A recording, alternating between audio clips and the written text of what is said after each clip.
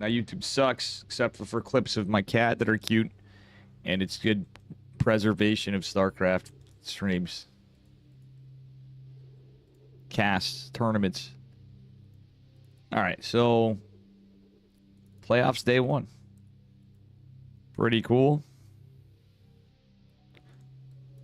First up, see my stream titles right. We have Creator versus Solar.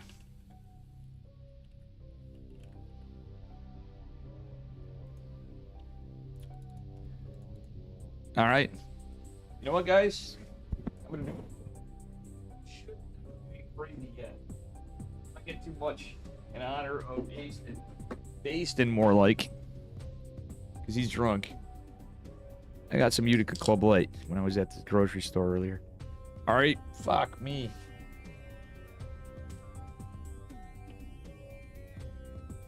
All right, Solar versus Creator, Creator versus Solar. Centurion? No, is that a Canadian thing? I don't usually even like forget tariffs and all that stuff. I believe these are all best of 3s. I can't even remember. They might be best of 5, so forgive me. Oh, 100 beer shots? Dear God. Yeah, I couldn't do that. No shot. Spotting in the bottom left-hand corner of Tokamak in the red Zerg drones. Give it up for Solar from the Falcons. And his opponent in the upper right-hand corner, he's blue. It is Creator. Solar, one of the best Zergs we got. See, I can't chug beer, and like even for years, people can kiss my ass if they think. I gotta stop talking like that because I do sound really mean when I talk like that. But some of it is from living in Utica too much. I hope you guys don't think I'm a total asshole. I know most of you guys don't, but it's kind of. It's not even like drunk talk. It's a Utica thing. It's not a good Utica thing. Not everybody talks like that, but there's plenty of people. You guys heard, many of you guys heard the angry elevator guy before, but anyway, in this game, we're just starting off with a pretty standard 15 hatch, and what looks to be a very standard 20 Nexus from Creator. Nothing too crazy, obviously. Just the standard New York asshole. Nah.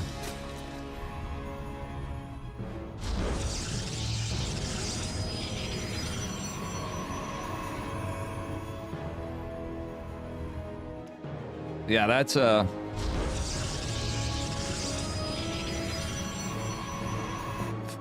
liters of beer or 100 ounces of beer and actually, well, now that I think of it, 100, when you say the Centurion, I'm trying to think about that. 100 fluid ounces. I've definitely drank that much plenty of times when I was young, and I definitely regret that, but that'd be like the keg stand days. Stupid American measuring system. You know, we call that cynical death freedom units. Yo, he went. Okay, he was trying to mind game him. I love that. You're like, just in a second, he's like, that's kind of like not, or he was just moving his fingers, I guess. But Creator went Warp Gate, then Stargate, or he made a little mistake, but it was so quick. I think he was just like placeholdering the gas. Yeah, I mean, I'll be honest. The hard thing is, so hear me out, guys. When you're so used to the unit system for like day-to-day life, like when I watch the weather, it's in Fahrenheit. The temperature's in Fahrenheit, right? So as much as I don't agree that Fahrenheit's better or easier to calculate, any unit of measurement in the metric system is easier to calculate. To a point. There are some things that sometimes I'm like, okay, some things where the Imperial system or U.S. customary system, I should say, is a little better. By the way, not a whole lot happening. We have an Adept shading in. Being annoying. Creator confirming the third base. Overlord going out for scouting to see that it is an Oracle opener. It's very picture-perfect standard game. I do like this pylon here, though. Second Adept going out, so a little bit of pressure from Creator. Being annoying to Solar, and Solar is macroing up.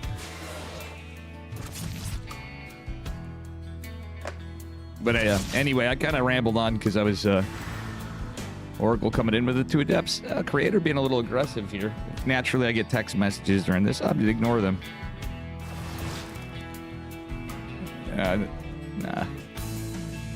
But yeah, long story long about the metric system versus U.S. customary. Yeah, you gotta like understand too. It's just that sometimes you're just.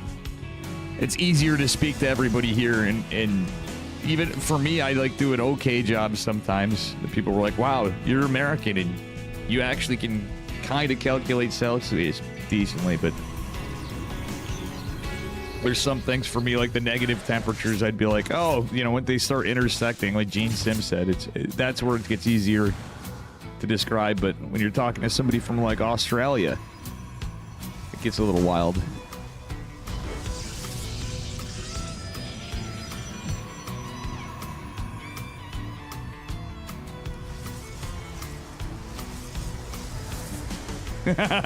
Reza, that's funny. Celsius my ass. Like, that usually is like old Dave and be like, fucking metric system. No, it depends. Like, when you're measuring stuff. Like, yards and feet and quarts and shit like that is the dumbest shit in the fucking planet. Let's be real here. I hate fucking... When you're working on stuff, like... Or you're looking for a screwdriver in a size. Yeah, it fucking makes a lot of sense to be like, oh, yeah, it's easier to measure in eighths and 16ths and whatever. Fuck you. All right, anyway, we got a game going on. Imagine having a temperature scale where 0 is not the freezing point of water. No, I know, exactly. 0 here, well, here's the difference. 0 just means it's cold as motherfuck. Anyway. We got some very high-level Starcraft players here. But you know something we gotta say?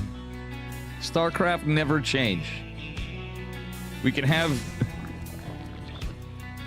balanced whining on the main streams, but when you go to small streams, it's more important to talk about differences in units of measure and the weather.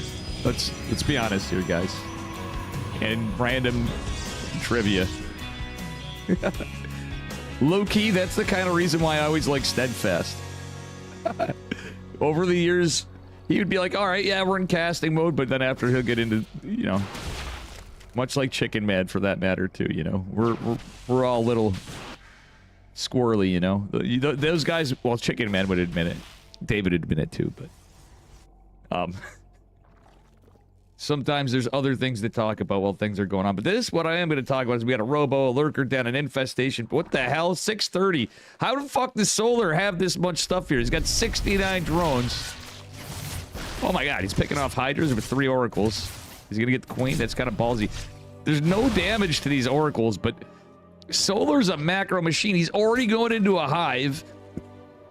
I mean, the army the cost is there's not a huge army from either. So, like, this actually gives Creator a little bit of a chance in my eyes. He has observers coming. He's going charge, but he doesn't really have any, like, powerful tech units. This is a weird game. This is actually feeling like high-level players playing like people are too afraid. Like me and Pi playing against each other. What up, Skit2? How you doing? And, good to see you, dude. Hope you're doing all right. This literally reminds me of Pi and I, with, like, obviously better macro. And not attacking our own units and stupid shit like that. Because these guys are both kind of turtling up a bit. And, like, Solar is terrifying in the late game. If this was the last patch, Solar would not be doing this at all. Yeah, he always is a macrozer, but he's not taking a 5th. Solar's not taking a 5th. Well, now he's going to take a 5th. Look at how early this... That is damn fast for a hive. Like, early hives are normal, but, like... This is, like, +2 ranged attacks is starting, and Storm's not even done for the Protoss. And we have hive tech.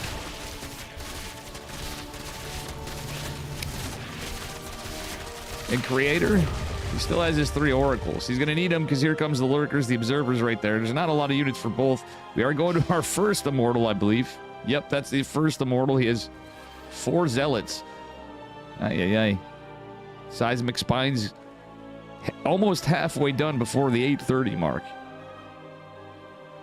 I ate a lot earlier, so I'm fine. I didn't realize this is like dinner time-ish, though, but I mean, I got up at like 9:30 my time in the morning. Laid in bed watching YouTube on my TV. And then I had stuff. And I ate, when I was a kid, one of my favorite things. Oh my god, the blink, what the fuck? That was a ball. He literally had them all rev tag. Wait, was the rev tag before? That was wild. That was not the blink we were looking for. I mean, he killed the lurker, but I mean, the damage he took to the stalkers when you don't have that much of an army. Second robo coming, mothership coming, a fleet beacon at least went down behind this, but going to mothership. Oh, the contaminate on the mothership. Yo, Solar knew what that was. Solar was really paying attention to the scouting and overseer, I think, anyway. All right, I don't know about throwing. Well, it's zoning storms. Okay, that's not a zoning storm. That's got shit on your lurker's storm. Actually, does it kill the other lurker? It does. He has more. Don't throw away these High Templar. Okay, we're gonna casually. It is funny to see the new storm in many cases to me. Even if people are like, it is not funny, Dave. It is goddamn funny. I don't know what y'all talking about. The Zerglings walk through storm and like for a good amount of time, and we're kind of chilling there. And in the past, they just die, like not even within a blink of an eye. Now, like look at that. They actually live.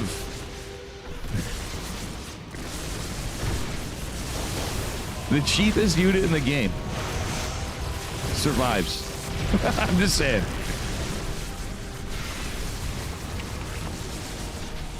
That is some funny stuff.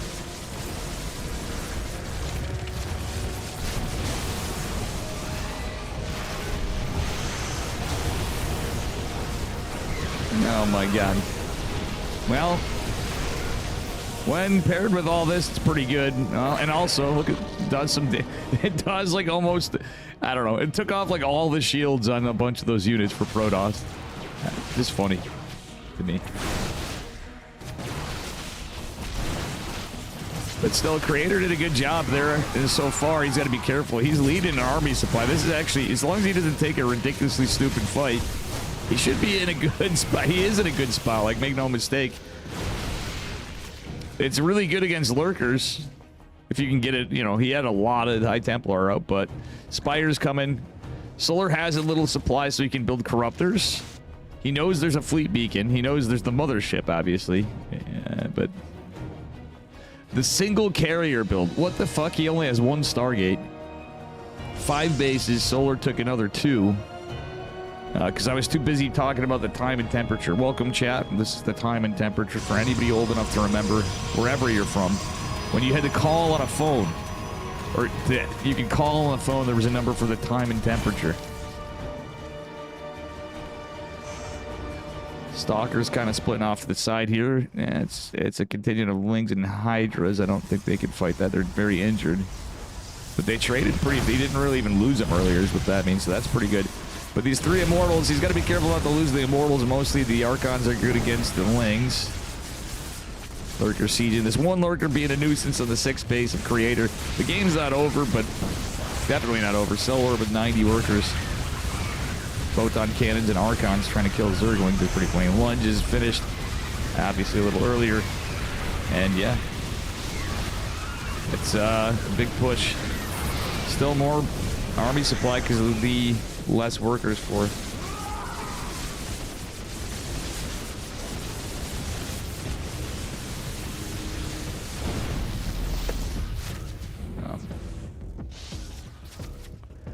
Anyway, wow. The Hydras, they're pissed they can't break him. Did you see that? Solar's pissed. He like sniped with his Hydras. Ah! I can't kill you, so I'm gonna annoy you. Lings are gonna cancel this. Well, they're gonna kill his base, maybe. We do have adrenal glands, I believe, knowing Solar. Yep, he's a macro machine. 13 minutes in the game. His base looks like it's in a lot of trouble. These Archons wishing they were not chunky boys and can move faster. Honestly, Creator has enough money where this could become army supply. If you had push comes to shove, you could build like a ton of stalkers because of the corruptors or something. And the loss of probes, I'm saying. Like, this could be instant army, and he's doing it. He's building High Templar, he's building Immortals. Oh, this War Prism's in trouble.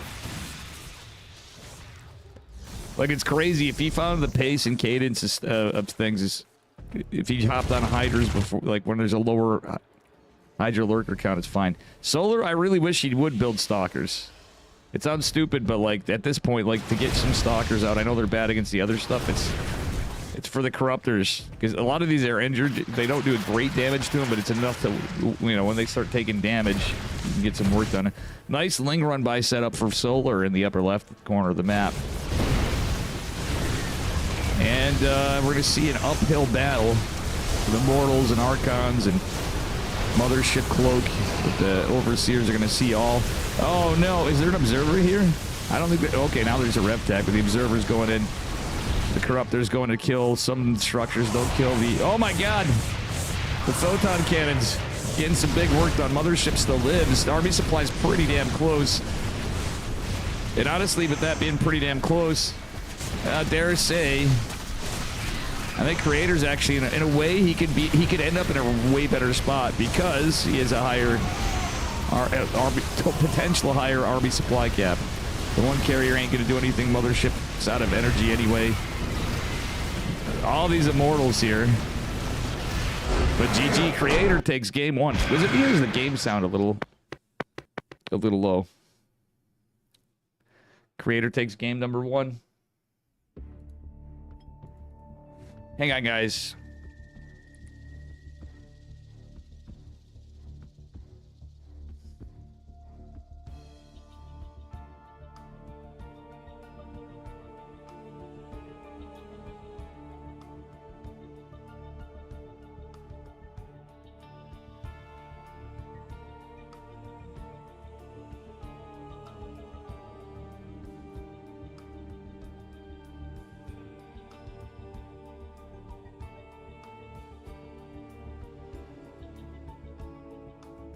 Alright, I'm getting messages about shit.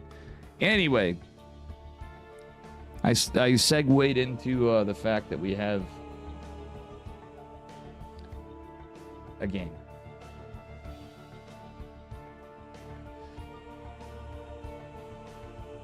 Chrome OS is changing now, though. It's basically becoming... Aren't they? They're phasing it out altogether, aren't they? It's basically going to become Android. Essentially, they're converging Android and Chrome OS in one operating system, Google, I thought. I haven't really been caring. Well, you guys are working on that shit. Dave isn't even working on... Outside of for fun, I need to take some time for things. Skitoo, do you even know what I do for work now? You'd laugh. You'd be like, that's wild shit, man. Meanwhile, Dave's over here stuck working on IBM. I'm not even joking. I kid you not. In a very massive IT department, so I'm in a subdivision of subdivision, not think centers. We're talking servers. We're talking what used to be mainframes, but virtualized. And technically, yes, they could still run COBOL, but they're... We're talking IBM iSeries. Which is some funny shit to me, but I mean, it's a lot of places still use it. We do work on a little more in my department, but it's pretty insane to think about the fact that I'm used to doing everything, like a jack of all trades, and I'm master of some. But my God, no, you know, everything in I stuff. There's just legacy programs and stuff, and essentially what I do is work with we work on kind of like a systems analyst meets with partial, I don't know, and administrator, I don't know, but it's a weird position. But we're a very special department.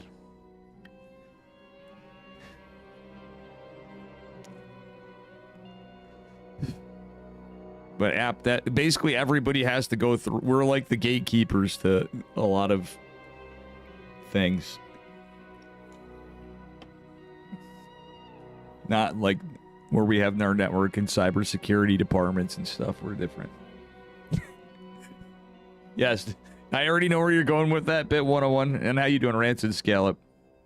Yeah, it's actually kind of funny. It's not like I'm learning a lot basically, but it's not the job I applied for, or the job that I ended up in. That's all I'm gonna say.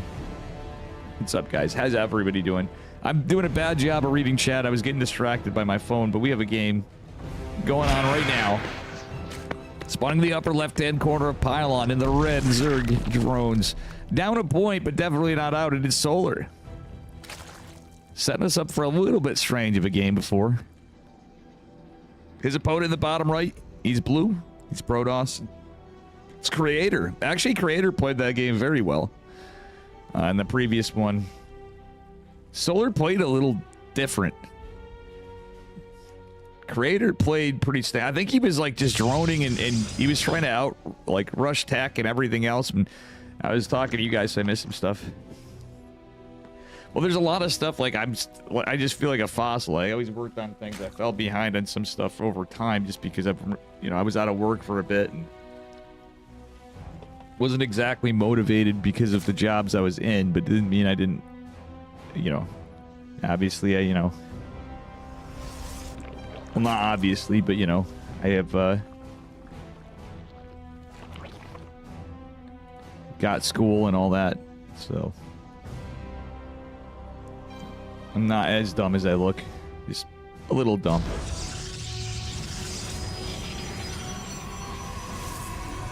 But anyway, case in point, we got games going on, and yeah, learning is lit though too. True. I just found it funny that I literally thought I'd be like on the infrastructure team, right? But it's funny though too, where I'm laughing. I'm like, I have to go to help desk to get my laptop. This is bullshit. I'm thinking to myself at first, but I'm laughing. I go, wait a minute. That means there's so much stuff I don't have to do for work now. I don't have to answer everybody's phone calls for stupid shit in the same way. It all dawned on me. We're moving up. But at the same time, I'm like, for fuck's sake.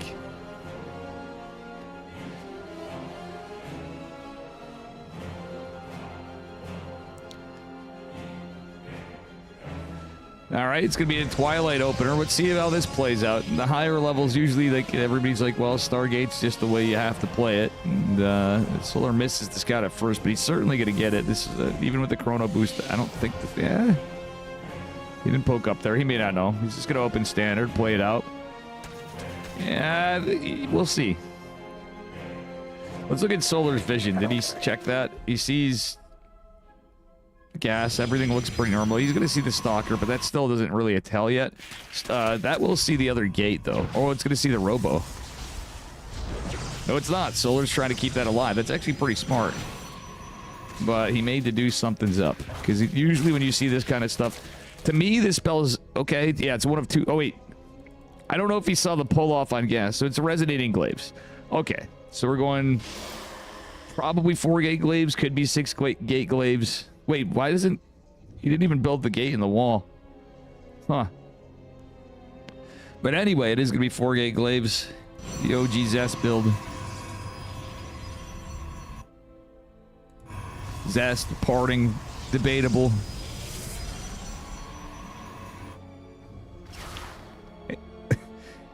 There were a couple times I know it was kind of, there's been a little debate on 4 gate glaive, but I think it's the Zest 420 4 gate glaive build, as Pilly Pilly would call it. Let's be honest here, Zest innovated a lot. That Harding definitely came up with some builds, but he kind of more popularized or had better results in some cases in some of these builds. Okay, Stalker trying to no, is this an F2? No, he's putting it in the wall. Okay, this may be scouted. Yeah, it is scouted. He knows what it is roughly. He sees the adepts out. He's building a Roach Warren. Either way, you could build a Roach Warren against a Stargate opener, obviously, but usually the meta is just going into Ling Hydra, Ling Bane Hydra. It could be Roach Raptor, Ling Bane. Solar plays a little bit of both, but obviously it's the build, and we have pretty good defense. Creator's playing this a little more committed. It's not necessarily all in with 4 gate. In the past, people would treat it like a all in all the time, but right now he definitely is. He's not building any more probes. He's building another pylon. Creator, that is. And we got 7 roaches on the way. If Pie's still up, I'm wondering if Pie's watching now. Would he say that this is a free win for Pie? I think this would be a free win for Pie. I'm joking. Maybe not with Creator at the helm, but I would actually... I would put a small chance with Pie against 4-Gate Glaive, even if it was against Creator. A very small chance, but a chance nonetheless. Less, because it involves roaches. All right, here we go. Adepts shading over. They're just going to shade away. You want to keep them alive. Some of them did make their way in the main base. I don't think this is a lot of damage. Let's see how many Adepts fell, though. 7 Adepts for 1 Roach, 31 Lings. Technically, the trade's there, but obviously, tech-wise... a little behind Creator is, but he's prevented some bases. Still got a couple of Adepts out. The Roach is away from everything. He killed the brunt of the Zerglings, which is pretty big. Cancels the shade. I don't know about canceling the shade. He could have shaded back to the War Prism. Would have been a 200 IQ strategy, but still Creator does it pretty well. Solar and lower workers. 3rd base finishing up for Protoss. And that's a late layer. So in this case, a Dark Shrine honestly would have been a really good follow-up with this if he saturated his gas again. If he built a couple probes and saturated gas, going into DTs behind this, by the time everything was said and done, I think he might have been able to get a couple DTs out, snipe the Spore, got more damage, kill the hatch, even pre-layer, or even denied the layer, forced cancel, da-da-da-da-da. Mortal's pretty good, but he's going into blank, etc. Only 4 gates for Protoss still, though. The Adepts being damn annoying, though. Picking up a couple workers here and there. Spore's still down here, but Solar must have been having a bad day this day, I'm thinking. Adept shading forward, trying to get some damage cancels because he sees the roaches. The Adepts is kind of hanging out right there. We got Stalkers and Sentries coming, +1 coming for... and a Robo Bay. Okay. Okay. Honestly, the thing that, well, Solar's actually not in the most fantastic spot here. Let's be honest here. The biggest thing he's got going for him is there's not a ton of production for Protoss. Sorry, I'm not talking. Wow, we're missing some injects and stuff. I think he's intentionally doing it because he's spreading creep too, but he's got to save some transfuses. Here comes a big push from Solar. Warp Prism in the main, but the big push coming down. Gonna get the Overlord. Maybe? Yes. He could get a cancel on the base.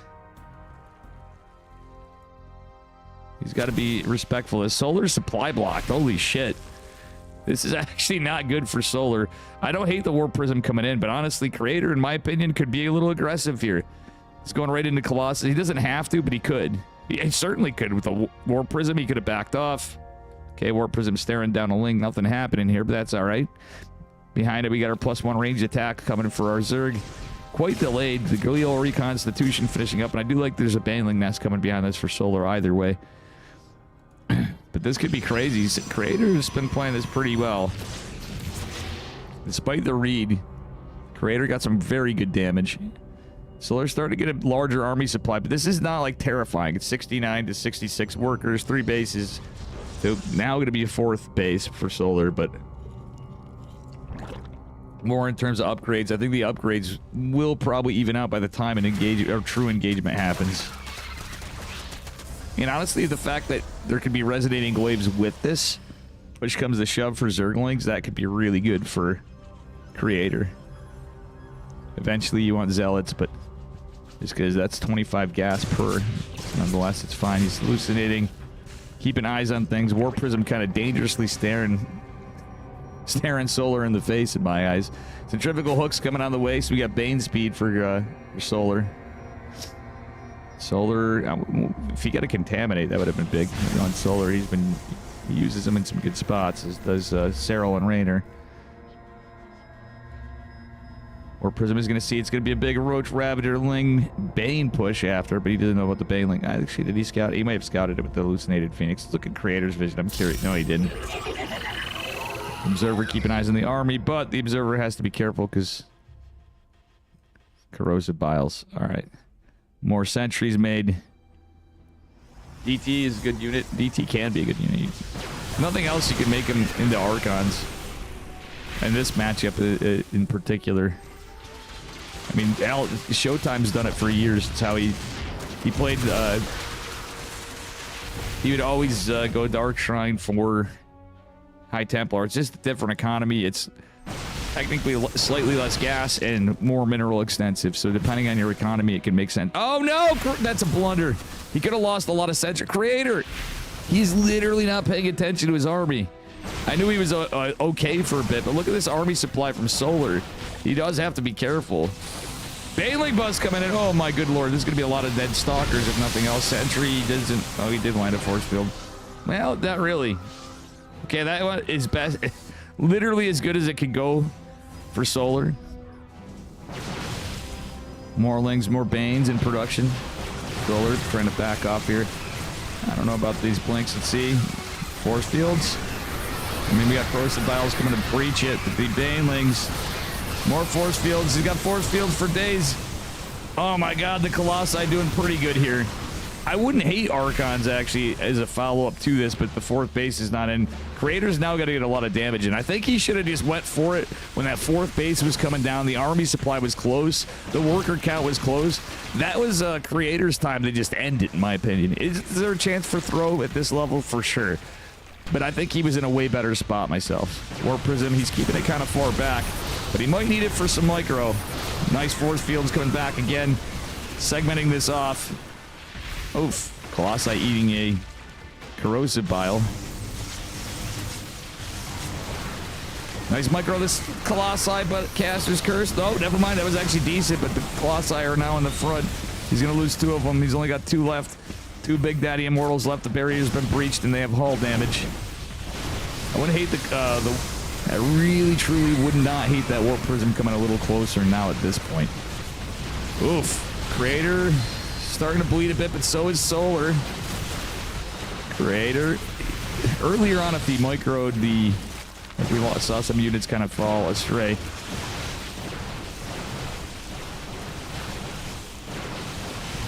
Could get the Baneling Nest.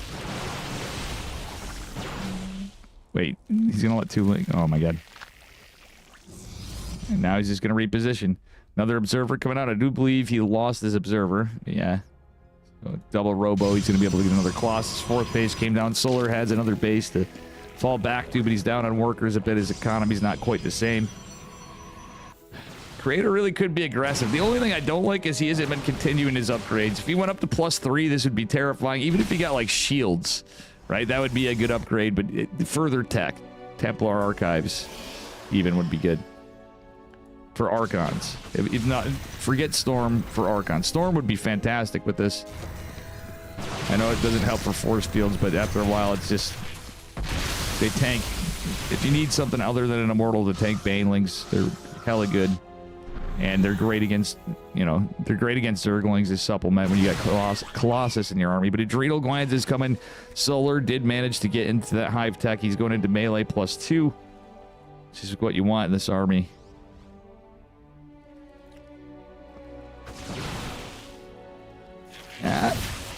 Well, Creator now in a massive army supply. Corrosive Biles and Banelings do be a thing, though. But we'll see what happens. Nice catch of the Banes over here. That was a pretty good defense from Creator. Creator might want to try to get into a better spot. Viper that was a sick abduct from Solar. Viper does have more energy, but it goes down. Oh, it still gets an abduct, but Creator saves the other Colossus, though it's taking a beating. Damn, he saved both with a Prism. That was some sick micro, honestly. Great plays from both of them, but right now it's looking rough for Solar. Creator should... I think he should just go for it. He warped in right here, but why not? He's just staying on aggro. He's got the, you know, he's got a good base count. He's got a great worker count. He's actually ahead on workers. He's better on economy altogether. It's just the difference is the lack of teching up from here, but he managed to get a big enough army and get everything he needed. Some of it relied on the defense, but guess what? Solar did find some good moves. Oof, this is looking like it could be Jover, ladies and gentlemen. We'll see. Adrenal Glands finished. No, doesn't matter. The supply is just not there. Creator takes it. Colossus is just a big stalker. No, I disagree. But there you go. So, Creator 2-0'd Solar. Very well done by Creator. I'm going to take a brief break. This is the OSC Masters Cup number 150. We have Gerald versus... Beyond versus Gerald. Ooh, this could be a banger. This could be a banger. No, I know you're shit posting. I know what you're saying. You guys are like true, but I'm saying no. I'm not giving you shit. But in the lore of StarCraft and just what they are, yeah. Well, there's a lot of things. So yeah, even how they function as units, but also like where a stalker is kind of a robotic unit. They're technically kind of a biological unit. They're a fallen zealot. Or they're fallen Dark Templar, actually, in the lore, but even the Zealots become one too, I guess, in the lore. In the armor of the robotic body of... They're like the essence of that unit, or that Protoss, in the armor. And the Colossus is a completely robotic unit, like literally like a AI-powered War of the Worlds robot. Alright, guys. Give me just a minute. Or I need a couple of minutes here. We're going to get into Beyond versus Gerald. Should be a banger.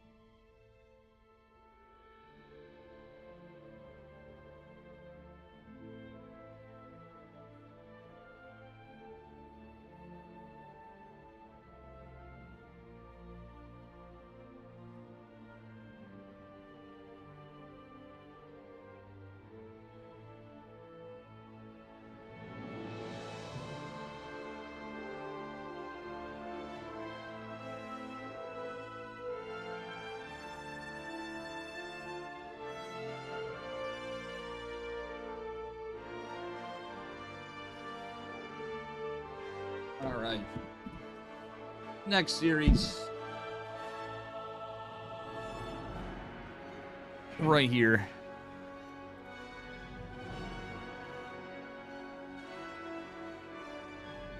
Oops.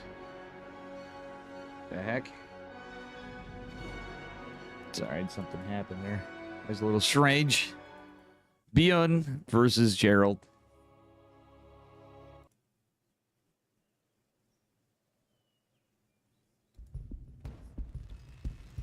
All right. Another best of 3 series. Here we are. Spawning in the bottom left-hand corner, Persephone in the teal. From Shopify Rebellion, we got our Terran man, Mr. Beyond. And his opponent in the upper left, he's red. Give it up for Gerald. Not Gerald Ford. He's not that old. He's not old at all. He's a young man, and he's Polish, and he's a Protoss. Against our South Korean Terran.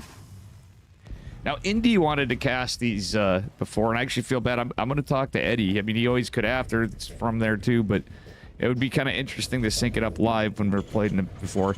It's an Epiphone Riviera, and then robots. By the way, guys, if you're new here, do me a solid. Smash that follow button for some extremely poor commentary and some extremely bad gameplay.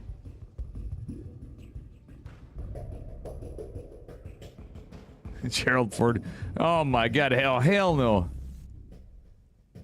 I'm joking, Aston. I know what you're saying, but you have an Epiphone Sheridan too. Very nice guitars. Yeah, Riviera's little different. This guitar's got is a little custom job. It's beat the piss. It needs repair. I love 335s. I played on some that I like more than others. That's a meme because Yeti would be getting angry if Yeti was in chat right now, Aston. He'd be like, Ford can suck it because, you know, he's a Chevy guy. It's an American thing, I guess. You know? I say to each their own on vehicles, but at the same time, I get the memes. And Chevy does make a mean truck, so if you need trucks.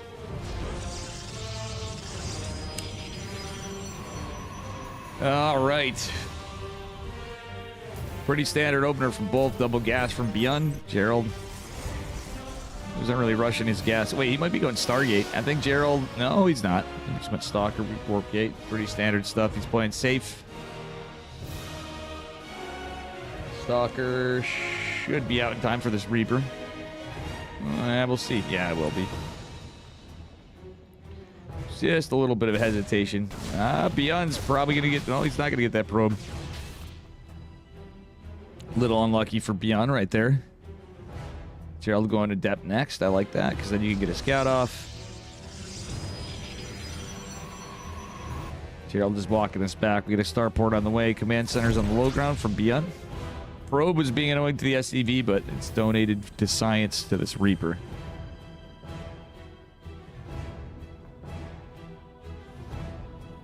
I'm not a yeah. I know you're not, Aston. I know you're just. It doesn't matter either way.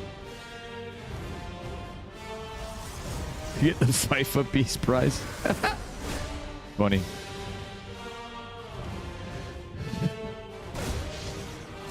Kirktown. What's he here? Kirktown 2029 or whatever. I don't even know what year it is. Anyway, hallucinated Phoenix going to scout this out. Gonna keep see the Reapers. He knows where they are. And behind this, well, Beyond. Well, he's got a Widow Mine right there. You can't really. He might. If Gerald noticed that's a Widow Mine, I think he's trying to. He's expecting it. He's expecting it, but it's not a real Phoenix, so. All right, Gerald poking around with the Adept. There's a Stalker here, so he knows it's a Sentry opener for sure. Oh, scouts the medevac. That's big. The downside of the Sentry is that in this patch too, I'd say even before it delays your blink, but especially now, there are builds that kind of hard counter the Sentry openers now, which is kind of cool to see. Not all the time, but Percival came up with one, for example, that I really thought was pretty cool. All right. Widow Mine does get some damage on the Sentry as it took out a probe. Well, actually, it took out a Stalker. That's about as good as you can ask for. Oh, no. Oh, that was a good micro from Gerald. Still, Widow Mine a bit of a threat right here. That's actually pretty cool, though.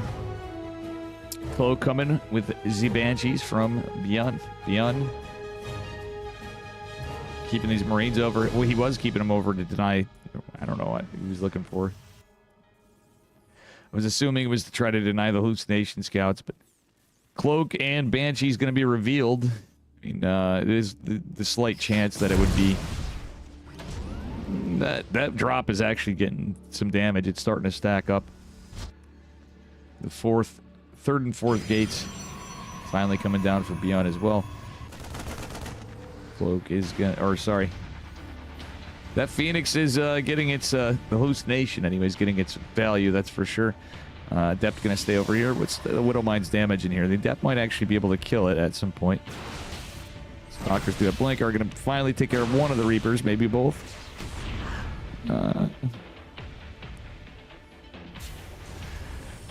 Banshees making their way over. First one's already there. Beyond trying to set up. He's going to go for probably a two-prong attack or try to force everything over. We do have a Robo finishing up just now. No shield battery. Yo, okay, so we have the shield battery here. None in the natural. And there's no detection. So, effectively, the only defense, okay, and then the tank push at the same time. Gerald is working his way into an observer. He knows that's a Widow Mine. Oh, my goodness. The Marine tank push is going to be the scary thing. Nice catch in the Widowmine. Medevac's going to even be helpful here, but will it go down? Oh, no, he should have chased it down. The Banshee's getting a lot of work done here on the mining for Gerald, but the third base is going to be assaulted right as he... Oh, okay, he doesn't really split this up. A couple stalkers trying to fight this off. The observer doesn't go back. And here comes the Marine tank. Beyond doesn't have stem yet, but it don't matter. Charge as completed, though. Charge could be pretty good. Gerald needs a micro, though. He's going to lose a couple stalkers here. The hallucinated stalkers actually helped for a second, I think.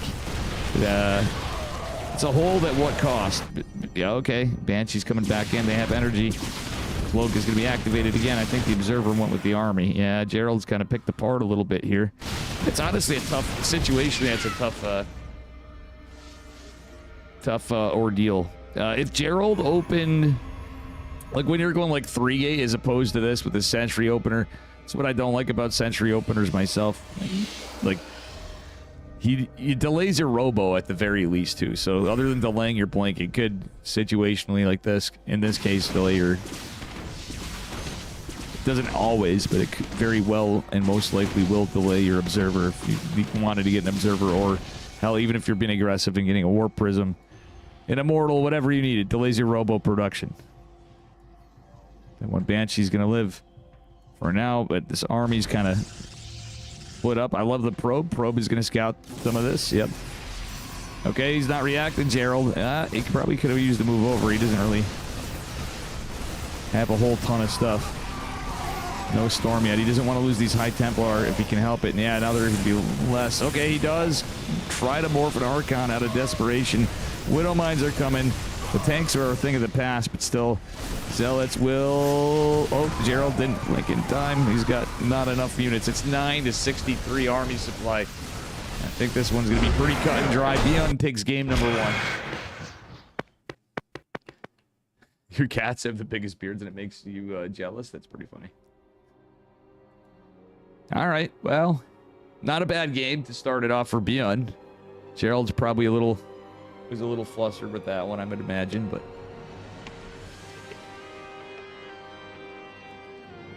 it really came down to not having a robo, and again, some of it was build order stuff. Beyond did a great job being a nuisance to the Widowmine, though he didn't get a lot of kills. Gerald had good defense. Poor old President Ford. It's true, big true. You are not wrong. It's funny, this is like honestly a pretty bad time for me to run this, to show it, because these guys like watching their games sometimes as we're in the playoffs and stuff. But I knew today I'd probably be busy earlier in the morning, and Wardy's got his stuff running, and I don't know, I probably could have done it around noontime, but as it worked out, I had some things I had to do. All right, here we are, guys, getting into game number 2 on Tokamak. This man is not out of it yet from Streamer Zone. I forgot to mention that, by the way, in the red probes. It is Gerald, our Protoss man. His opponent in the upper right with his pretty good performance in the first game from the Shopify Rebels, the Shopify Rebellion. It is our Teal Terran Beyond. And we're on Tokamak.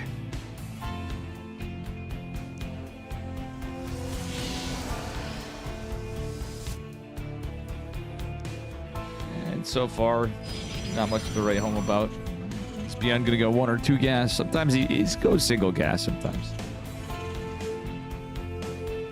And Gerald could put on some good performance against Beyond. Usually Beyond is favored. I'm actually surprised. I'm not totally surprised, but the games with Solar and Creator were pretty wild. Maybe Solar just wasn't having a good day. Creator played exceptionally. He did actually play really well. I mean, it's a combination of both of them. It's to no fault. I think Solar had some pretty good games as well. I'm surprised Creator did as good as he did with 4-gate Blink. A lot of times you'll see guys deviate off and go into like 6-gate, which is a little more all-in, but he ultimately used it as kind of macro behind.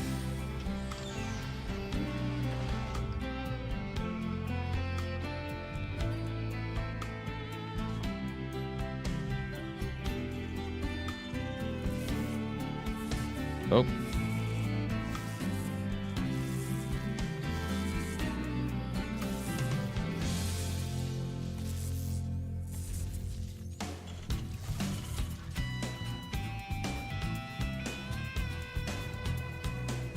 All right, Gerald being annoying with the probe, but the Marine's out. Yen's trying to trap it, I think, but at the end of the day, he gets a little damage. It is going to be a one gas.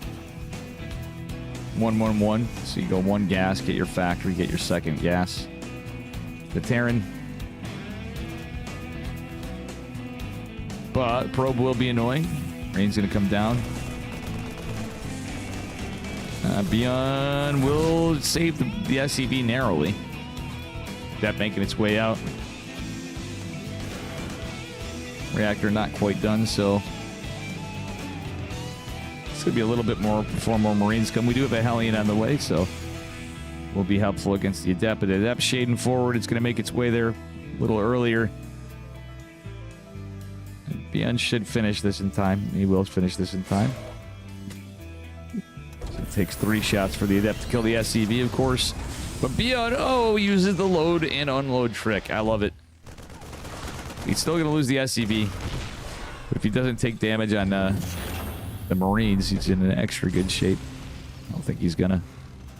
Yep. Gerald also doesn't take damage, really, other than shields on the Adept.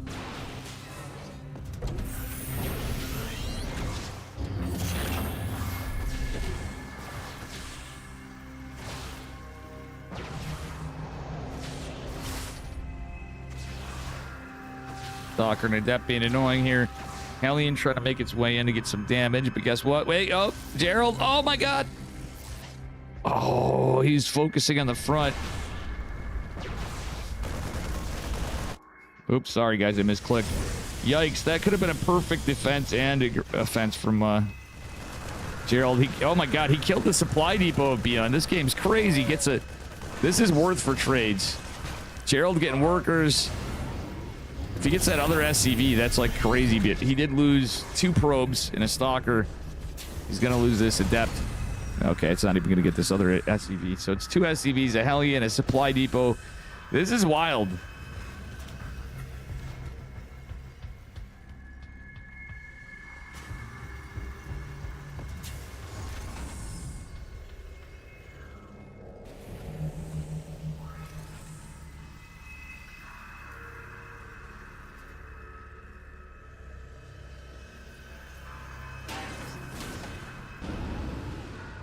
Okay, and it is a cycle. I didn't even see the Cyclone Marine drop. Shield battery's going to come in clutch. Beyond doing a good job multitasking here, but Gerald had some very good hits earlier on. That was actually pretty sick with the Adept Stalker. He almost had a perfect defense. If he was just paying a little attention, like that would have been pretty big. Oh, that was a smart drop by Beyond. Gerald can retreat the shield battery behind him sometime. Stalker is going to get out DPS a bit, but we'll see if he has energy recharge available. No, that's a good hold. 4 probes falling for the Medevac, the Cyclone, and the Marine is actually pretty decent. So Gerald did lose the Sentry, which is big, but altogether it's kind of stabilizing here. This time Gerald's going for an Observer. Banshee's making its way out. We got another one in production. I don't know if Beyond's just going to he's probably just going to hang out. No, he's going right for it before... Well, Cloak's going to finish. Observer is out right here, but Gerald's across the map. Here's another one coming. Gerald might recall. I don't know. We'll see. No, he won't. The shield battery's here. He can warp in. He's got another Observer. Right here. Yep, that shield battery came in clutch. Couple probes fall, but that's nothing. Oh, second Banshee's intercepted. Gerald, get the Observer. He's going to lose a Stalker, maybe? Nope. Gets both Banshee, or actually corners this Banshee. Has the Observer right on it. Has an Observer right here. Instead, Gerald backs off. He goes, you know what? I'm going to poke and prod with my Observer, which is smart. Beyond in a good defensive position. Gerald wouldn't want to just blindly blink up here, and he wouldn't either way, most likely. Everybody makes mistakes, etc. But yeah, he also doesn't want to... He's leading with his injured Stalker. Most injured Stalker, I should say. It's keeping some light pressure on there. Oh, yeah, look at that. The Observer's showing its face. It gives him a lot of vision. He got to see all of that. The entire setup. Beyond's SimCity's very good. All right, Beyond doing his switcherino is going to get his probably a reactor right here. We'll see. Or a tech lab. The swap off. You're getting a reactor usually, but it's for the barrack swap, if not the Widow Mines. Hey! Who Grimmy, wants to thank you, have Grimmy. some fun? Wow, it's Grimmy. Guys, make sure you follow Grimmy. Thank you, whoever shouted him out. I was getting ready to myself. Hope you had a good stream, brother, man. How you doing, Grimmy? Hope you're doing well, too. Good to see you, broski. Base Grimmy. He's back to cheesing sometimes. I'm happy to see it. I love seeing Grimmy playing Starcraft 2 when he's trying to come up with new stuff on new patches and things. And new maps especially, no matter what.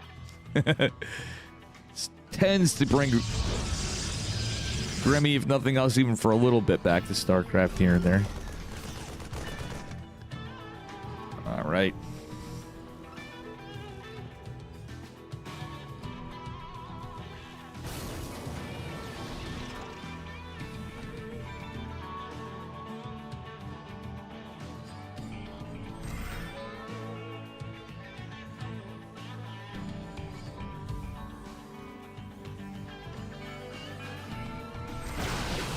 All right, third CC is going to probably have to be canceled. We'll see. It's a cost, though, if he does get it. Yep, oh, he does get the cancel on it. Beyond cancels at the last second. Rebuilds immediately, but still well done by Gerald. It's the fourth CC, so it's not like the end of the world. Gerald's fourth's almost done. Buying him a little bit more time is pretty good, though. Beyond's army not as crazily ahead as it could be. And we do have... extended thermal lance in the way with their +1. Protoss, Beyond going into his 2-1. No, 2-2, actually. Beyond opted to go for the armory and the second eBay pre-Ghost Academy, so his upgrades will be in time. Beyond actually syncing him up, not doing the Beyond, as we all mean. How you doing, stupid fat kid? What's up, guys? Dogborn Shade Spooky.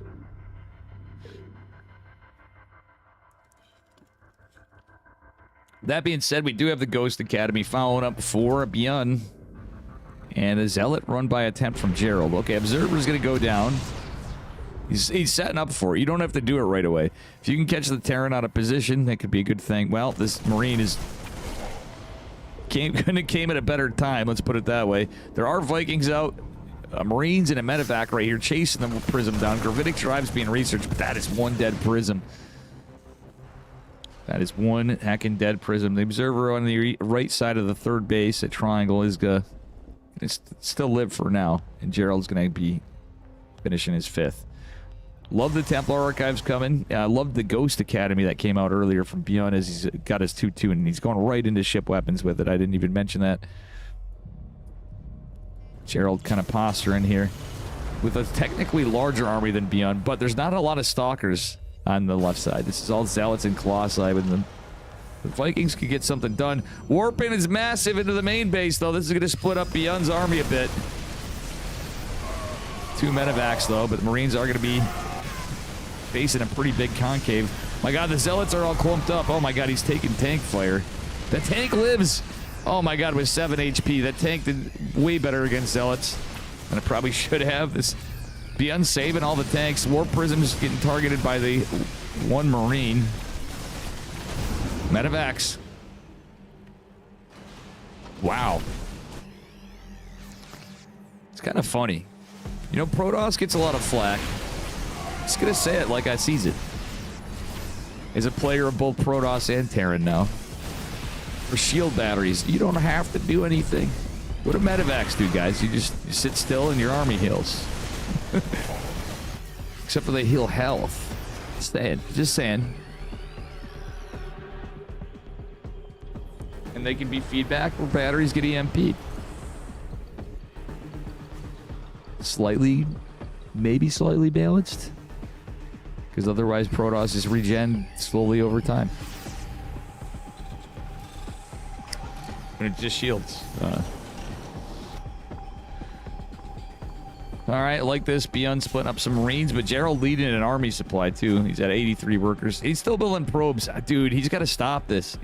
He got in the style of doing this before, but I like how he's been playing it more this game. Watching a lot of these, watching him in weeklies lately. Granted, at times he's usually tired at the times I catch him. Great player, love Gerald, good buddy. But it's something that he didn't really used to do as much. A lot of Protoss going past, like 85 is not horrible, but you'll see him get up to like 90-something workers. And at some point, you got to make the decision to trade those workers out. Like if you're ahead, go for it. But at some point, yeah, like right now, Beyond's at 80 though, so it's not like terrifying potential army increases. And I do like that we're going into Immortals and Disruptors with more upgrades for Protoss as Beyond goes in. So it's going to be 3-2 for Gerald, with Beyond having a 3-3. Beyond did for a second forget his infantry armor, but he's doing quite well with the upgrades. I can talk better shit about him to a point. I mean, you're kind of not wrong. That was when I was on my Zerg arc a couple of years ago, truth be told. And I was spot on the money. I'm like, wow. I was down in the dumps and ladder. And I'm like, you know what? I'm going to get some Zerg coaching. In 2 weeks, I had more MMR than my Protoss at that time. That was pretty funny. Sensor towers targeted. Oh no, the army comes in from the back. Gerald doesn't have much for Stalkers. The couple Vikings, the EMPs are good. The Colossi going down's rough. But at the other side, yeah, my God.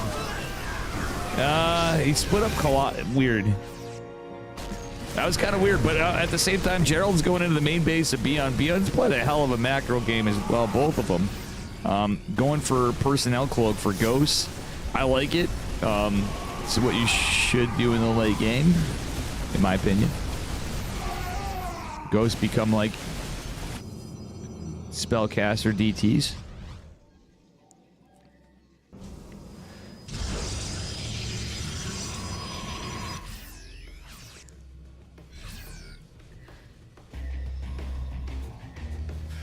Alrighty.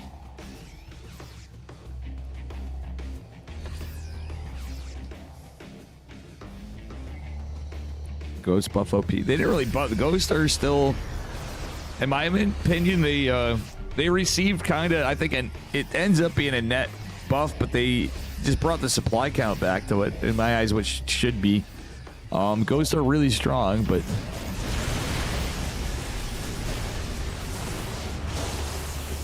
no doubt about it. Nice recall on the Stalkers. He's going to save some, and Gerald does, as he's getting back to Colossus a little bit. Storm zoning this back. There's more punching into Immortals. This could be wild. If there's enough Marauder count, like Immortals can do decent. But behind it, we got extra ship weapons. We got high-sec auto-tracking. One thing we don't have is advanced ballistics and a fusion core, but both of them have done some trades back and forth. Not too crazy. Like, actually, it's been pretty... Gerald had some big losses earlier, for sure. Okay, and it's going to be... Oh, no, that was a sick EMP from Beyond. Gerald had a great time. Like, literally the second... How the hell? Either one of them, like this... Like, storm drops are tough to land, but that was a perfectly timed EMP from Beyond.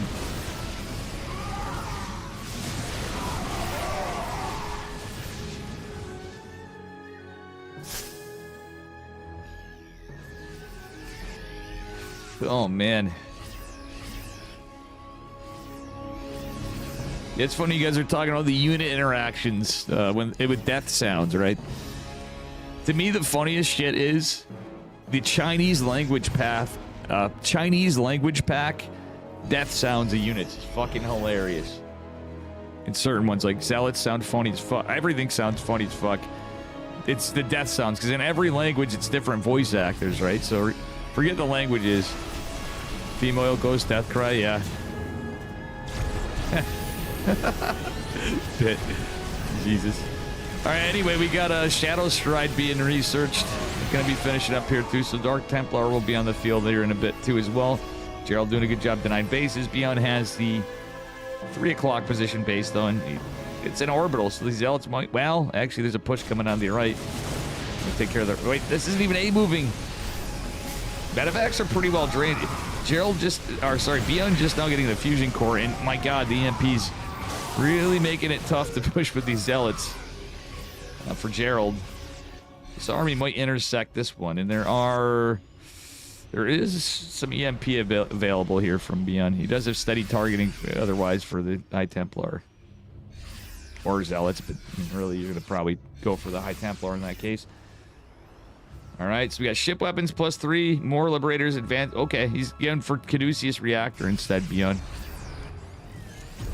I actually don't hate that in some cases. Like, advanced ballistics is great.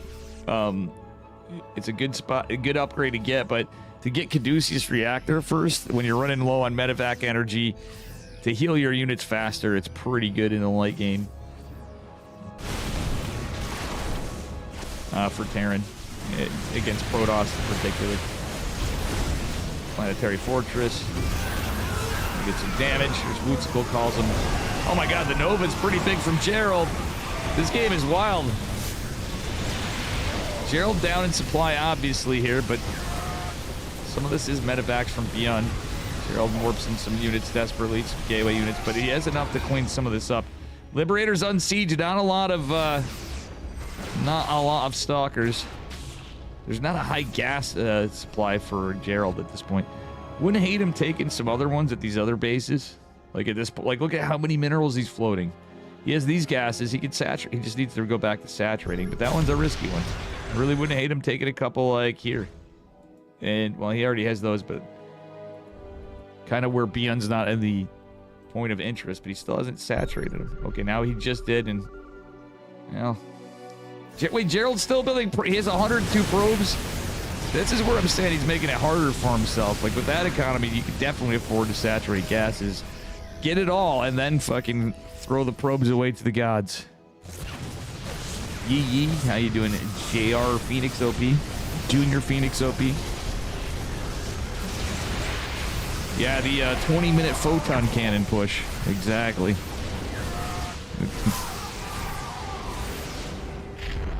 Oh my god, the orbital goes down. It was an orbital on planetary. Crazy game. Gerald's actually giving Beyond a run for his money here a little bit. Let's look at the trades overall. Obviously, Protoss typically in these cases is going to trade less when you're doing Zealot run-bys, etc. But like, there's been some scrappy fights. Beyond's had some really good positions, but Gerald as well. It's all been... I don't care how rich he is. You don't want to waste money on this. Cancel. Cancel. Cancel recall probe. Well, actually, you can lose the... Just lose the probes, man. I'll be doing you a favor. You can get a bigger army. Losing the base kind is rough, but, I mean, Gerald's killed some, too. It's kind of crazy.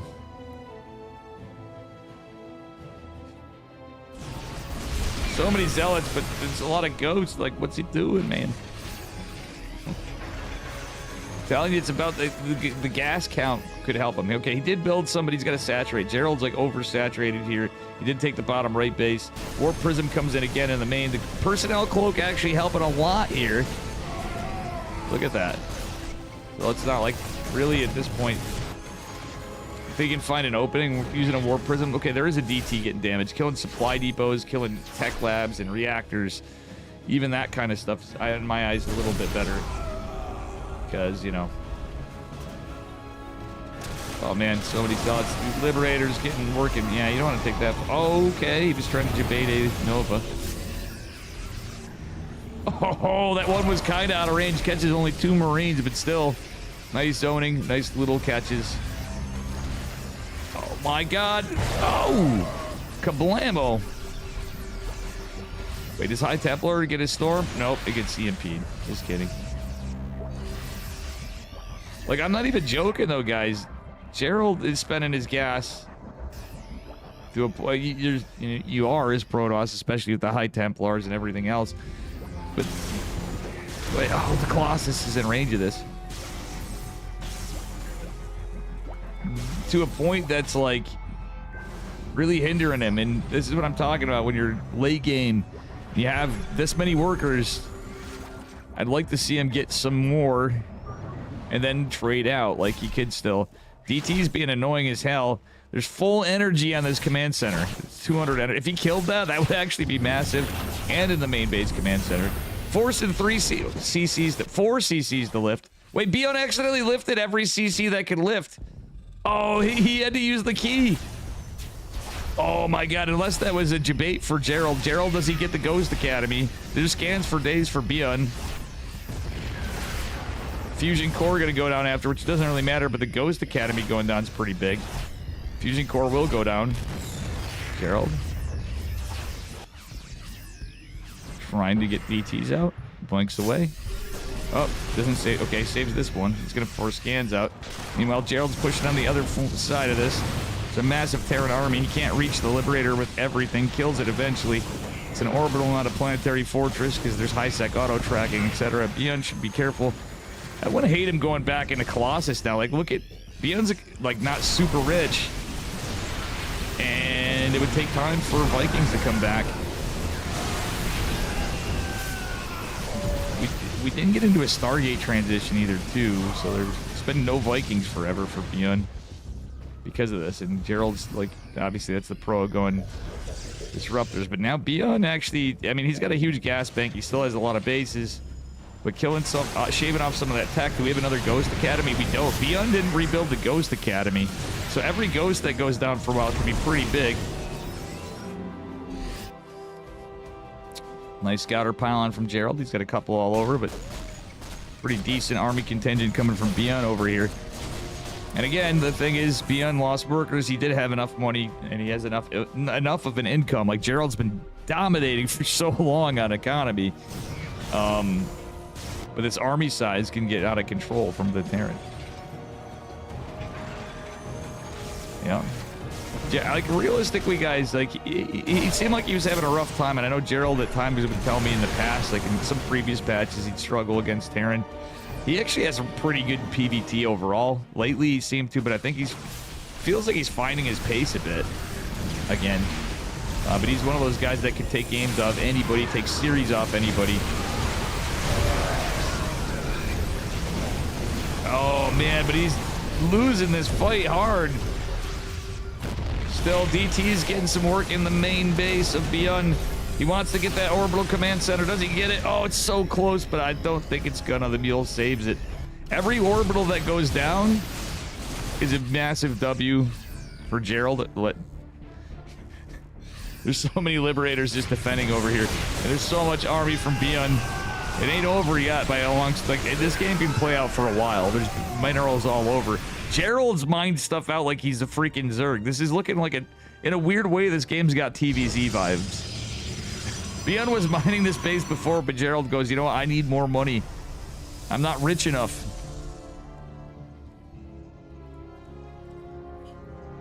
Nah. Against Terran? Meh. Meh. Tier 3 Terran against Tier 3... Gerald, you should cancel the Nexus anyway. Like, he pulled his probes. Yeah, but losing your army is more important than the 400 minerals. Definitely, come on, Gerald. Don't throw away an addition. Okay, good. So, saved 100 minerals there, but still lost in total 500. The pylon going down. 7 SCVs falling. Beyond has a lot of money, so again, it's this time of the game, though, that I'm saying that Protoss should want to consider trading out the army. It's kind of the same as Terran if you get too many workers. And you're rich. Like, it's in a weird situation if you have, like, a lot of money, you're late game and you're playing against, like, say, Zerg. Somehow you overbuild SCVs against Protoss more than you want, and you're like, okay, they're looking kind of scary. Wait, that Colossus was sitting perfectly in position against the Liberator range, because guess what? Oh, no, we do have advanced ballistics. Huh. Gerald is going to forget about this, though. Oh my god, there's so many Liberators. Gerald really should have dropped like 4-5 Stargates and got a fleet beacon, because Tempest would be hella good. Disruptors catching some shots, but the Liberators and the EMPs are just too much. Greed is eternal. That's a Ferengi saying. You Star Trek fans.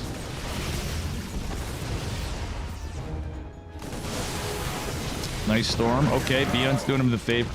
What the fuck? Beyond literally stood in that storm. The medevacs weren't even healing, and it didn't do shit. Like, they're like, okay, it took a decent amount of damage, but That's fucking funny as hell. Yeah, it's funny. We've seen the situation, and we've seen games where Gerald would be playing this style, and he plays a hell of a time, but I'm telling you, it's the transition. Oh, the disruptor. Oh, whoa, that was, oh God, that was so lucky for Gerald. Like, even though he's rich to his detriment in that one regard of workers. Building his base, taking his base could be but big. Stalkers trying to take care of liberators is nice.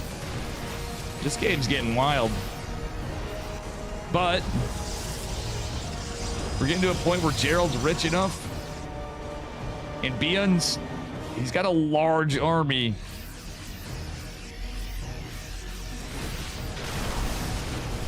As long as Gerald doesn't throw like everything away, like a lot of it, and trade super poorly, even the income's still there. He's still getting like every mineral on the map. Beyond's got literally like 1.25 bases mining.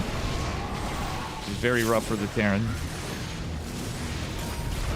There's 3 Vikings out for the Colossus. Losing bases is rough for Gerald, but even photon cannons doing some damage against this is kind of okay for him. Still gonna micro a little bit. He can't just A-move stuff at this stage of the game.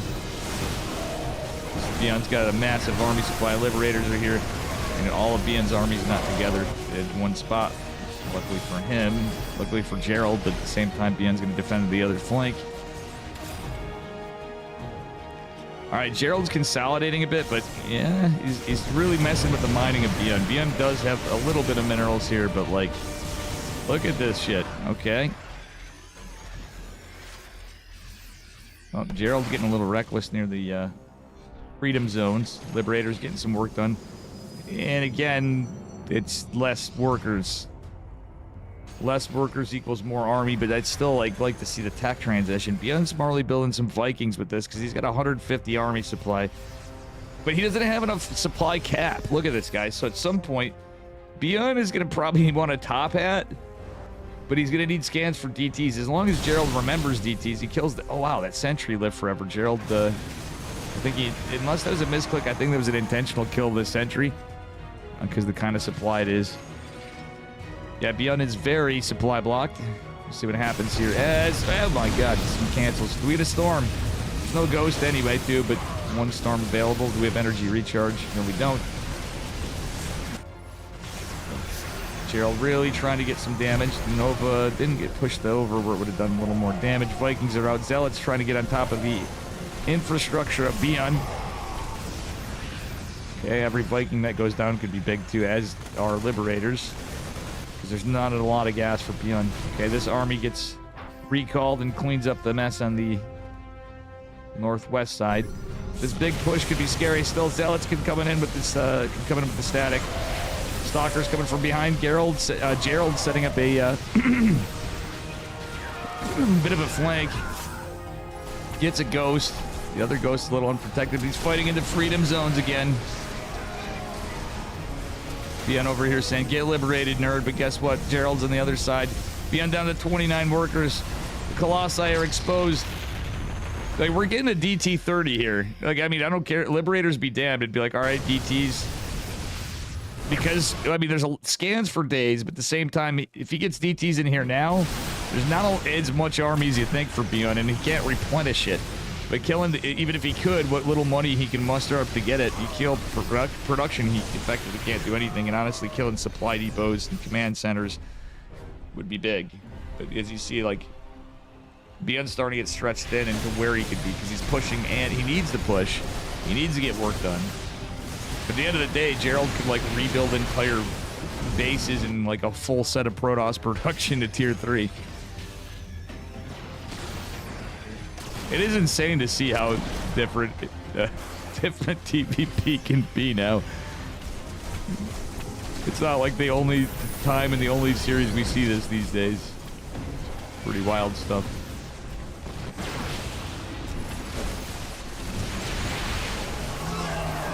Oh my God.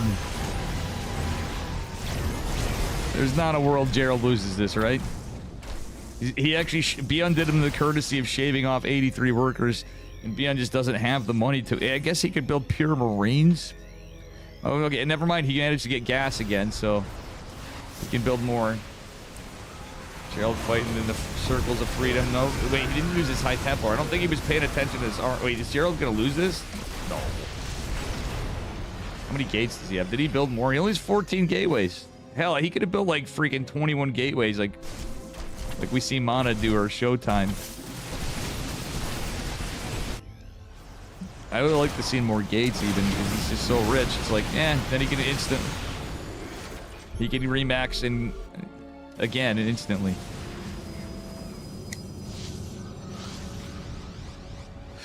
The 100 pop unit, yeah. Yeah, I think, okay. All these Vikings now? Okay, that's all it is. It's kind of like when you get Jabate, Zerg, and Corruptors. There's enough Vikings in the total supply standing that it's kind of crazy. Beyond finally remembering that he didn't have a Ghost Academy. Ay. Crazy game.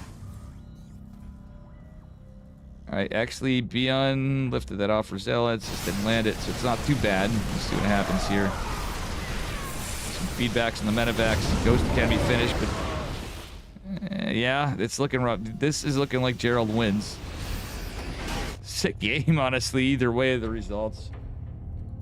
If Gerald wins this, like, look at... it was not without effort. This was getting closer and closer, and, like... what he would have to do it, it looks like. But now Gerald has a larger army supply, and Beyond just cannot afford to build anything that... He just doesn't have the money. He's all mined out. The map's mined out. Gerald still has mining bases, and that's just it. You've been drinking, smoke... wait. You guys talking about stuff. Lovely Terran, that's funny too. Reza and Fractal. Hope you guys are enjoying the games. We got a game 3 on our hands. This is the OSC Masters Cup number 150. We got a game 3 coming up. Wait, you know what?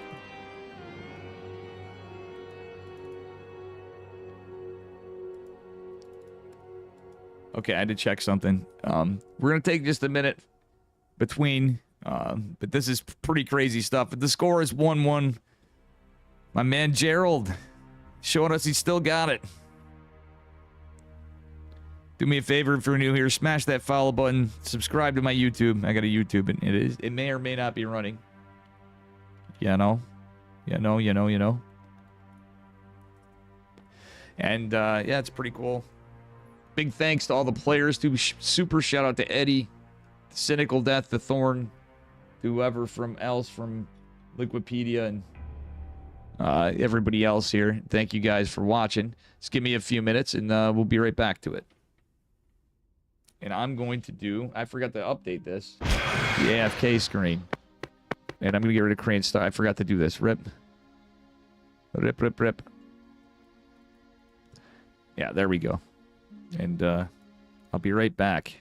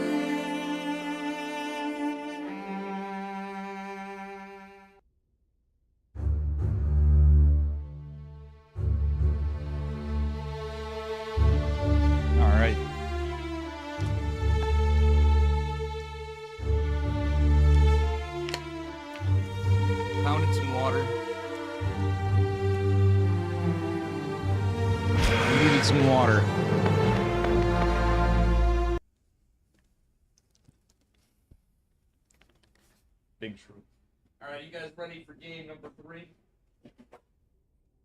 Because I am. Well, we had a pretty quick and decisive one in game 1, but game 2 could have went either way, but Gerald was leading for the whole game, and it seemed like it took all 33 minutes of that for him being ahead economically for a good portion of that to actually take down Beyond. Charlie vomiting? What? Where? Really? I don't think so. If he did, I'm gonna have to keep an eye out at it. Wouldn't be surprised, but oh, on YouTube. Yeah. That was during my subathon. All right. Anyway, guys, here we are. We are on game number 2. Sorry about the game number 3. Sorry, on Maganatha. Hey, who wants to have some fun? Thank you, Revu, for the raid. And spawning in the upper left-hand corner in the teal, representing Shopify Rebellion, it is Beyond. And his opponent in the bottom right in the red. Give it up for Gerald. Match point. This is the OSC Masters Cup playoffs. First day, and then we have some decider matches. Hope you had a good stream, Revu. Welcome, guys. Guys, make sure you follow Revu. Revu, Ara. He cast as well. And he's a Terran player. Hope you had a good stream, buddy. I know it's hella late for you.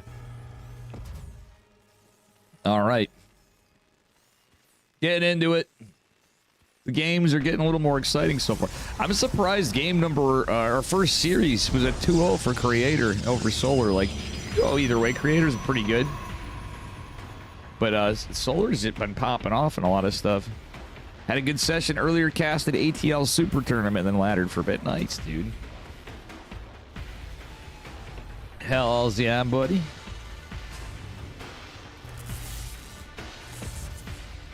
All right, probe, kind of chiseling, tickling, whittling, whatever around. We got our Cybercore coming for our Protoss man, Mr. Gerald. As we saw before, this time it's going to be a double gas for Beyond. The last game actually was interesting. That was a sick game, honestly. How it started, etc. Gerald actually, remembering back to the beginning, killed the supply depot of Beyond with an Adept and a Stalker. And literally almost, he was set up for a perfect defense. One force field against the Hellion. He wouldn't have lost a single probe. That was a wild one. But this time, Beyond goes, you know what? We're going to play it safer. We're going to go... He is risking the fact that there could be a Zealot, maybe. But usually when you're going double gas, no.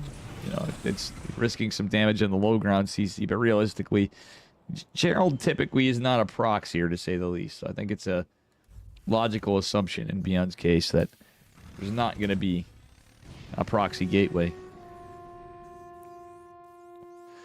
All right. Nothing too crazy going on here. We got our Twilight opener. Probably going to be Blink.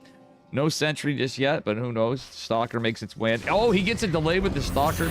Stalker almost makes its way in, forcing all this back. I wouldn't have hated an immediate recall. He's a little late on this recall. He's going to take some hull damage, but saves the Stalker. He could have saved hull damage if he did it right away, but he actually was keeping it there to delay this. That was actually a huge delay on the CC when it's double gas. So already things are starting pretty good for Gerald. This is a sentryless opener, so Blink's a little faster. We don't have any gates yet at this time, but he's banking up the minerals. Gonna drop one right now. Actually, look at this. The 2 Stalkers, he's just fine. Yeah, I'd have to just stand here to hold the high ground for the moment. Is going to shade out and join the party. So Gerald's starting out pretty good, going for the Robo, so it's just going to be 2 gate. Funnily enough. Don't hate the pylon here for some scouting. Adept going to go out. Actually, he might see this drop. If Beyond keeps this in position, this is very close to intersection where Gerald, I believe, does see the double Widow Mine drop behind this. Beyond trying to set up for a multi-prong, but Gerald gets full information, sending the Adept over across the map as this goes on. Gerald gets in position. There's no Blink available. Afterburner will be in. Warp Gate, I think, is done. Widow Mine is going to shoot, but it is... Oh, Gerald does pay attention. Has to be careful on the pathing. Warp Gate just finishing in. He does have 1 gateway available to warp this in, but he does have a shield battery as well. He knows Cloak Banshees have been a thing in the games, but the shield battery will buy him time. 2 Reapers and a Hellion will out DPS some of these probes, but make no mistake, not for an eternity.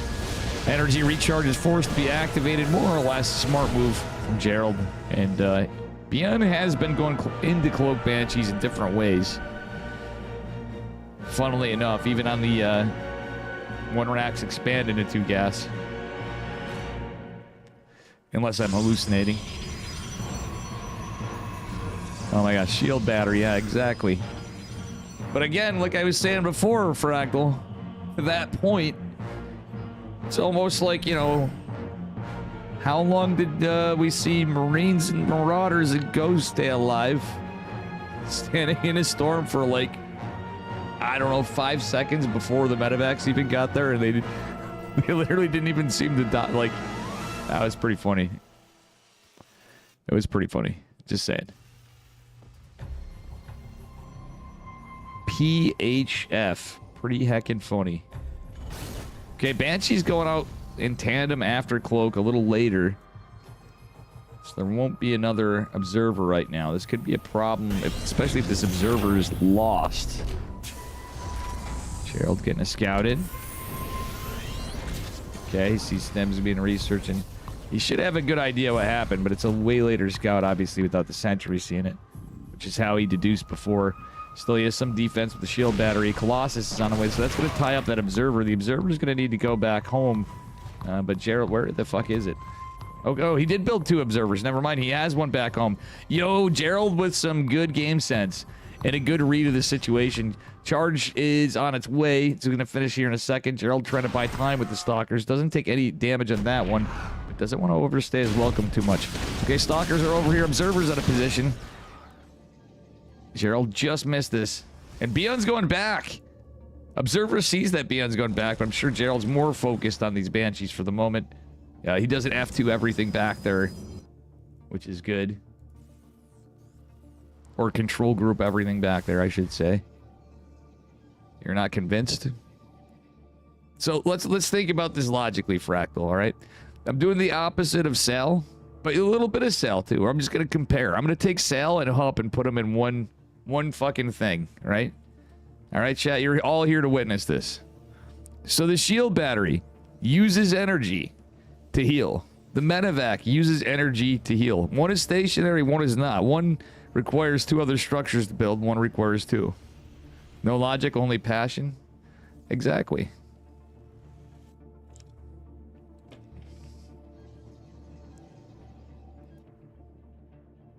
Listen, shield batteries or... Here's my take on it, Fractal.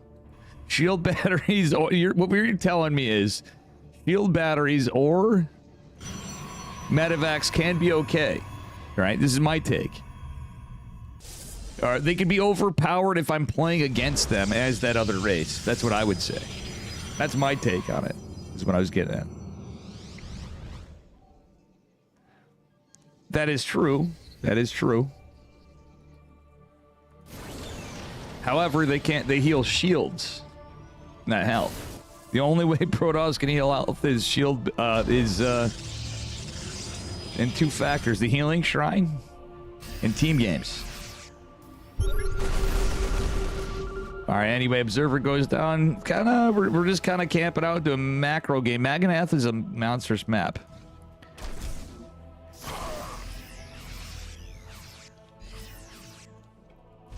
Right, but the point is, it's like, well, how do you use shield other than like cheesing? Like, when do you really see, you know, and the crazy late game things where you got like Hero versus Maru or something, or Classic versus Maru, or Clem, and some of the EWC kind of level games where people are really sweating it for money. We've seen games where it's like, wow, there's forward position shield batteries and everybody's getting desperate. No army supplies, true. Don't cost money to heal, true. But also, there's not like there's a counter. Like in the late game, it gets different. EMPs get good. Yes, you can feed back, but High Templar also is countered by EMP as feedback. It's weird. It's just, it balances out. Like now, yeah, Protoss is tough, but I would disagree completely with anybody that says Protoss needs a nerf right now, for example, is my point. Even when I'm playing Terran, I'm like, yeah, it doesn't... There's no way in hell. Y'all be coping. It's more like...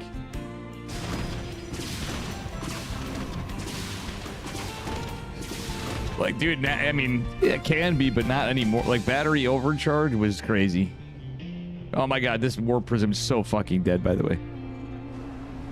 Terran needs to do early damage. Protoss is weak in the early game. Nah, Protoss is actually, in some reason, it is weak in the early game, but in the late game, we just, you can't tell me that 33 minutes with Gerald ahead. We're talking tier 1, literally like tier 1 units to tier 1 units mostly, but with tier 3 units as well.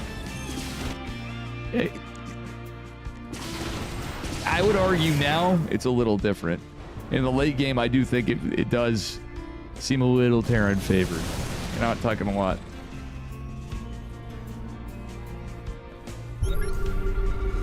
But you're right about it. It's how the games play out, though, too. Protoss could be decent in there, but in the current state, in the current patch, I don't think it's quite so bad.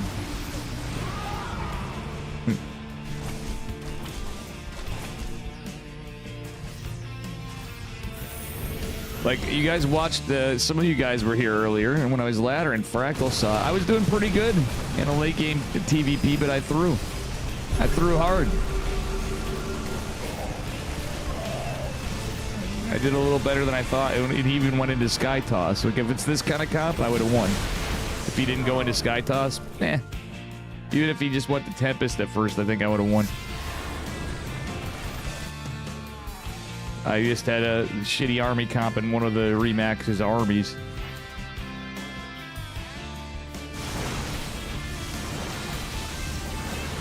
Five bases per side. But then the game... I mean, that's... There's a certain point of the game, though, when you get to higher levels. I mean, like, yeah, then we'd have, like... So you want every game to be 10 minutes or something? Is that what you're getting at?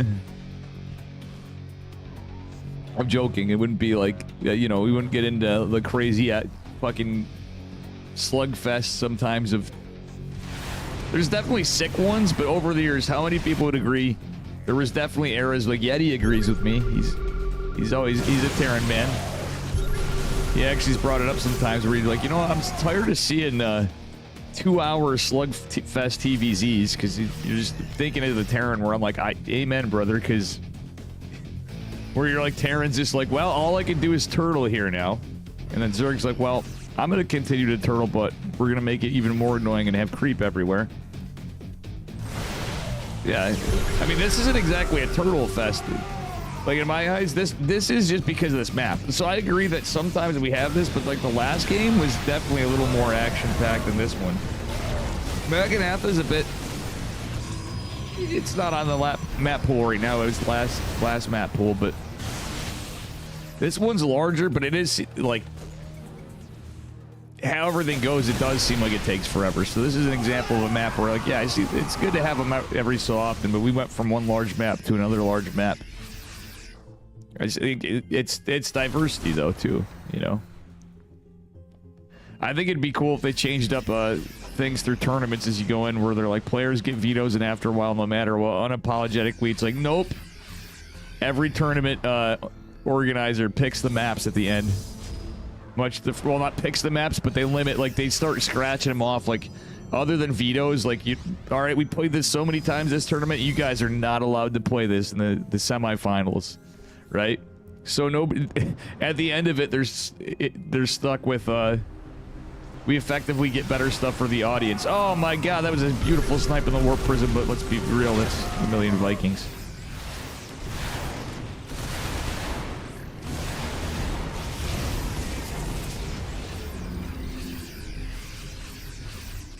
I mean, the thing is, in my eyes, with just two base to two base, that would just be like a free win for Terran. Well, not really. 2 base Protoss can do a lot too, and how stuff is now. But like realistically, you're focusing your gas exclusively on tech more. So, well, 2 base to 2 base. Because, I mean, realistically, the Protoss started playing, like, not fast third base for a long, like, the whole last patch into this patch. But now I think we're going back to a point where we're getting quicker third bases again. Because Desperation Storm, Desperation Disruptor. This game's a lot. This game actually is different. Fundamentally, Gerald didn't build like 100. Well, he didn't build 100 workers last game, but he went to 95.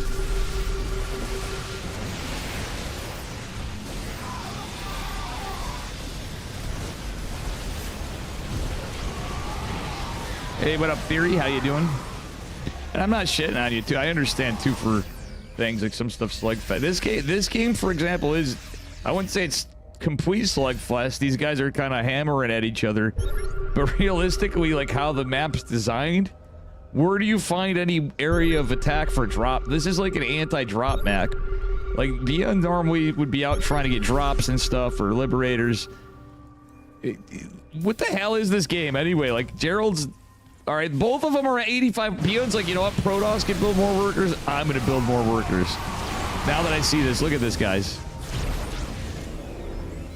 Beyond's trying to... That's actually kind of smart, but Gerald didn't go as worker heavy this time. So now we're going to see larger armies in bigger fights is my assumption.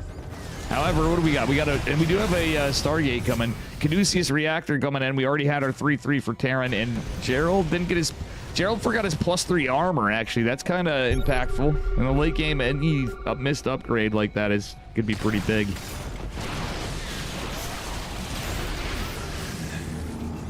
So it's Liberators, and so if the Stargate tech's hid, and Gerald can get into that, that's an if. But nonetheless, it could be a situation where we can see Tempest come out, and obviously, Liberators aren't the answer to Tempest in the late game. Like, earlier on, like, Tempest Rush, it's like, eh. Where's SE2 Fool? I need him here. He'd be like, Dave! The Tempest Rush. He's like, what's the answer to this? And don't tell me it's Marines. It was so funny. We're on stuff. I'm like, usually I'm like, well, some of those cases depends. Now it's Vikings. The answer's always Vikings now. Oh, ow! Disruptors! Wow. See what I'm saying, though? Didn't kill the ghosts. Ghost heal up semi-immediately. So the game could perpetuate on in either way now, but like, oh, Gerald's actually kind of fucked. Beyond killed a lot of his army supply. He's not fucked totally, but like, that is 20-something supply, so he can only effectively warp in another 25-30 supply. Yeah, that was pretty big for Beyond. But, you know, obviously he's producing out of his rowboat too. He's not producing out of his Stargates. Here comes the mama ship. Slow field zone trying to buy time. Gerald actually he's got enough money for now. He's at sub 80 workers. So I want to see if Gerald uses this. Again, not a lot more gateways. He plays how he plays. Shadow Stride's coming, DTs, there is a missile turret already, etc., etc. Now Vikings are coming. He knows that there's Beyond knows that there's a fleet beacon. Nuclear launch detected. I thought there was another one.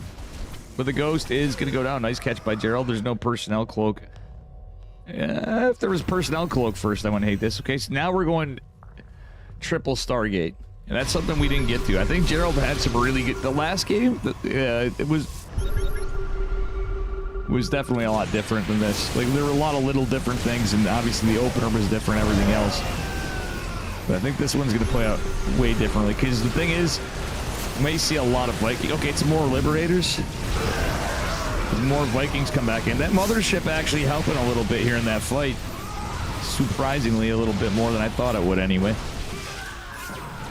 And actually, Beyond is continuing to produce Liberators. He didn't take the bait. He sees Gerald didn't go into the Stargate stuff. There are 2 Stargates only, but at some point, Gerald kills these Tempests, getting into some kills the Vikings. He could get into Tempest. He sees the 2 Stargates down at the 3rd base, so that could be pretty good. Knowledge, information equals power in this game. vision. Oh, that observer's going down. We get a pick off of Liberator before we do. The Archon is going to definitely die. Okay. Nice catch by Beyond. He sees that the Disruptor's right there joining the party. Wouldn't hate a DT flank. I mean, Beyond's doing a great job building missile turrets here. This game is like... We're still gaming. Beyond's down to 69 workers. Nice. But Gerald doesn't have that OP. Now I'm gonna regret it and say, or not regret it. Obviously, I'm literally going both sides in these. I love Gerald. I love Beyond. Beyond's like my all-time favorite Terran player personally. Just because I like his style usually. This is a little different. He's not on this map. It doesn't make it as fun. I love Beyond's TVT. It's just fun. His TVZ's fun. His TVP can be fun. But this kind of map. I feel like this is a better Maru map, right? Or maybe even Clem map. A map like this.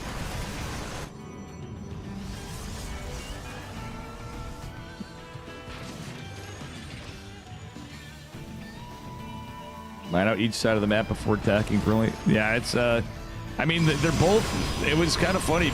Beyond kind of had the same strat earlier, but this is a point. Okay. Gerald did build some more probes. He started thinking, wait, okay. What was up with that? Liberator with Siege could have got free work. Okay, Gerald's doing a good job distracting Beyond because he actually was, at least for a moment, gonna... he was gonna have a worker. He still has like a little bit of time to be a greedy Protoss. No invisible men attempts. Liberator's coming out right here. If these two starports go down, that could be huge for Gerald. Disruptor's making huge connections. There's a lot of Vikings, though, for that mothership. The cloak doesn't even help because it may, for a little bit outside of range. Mothership kind of tanking for this. Oh, Gerald loses a zealot or two with the falling rocks. Beyond had an army supply, obviously, at this point, but they're both pretty fucking rich. Let's be real here. This game is definitely different. It ain't gonna be Jover, but Gerald... Wait. Okay, Gerald did remember his armor behind this. He's gone into plasma shield upgrades, of course. For a while, it was a long while, I think, before he realized it. I forgot to check. Colossi goes down. Stalker's going... Taking some big EMPs on all these gateway units. There's only one disruptor here. Gerald is so down in supply. He's trying to cause chaos and pandemonium, getting some good hits. He doesn't want to run into planetaries, but he has no choice if he wants to get out of there. And behind it, we got another mothership coming, more disruptive. This is kind of weird, this one. No Wait, no, he has Templar Archives. He had Storms going. I'm like, what? Did he lose? Like, what? He just wasn't building them. He has some over here. Doesn't have Storm available. Okay, nuclear launch detected. EMP's nice, but he still has Storms. Photon cannon hand this. He needs a storm. Well, actually, I think he just needs to pull away. Gerald's trapped himself in. Oh my god. Gerald has trapped himself in from a construct of his own design. The siege tanks are still alive, by the way. Good job, siege tanks. Let's see how many kills. Oh, a whopping 1 and 1. 2 kills on those siege tanks, but hey, they're good zoning tools, I guess. Gerald, dude, he got so goddamn lucky right there, honestly. Look, that is fucking based. Okay, Beyond looks like he wants to kill the cooling tower at some point. Oh, no, he doesn't have to. That's right. Yeah, he just flies CC over and it'll be all right. It's not anti-Terran stuff. Mama Ship new meta. I mean, Mama Ship has been a late game thing for a while. You know, truthfully, you'd see him sometimes. Nebo to use the mothership for off. Oh my god, that was massive for Beyond. Beyond even segmenting units, killing a zealot in the process, and he can just fly away after. Yep, this is gonna be a hot pickup. Oh, actually, decent Novas for Gerald, but he's gonna lose a disruptor or 2 or 3. Let's see. No, he doesn't. No way. I'm joking around. He might lose 1 or 2 would be rough, even right there in those trades, that situation. Okay, Gerald's finally building his first Tempest, but he forgot to get ship weapons. Siege tanks shocking Gerald. He's like, what the fuck? He's got siege tanks? Okay, second Tempest. I like, guys. Gerald, this game has the opposite problem. He doesn't have the minerals he did in the previous game and does have a gas bank. He could go here. Well, imagine using the Tempest to clear that out. There's just so much happening this game. Now there is. It doesn't seem like it, but it's stalling out for a minute. But we started seeing some big action here, there, and everywhere. Now, not building... What am I doing? Wrong key, sorry. Not building too many Tempests is probably a smart move for Gerald, too. If he just gets some out and debates a lot of Vikings, you can find some good utility, too. The fucking pathing. That's funny. The ball's just kind of like, nope. It looks like it's there, but it's like, nope, it rolls around the edge.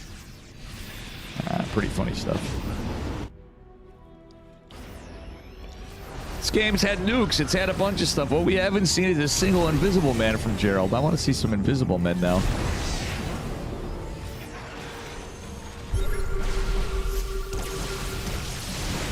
Oh, EMPs are pretty good, but the Novas... Like, this angle, Gerald needs to break these rocks, but you really don't want to fight in that angle if you can help. Oh my god, so many probes falling for Gerald. I think Beyond might end up in a spot in this game. It's not going to be over for a while, but this could potentially be really bad for Gerald. This Liberator's still here. He's got this base. You can mine it, Gerald. He's just like, no, yeah, I can't. There can always be Liberators. Well, he's got Tempest. If he can forget about it for a bit. Yeah, Beyond has the opportunity to take that base for a bit if he, potentially. But just to clear this out and go on, he might be able to just split stuff up. It could be pretty good, but there's no air upgrades. There's no tectonic destabilizers. The Tempest upgrade for structural damage increase.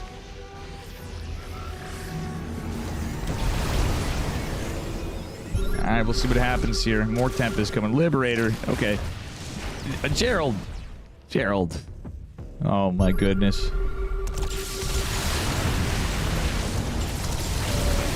He did what I said, but he didn't bring a Tempest over there. One Tempest, he could have taken care of that. Oh, man.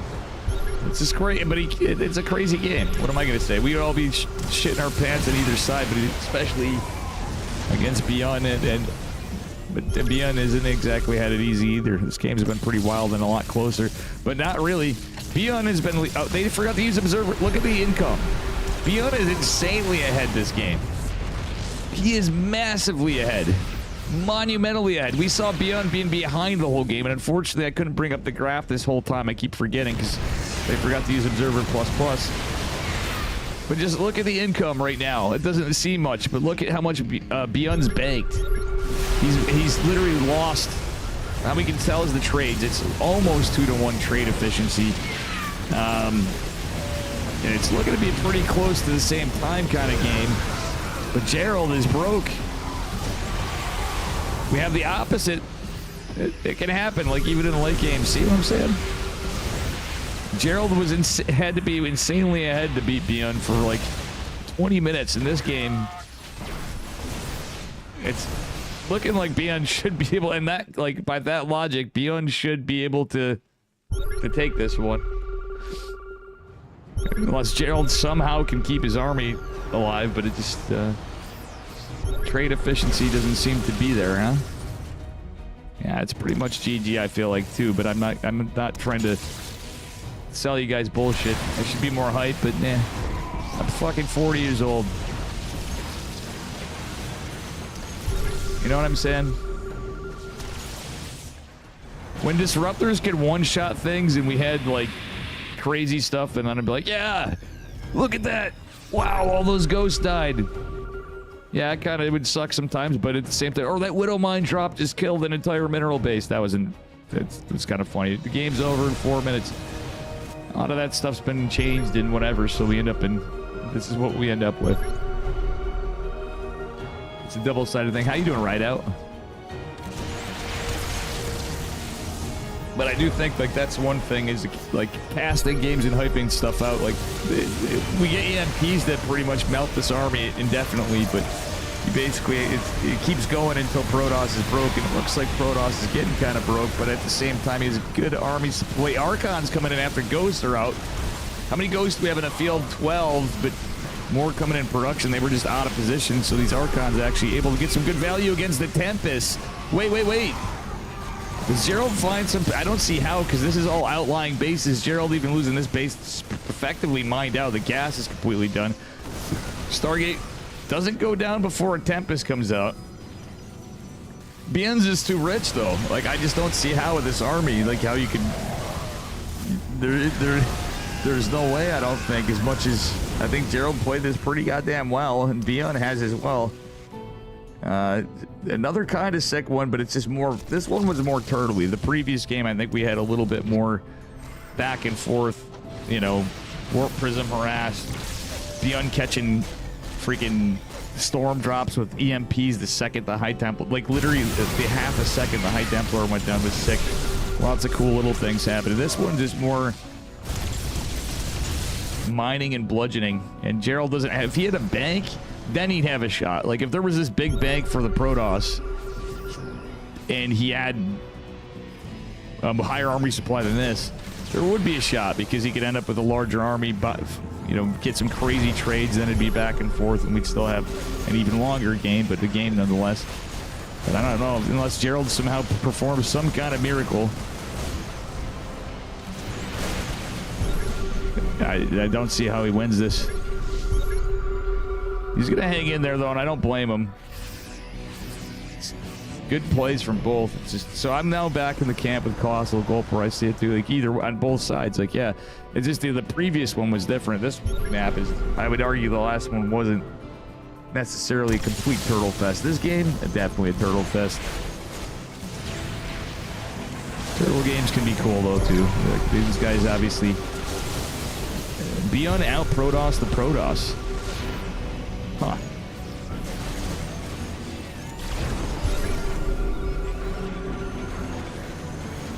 Well,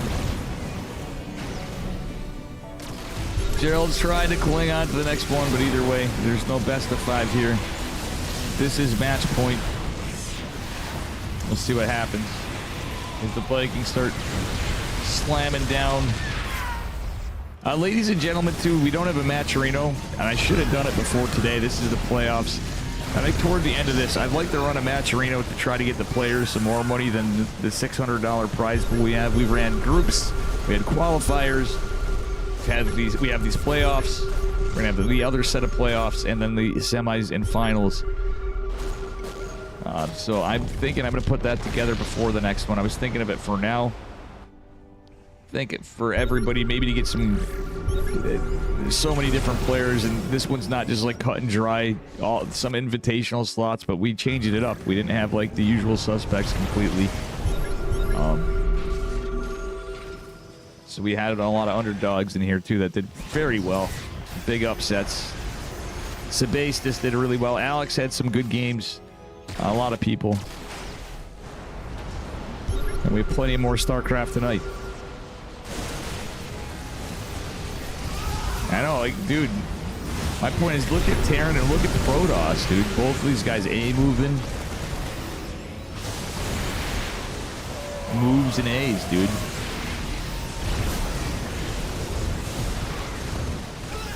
Yeah, this is over. It's been over for a bit. Gerald's just coping, trying to find some damage, I guess. I mean, he's getting... processing his defeat, but I guess, like, also, well... He's getting some practice in with little stuff. I think he is having a hard time digesting this defeat because he played such a crazy one before. Thank you, Colin MJ, for the prime sub 3 months in a row. Subscribe. Appreciate you. Yeah. He did. I think we'll probably be seeing the end here. GG. Bien takes it. Another... I hate that both. See, Gulp, you get it. Jeez, these guys should be like, having dinner parties, potlucks. That's what StarCraft's supposed to be about. Forget the fact that Protoss don't have mouths and can't eat, right? They're just gonna sit there and watch the humans eat, and they're gonna hang out and they're gonna talk to them from their mind. Imagine how weird it'd be talking to Protoss, real talk. Weirdly enough, I don't know the answer to that bit, but wouldn't that be something? They literally like photosynthesize. Well, ladies and gentlemen, today we got a big mix of stuff. We have a series I'm excited for, though it might be a little tough. I think it could go either way. We have a Terran versus Terran. We have Baby Marine versus Percival. Two Terran players that I really like. Baby Marine's been playing way better over time. Percival's obviously been on a fucking tear more and more and more. Beercraft, yeah, the Barcraft stuff. How do Protoss reproduce? Now, here. Have you guys seen the models of the female Protoss? Wait. All right, there's so many things that don't line up, and you guys are getting my mind in the gutter right now. Things that I didn't want to really talk about today. Just saying, some things don't match up. Like, okay, so hear me out. So, the women of Protoss appear to have breasts, but they don't have mouths. So, like, think about it. It's kind of like babies of any mammal situation, you know, needing milk. Then why do they have their pylon breast? I got it, because of the psionic energy. They provide extra special baby Protoss nourishment. They're not shield batteries. It's you guys are onto something. I figured it out right now. 200 IQ chat and Dave. Let's go. Protoss bearing hips. Yeah, she's got, mind you, they're born like all fucking like, they come out sideways, so yeah, they need Protoss bearing hips because Zealots are fucking tall. Like, well, Zealots are basically just Protoss in some armor. Jesus, imagine that, the poor mother. Oof. All right, ladies and gentlemen, on that note, I'm gonna use the bathroom. That's why they have strong necks, flexible. Oh, Joy coming in hot too. Oh my God. All right, give me a minute. I'll be right back. We're gonna get into the TVT. Yeah, no side blades here. The gals in chat gonna be like, oh, like happy stance. All right, I'll be right back. We're gonna get into our next series.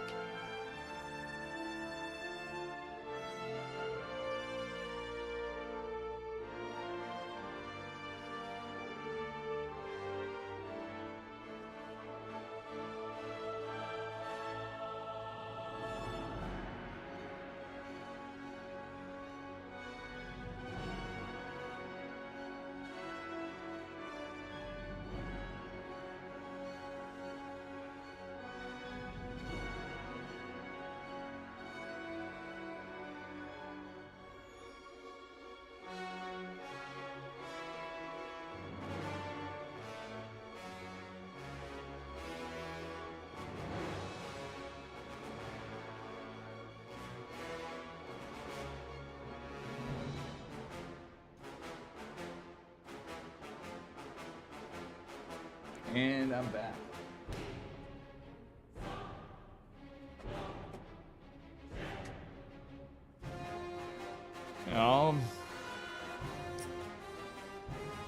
We're still on the topic of Protoss reproduction. Zerg reproduction's, I think, pretty cut and dry, except for the fact that queens seem like they could. It's debated that queens could be males because they inject. At least that's what Reddit says. Fuck Reddit. Oh, I know. Not really. If you think about it, they're all I mean, Protoss reproduction too. Zerg is, it all goes back to, like, it's all explained in all of it. It's literally they're one organism. It's just a matter of DNA. I would argue that Protoss probably is more complex because they're completely, like, they're biological and a psionic race. Like, they're based on energy. Like, it literally kind of defies... At least Zerg is DNA, you know, and it completely, like... I mean, I think Protoss is too, let's be real. But it does make sense to me. No, I know, but the fact that there's probably... I would imagine they never talk about it more. It'd be an interesting thing if they did. Yeah, the paths of how it does. It's how Zerg's DNA production... From a genetic level of Zerg is insanely wild. You guys are giving me ideas to make YouTube videos instead of streaming sometimes. I actually like to try to. Like non-stream Dave talking about shit. But I need a YouTube editor, so it's going to be a while because I am trying to get some things together with finances for reasons. And eventually we'll be back to Starcraft. And even though my YouTube sucks, definitely don't subscribe to my YouTube. And definitely don't follow my channel, guys. Please, don't do it. We're getting into this TVT out of nowhere. Speaking of reproduction, we have no idea how these races reproduce, Kappa. It's humans. Bottom left-hand corner representing Kirktown. You guys see that pog squirrel here. If you sub to Dave, you get it. It is none other than Percival in the blue SCVs. And his opponent in the upper right-hand corner from Streamer Zone. We got Baby Marine. Our Italian Terran against our South Korean Terran. And it is going to be Proxy or Axe. Oh, man, I hope this game is not all Proxy or Axe versus Proxy or Axe, alternating back and forth. But in a way, I don't blame Baby Marine, but Baby Marine's gotten so good. I really think he's good enough of a player now that he might be able to pull an upset over Percival. Even though Percival's my boy, and I know I always say that too much. Like, he's my dude. He's my bruh.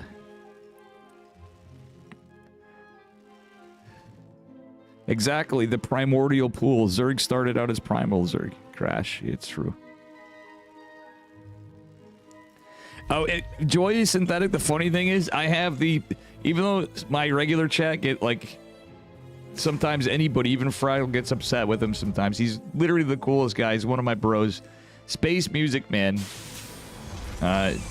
is a cytopathologist. Oh my god, it's one gas for Percival. This is literally like over. There was no scout and it's one Rax expand. This is just over. Yeah.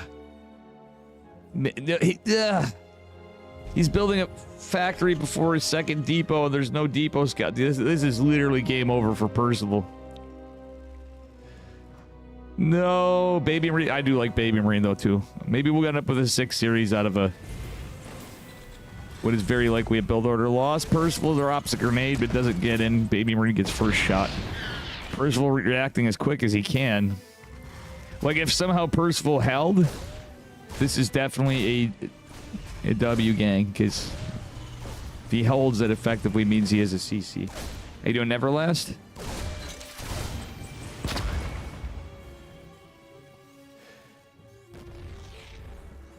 Nah, he just cancels. Smart move. He's got the factory already done. He's gonna have a Hellion on the way. He doesn't hold completely. He's still got to fight this off because more Reapers are coming. Few units. It's a Reaper and a Marine. CC is going to be delayed, but at the same time, it's one less target fire. One of the Reapers falls. Percival's Reapers staying alive. Oh my goodness. Now that the Hellion's out, I don't know. I don't know. And the CC's going back to production. Factory coming down for... Baby Marine's not done just yet. He might just go for like a Cyclone. Usually you're going to go into Reapers, or Reapers. We're looking at Reapers. Hellions. But low key... Actually, some sick defense from Percival. I thought this was going to be over just because of the lack of scout. Like, he obviously scouted the Reaper, but how? Why? I was watching Baby Marine series recently, and it seems like he's doing a lot more damage early. Yeah, he does. Overall. But he's not just like a cheeser or anything by any means. Baby Marine's got a solid game all around, I feel like. He's getting way better. He's gotten way better. I always thought I casted him when he was like 5K. Ish, like 5'1". Yeah, really. I think he was like around 5K when he was younger. Back when he was playing in amateur league stuff, when I was doing that stuff. When I was not casting pro games. And then it was funny. I didn't realize he was Rainer's brother for a while. Yeah, that's how like little I was into the meat and potatoes of StarCraft, if you will. Ooh, cloak ban. In this case, maybe it might work. Hyperflight rotor banshees, rather. At least buy some time. We got a CC landing, and CC's in orbital already. Obviously, with interference matrix coming and stuff, this could be good. I like the fact that there's cyclones coming out. Oh, that cyclone's gonna go down for Baby Marine, though. That's pretty big. The cyclone in the flight, I like it more. Nah, I don't know. These 3 Reapers make up a lot of the supply. So I'll get a hedge on a non-cloaked fast Banshee. Well, it's not even gonna be fast for a while. But honestly, Percival's taking the bait a little bit for a while here. Reapers don't even get a damage on the Cyclone, so that's going pretty good for Percival as well. Worker counts in favor of Percival. Baby Marine has an economy, but not able to produce a lot, obviously. This is the case where I wouldn't have hated if he threw both racks back home. He didn't really aggress out. It's just how the game kind of spiraled out. Unfortunately, Percival, for Baby Marine, I mean, Percival, he's loving life. Raven coming in. Doesn't see the Banshee just yet. He will in a second, because that Banshee's going to be needed to try to do anything.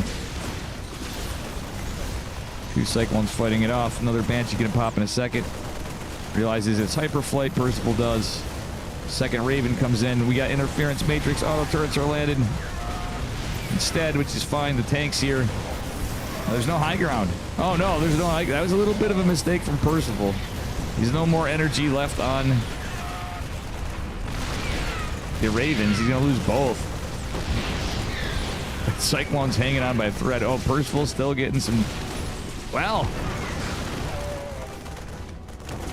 Percival just getting as much damage as he can. I guess that went about as good as it could for Baby Marine. We got a 3rd CC behind this. I mean, Percival already has one too. It's pretty Joe-over, but we'll see. Oh yeah, with that Banshee going down. Another one's being attempted to go down. I like the split up of the damage. The tank falls for Baby Marine. Okay, this went a little further, but it's only 6 minutes and 40 seconds. Yeah. TVT moment, am I right, guys? Little Terran versus Terran.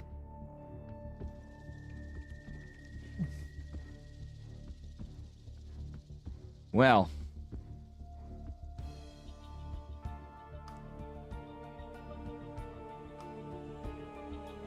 Alright, guys. Let's get in game 2.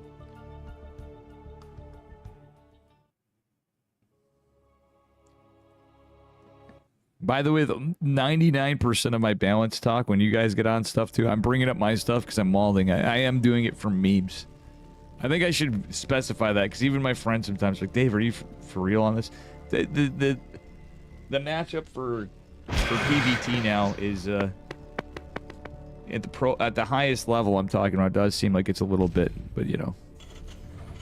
Yeah, Protoss is OP totally.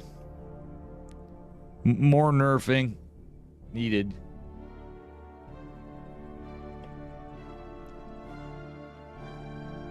Also, Protoss has not been nerfed in the last several years, according to some streamers. Not mentioning names here. Y'all already know. If y'all, you know. I ain't throwing shots. I'm just joking. Okay, so no gas, 2 racks. Going for the same build again.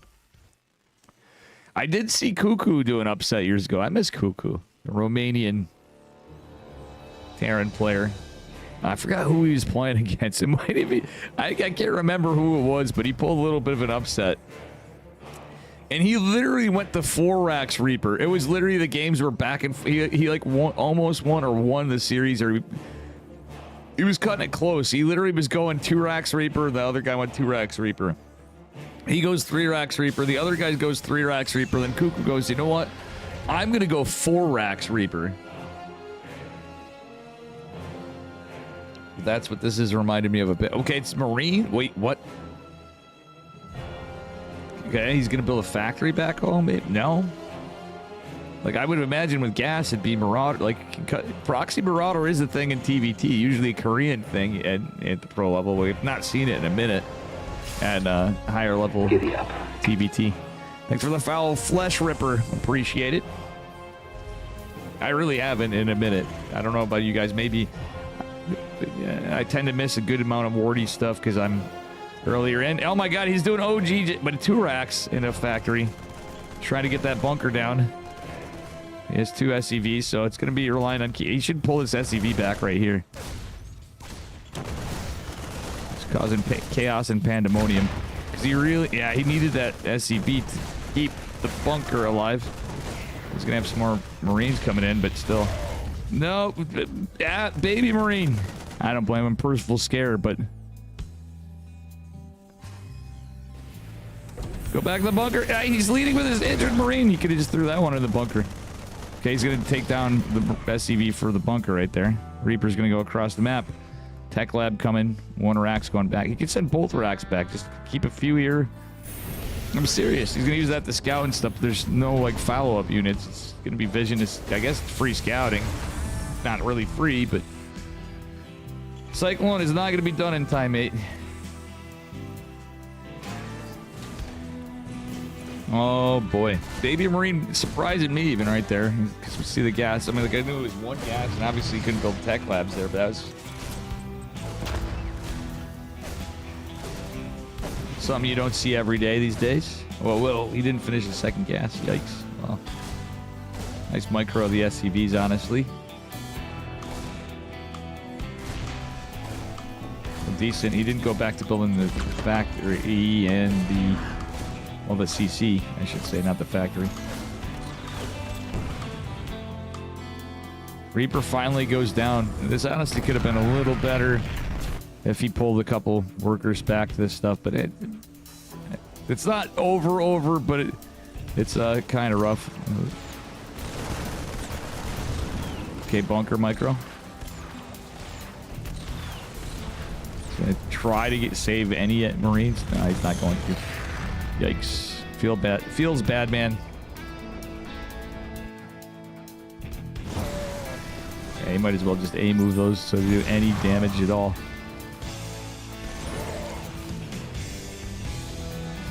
Well, I have a feeling this is going to be a short series. We got more.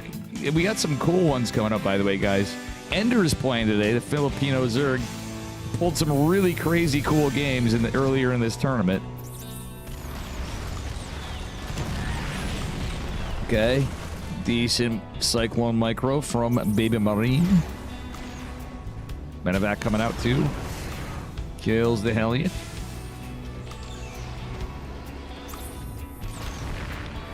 In comes the Siege Tank. Medevac coming as well with these Marines in the Siege Tank from Percival. I mean, honestly, like, Baby Marine is definitely punching up a weight class for this match. Let's be real, guys.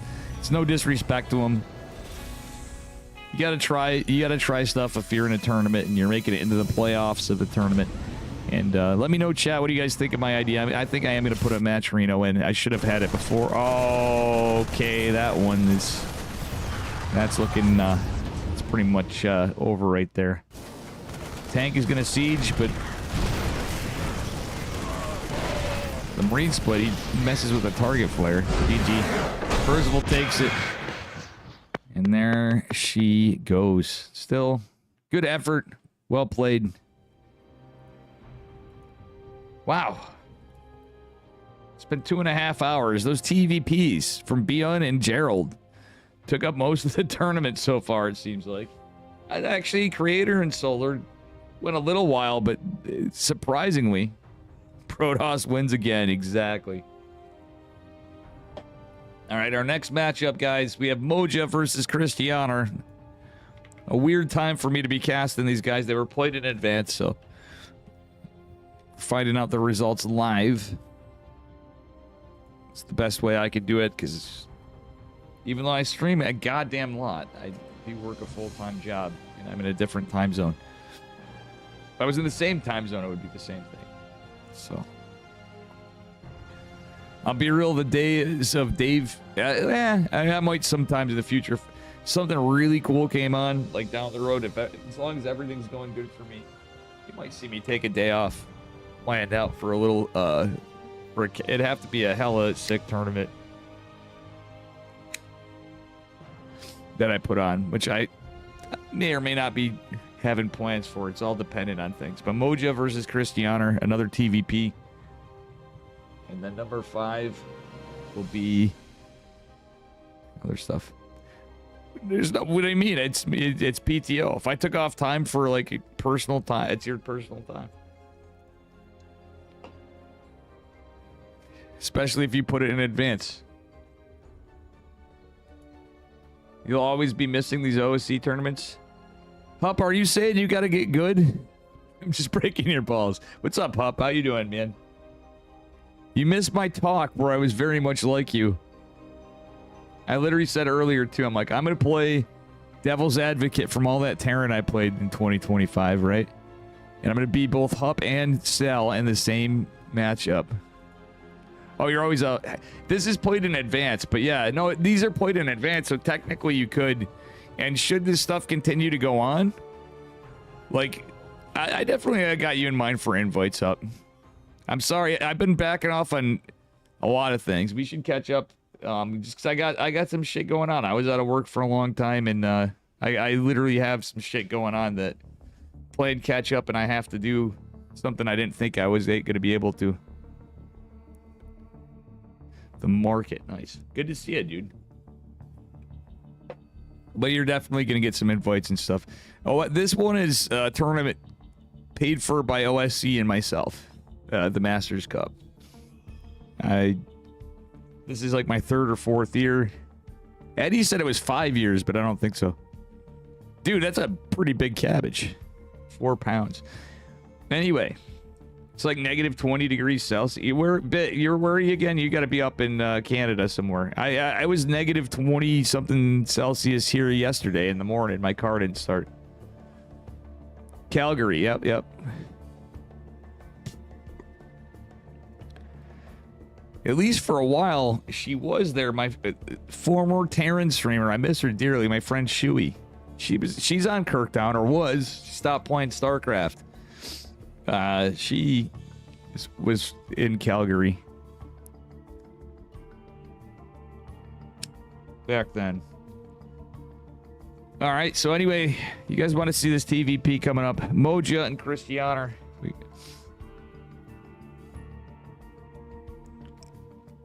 Oh yeah, no, that's you guys get it way colder than we do. I'm in upstate New York, so I definitely can appreciate the cold. But you're literally in stuff where you're approaching Alaska and Siberia and stuff. Calgary's pretty fucking cold, man.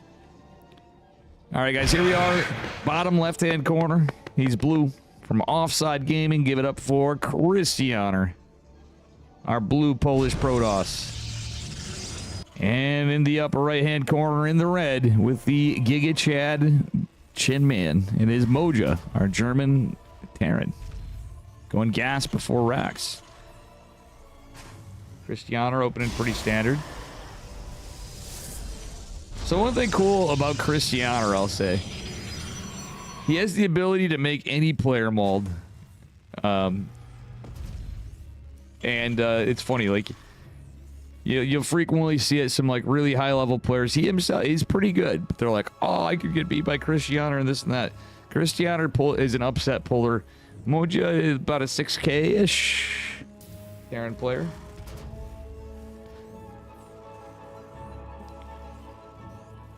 Joey, whereabouts are you again, too, in chat while we're at it? Sorry, chat. I am going to be talking about the games, but I'm going to be talking to you guys. I got to that point. Having a few brewskis tonight. I'm not going to get too crazy while I'm casting, hopefully. I'm joking. I'm going to mostly behave, but I appreciate you guys watching. Appreciate follows, and please subscribe to my YouTube. If nothing else for the shorts. If you see anything cool happen in the tournaments or something really funny, please clip it. Those become YouTube shorts. Speaking of YouTube shorts, shout out to like a dog wearing shades for being always a regular big supporter and stuff. Magic Turtle and you two are like the bigger clippers for clips though too. But also to Clem's dad apparently. I was really salty, and it was Clem's dad who did a clip that got me a lot of A lot of views of cat wearing shades. Yeah, he actually said, he goes, Dave, you need to get some sunglasses. If you click on a dog wearing shades picture, you'll see his dog. Yeah, he's got a lot of stuff, and he helps a lot of people out in StarCraft. But he's a good dude. But he was like saying, he's like, dude, you gotta get Charlie a pair of shades, and I think I should get him.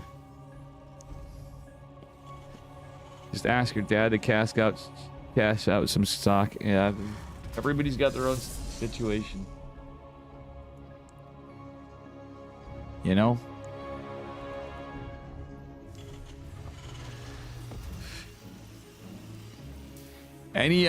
Most stuff that I have right now, my avail is potentially going to buying my house.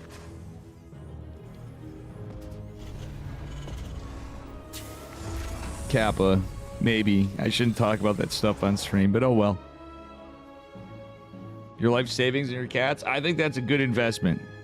I could be wrong, but I think that's a fantastic investment. Mine is too. Like, Charlie sure as fuck looks like my life savings are in him. Look, he's a fucking unit, dude. You guys saw Charlie. He's a big boy.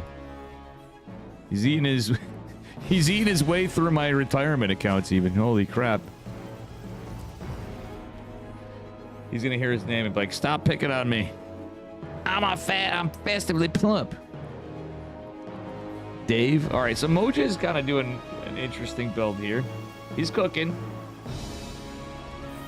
It's almost like a 2-on-1, but not. He went for fast. Oh, he's going combat. What? Question mark. Now, I would like this. It's a lot different than Percival's one he did against like a Sentry opener, but this is like, this is wild, so it's got to be a boys pull build. No? I'm confused. Hats off to Moja for cooking at least. Damn.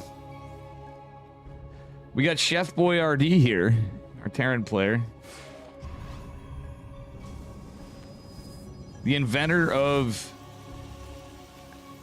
I don't think this build's gonna go in combat shields, 2 racks factory. Bro, I don't know, man. I don't know. Hate to say it, but I think, I don't know, man. This is quite literally Chef Boyardee, I'm saying, for terms of quality of the food that's cooked. Oh, no. With all respect to Moja, he's a great player. I like Moja. It's just fucking... What the fuck is this shit? I'll be honest with you guys. I appreciate... I'm glad he's played in the tournament, too, so I don't want to be an asshole. It's like... I'm not shit-talking players. I just think... Like, this is quite literally... Like fucking SpaghettiOs. If I had a name for this build, it's SpaghettiOs. I'm glad he's cooking, but I don't think it's gonna work. That's my point. He's got tanks defensively, but going... I don't understand. Okay, he's playing defensively, but he just wanted his Marines to be tankier, I guess. And, I don't know. It's just so many things about this build that I don't understand. He's just like a 4D chess player here.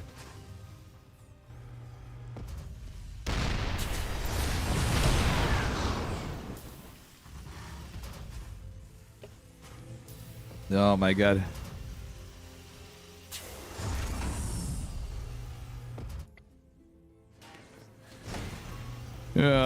Come on, guys. I'll hand it to him for cooking, but like I said, this is I think we don't see this every day for a reason. I think Moja was just kind of like nervous. He's playing against Christianer. So I am breaking balls a bit too. I'm not like, you know, Moja's a fucking really good Terran player. But I just don't know if I agree with this. Well, he's going on with some Marauders now. He doesn't have stems not done. Well, it's going to prevent him from stemming. He's like, well... It's going to be charge done. Colossus is out already. Extended Thermal Lance not done just yet. Christianer. Moja does have a very large army. But I respect the no boys pull. He's going to have 2 medevacs. Okay, this may not go too bad. Depending on how this engagement goes right here. He needs to, like, siege right... Well, no. Yeah, actually, yeah. It was pre-charge. Actually, that timing, okay. It could have went worse, but he has room to maneuver. It's just a Colossus. Extended thermal lance at least is going to be a while, but charge just finished. And takes 3 tank pushes a little harder. Mojo pushing up the ramp over here. Honestly, that's a little better than taking the other angle. I love the... Oh, I love this tank. The tank staging's pretty decent. Cristiano trying to set up for a surprise flank. And we do have reinforcements. There's the boys' bullet. Is a 2-base solid. The +1 stem combat shields concussive. 4 tank push. Oh my god, he's even got another one with Vikings coming now behind it. He's leapfrogging the tanks. He's pulling the boys. Hopefully the boys don't get pulled into the... Like, realistically, in these kind of situations, it's like past boys pull time. Boys buying time for some of the... yeah.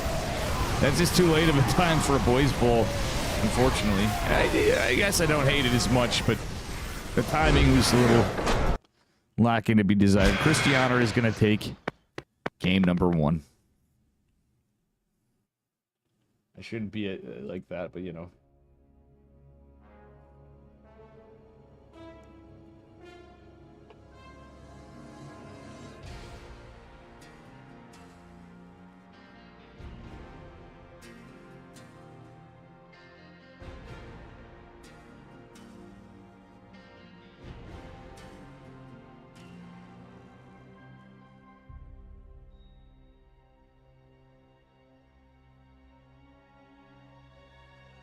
All right.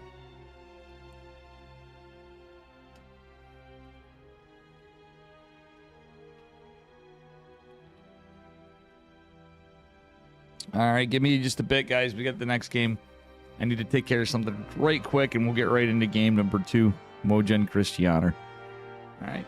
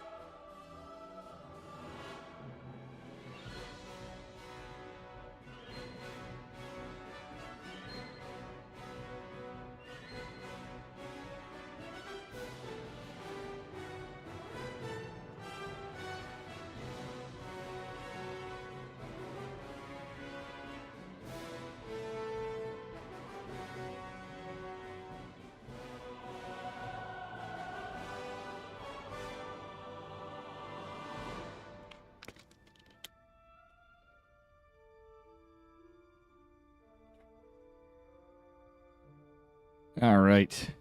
Sorry to hear that, Fractal. Yikes.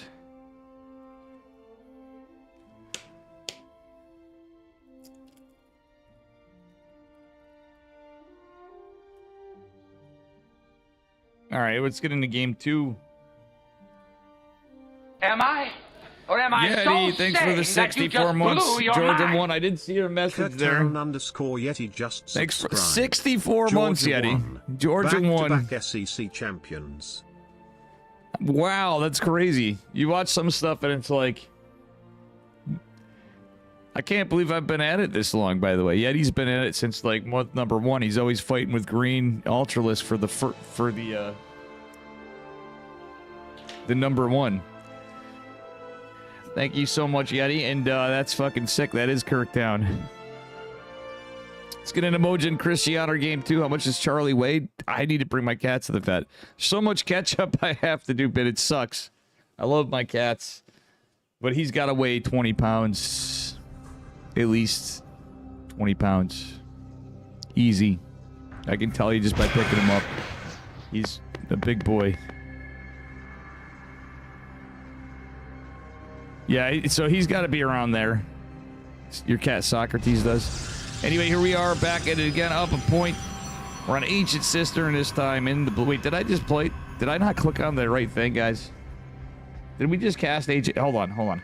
I'm double checking myself. We're early enough in. I didn't want to make a mistake here. No, we are on game 2. I just needed to make sure that I'm not duplicating this. So let's get into this. Your cat was that big once? Happy? Yeah, my Charlie's at least 20 pounds. So he's probably more along that line. Toward 25 plus. Yeah, that's what happens. He eats Mittens' food. I try splitting up the food, and unfortunately, motherfucker, it doesn't work. Spawning in the bottom left-hand corner, it's Cristiano again from Offside Gaming. I know we did the introduction before, started to, but it's opponent in the upper right-hand corner. Back at it, our German Terran. We got Moja, Brax, Cristiano from Offside. Up a point. All right. Yeah, that's literally what happens. My we can call Mittens his sister, but my cats are not related at all. I got her from a buddy. Her name was Titties originally. My buddy Mikey dumped her on me, and I could not live with a cat named Titties after. I was too ridiculous, even for me. I guess I could have, but you know. All right, Cristiano looks like he might go. No, okay, he's just poking down here. Okay, he looks like he is going Nexus first. Nexus before core. Against double gas. These days it's pretty standard since the Century thing going. Yeah. Fucking Mikey's like, oh, my sister named him Middies, and you know, she moved in with her, named her Middies, Titties rather, and she was moving in with her boyfriend, who's deathly allergic to cats. So when they moved in together, couldn't do it. She could not stay with them. And he's like, can you bring her to the pound? And I'm like, yeah, I know where this is going. I'm like, the Humane Society is overloaded with cats, and we have any place like that here. I'm like, they probably would have taken her in. She's a good-looking cat, and I kind of wish that was the case, but he wants me to keep her, and I was really pissed because the adaptation period was rough. Looks like Cristiano. I think this is going to be for two purposes, a scout and maybe a proxy. Cristiano may be cheesing here.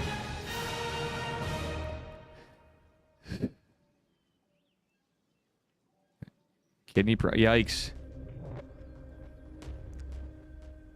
Yeah. I mean, I'm going to have to get Charlie on a...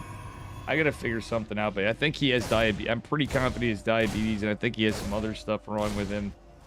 He's an old cat, too, so... He's starting to show his age more. I know you guys are like, what? Now, as chunky as he was, he used to be like... Even in the last couple of years, he'd still be really spry for an old fat cat. Okay, this is the scout to see what's going on. Moja. Oh, Moja is cheesing the hell out of him. I'm too busy yapping about cats. Yeah, that's cute. My Charlie was a cat that came off the street. Literally, it was like somebody dropped them off at our door at my former place I was at with people. So, okay. So far, without a sentry, Cristiano does not know this is a one base all in. 2 racks. It's a 2-1-1 on one base. So Cyclone tank. Yeah, there's no information. The adapt even stand back. Okay, it's just 3-gate blink for Cristiano. Cristiano getting some probe out for intel. Reaper poking out. It's kind of a tell because the Reaper didn't really do shit. Yeah, medevac, Marines. Tank coming, probe going out. I think the probe's gonna catch this. Nope. Not at all. We'll catch the medevac. Oh my goodness. But this is all normal warping stuff. Another shield battery is a tell that Cristiano knows something's up. With the robo on the low ground, may not work out. Moja needs everything here. Got the probe. He's got 2 SCVs with this. Called repairs and attack. I'd like to see him repair. Moja repair. Yeah, okay. He's gonna repair. It's gonna be a lot of stalkers. There's gonna be Interesting one. Blink's going to be finishing up here in just a couple seconds. Front-facing baby pylon. Front-facing baby chicken to do this. Yeah, Depp going to be out. Trying to mess with some of this, but he needs to keep it alive. Cristiano does. Or should. Yep, forces the tank fire. You usually do it to debate, and then you can get a blink in. Okay. Instead, Cristiano's going for base trade. Immortal's immediately back up and running, though. And I think as this comes out, it's going to the backside, which is where you want it. Robo's obviously going to go down. Big Daddy Immortal might be able to tank, but there's 2 tanks, the Viking. It's a tough push. Okay, if he catches us off guard, okay. That probe in nature's a base trade kind of resolution this for Protoss, I would say, generally speaking. It's a different way to play it out, but obviously this is how you normally do it. And I think Cristiano's kind of okay. Seemed like he was the Moja with some good micro there with the cycle, and the Immortal was target firing it, but Moja on a way larger army supply, but he's going to lose his power. The power units are 100% needed. The Viking, I'll even call a power unit right here. Slow Zealots warping in. We need some medevac micro. Sick micro with the Viking. Moja's trying to push. He's trying to get damage. He kills the Zealot, but the Stalkers are really what you want to get here. More warpins will be available eventually. Second wave coming in. Coco's famous second wave is now a thing, but it's Moja's famous second wave. And I don't think there's going to be enough. Will there? Like, if he builds some SCVs behind us, I could see. GG. Now that's a hole. Beautiful hole from Cristiano, and Moja with the pretty cheeky and almost killing a move. Yeah, we have a blend of maps. Gulp on this. So we have a mix of maps, new, old, in between. That will bring us to our next series, which is a decider match. Which I need to look on the Wikipedia quick just to go on. So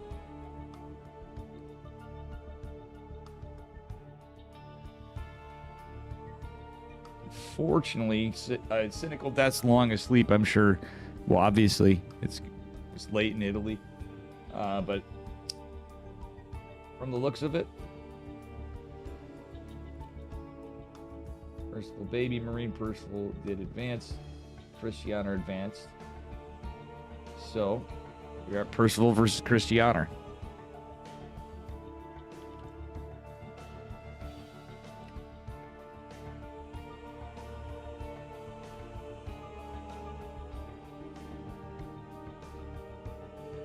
We try to log it back.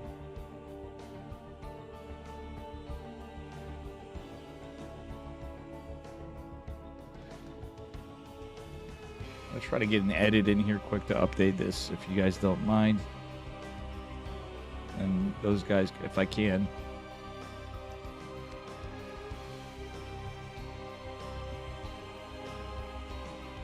All right, here we go.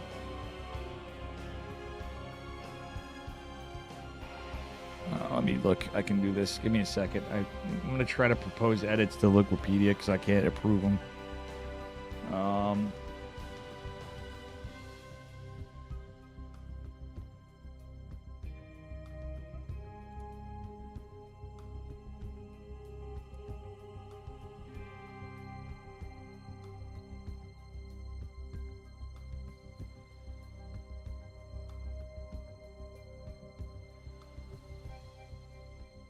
Do it. Okay, I can't do it.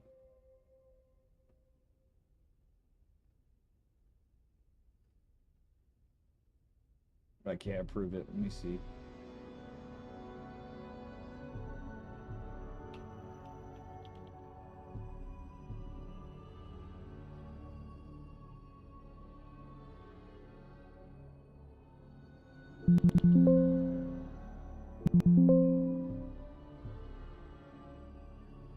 Fuck it. I was gonna try to do the liquid PI. Whatever. Thank you to Liquipedia for doing what you do, because this would be bitch right now. I want to try to do that though. I get stuff set in. I just bounced me around a bit. So Percival versus Baby. Wait, no. Hold on, I went back. Percival versus Cristiano. It was right. Sorry, guys. Hey, Matters. She wants food. I don't mean to be going off on stuff, but I need to take care of my kitties here. I'm going to make sure she has something to eat because Charlie eats her food.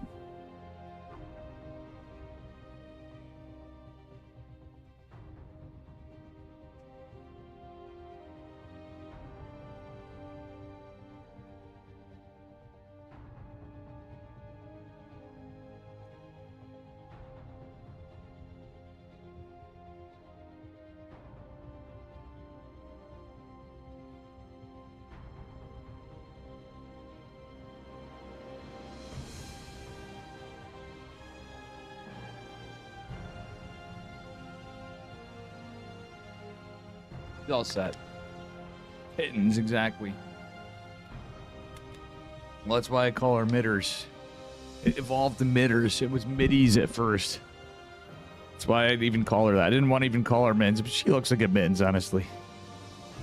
Game number 1. We're going to be going into Pylon for this TVP. This one could be a banger.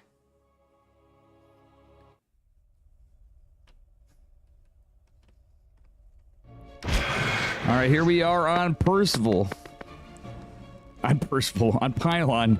We got Percival from Kirktown in the blue. Jesus Christ, I can't talk. Yeah. Our Terran man from South Korea. And in the upper left, our Polish Protoss. Back at it again from Offside Gaming. It's Cristiano and Percival. Percival and Cristiano, my dude. From Lake Kirkage. Unfortunately, got 2-0'd last night in KSL. Not initially, but he did perform he played really well. Man's been grinded. Cristiano, another grinder. Oh. I will tell you guys, Percival has been putting himself through his own team house kind of amount of playing lately from what I was talking to him. Like, dude, I don't even see his stream anymore. He's like, I'm playing. He takes one day off a week for himself, and he's playing Starcraft nonstop. So I'm like, yeah, Kirktown somehow miraculously became some crazy funded team. I hope he gets a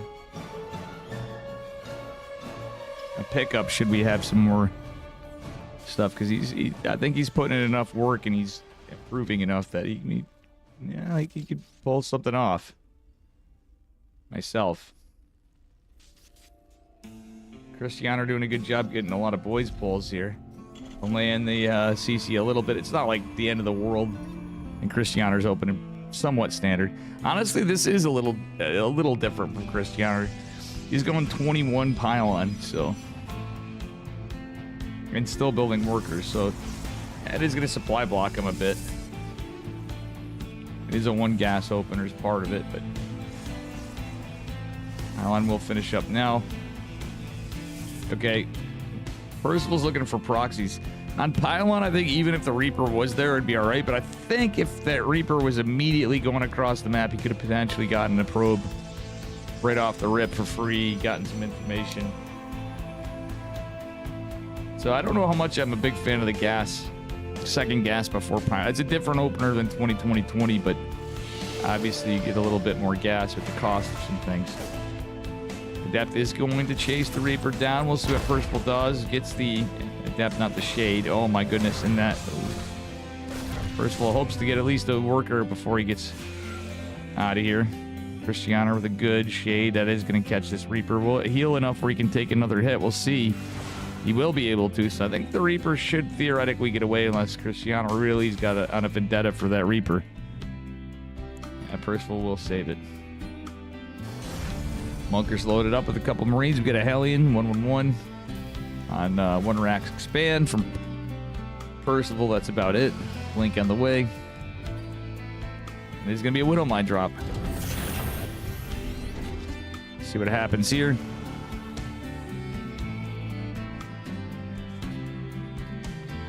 This is the lower bracket side of things, by the way, guys.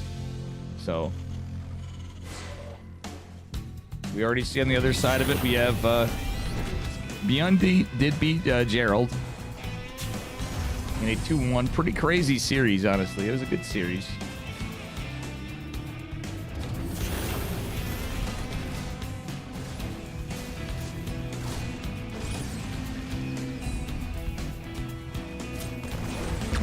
Depth goes down. Hellion takes a little bit of damage, but nothing too crazy. And it looks to be, well, just 2-gate. Cristiano with a fast nexus for a third base. Widow Mine drop coming in. Cristiano's third base isn't revealed yet. Let's see how this plays out. Observer is coming. That's going to be good for... Is Person looking to alternate? He is. Okay, well, Cristiano's in good position here. Decides to go down to the natural. I think that's the smartest move Percival could have done situationally, but there is an observer. Oh, that is a huge catch for Cristiano, and I don't think he's even going to be able to get a mine shot off that one. Nope. The observer was out just in time. Well played by Cristiano. Percival going into a Raven. Getting his first Marauder off, switching immediately to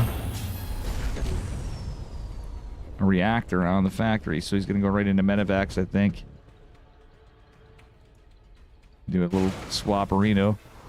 Stalker's pushing out with Blink. It is 5 of them. 5 Stalkers isn't really that scary, especially with the Marauder out now too, but yeah, Percival will have to react in kind. Oh, the Marines down here didn't even see that. Very good defense from Percival. Sorry, guys. Shame on me for not looking at the mini-map. And I mean that. That was a bad catch by Dave. Quote the Raven, no more probes. Raven gets a couple workers here. Auto turret's going down. Raven's kind of derping around for a minute because Blink's done. He's got to be careful, but gets 4 probes. Not bad for an auto turret. What do we got going on here? No SCVs, but Percival has to find damage because he did lose the medevac and 2. He lost everything before for nothing. So has some damage here. He's just trying to get strong bio right off the rip. Is going to have an auto turret available. Okay, salvaging. Trying to find some footing here. It's a lot of stalkers. There's Marauders coming. Combat shield finishing up here in a second. It's going to be nice. Stems in. Is he going to get the kill? No concussive shell follow-up just yet. Oh, if there was concussive, he could have got a stalker. Maybe 2 stalkers there, I say it. Behind it, our first Colossus is coming. Charge is finished, and we do have 3 gates.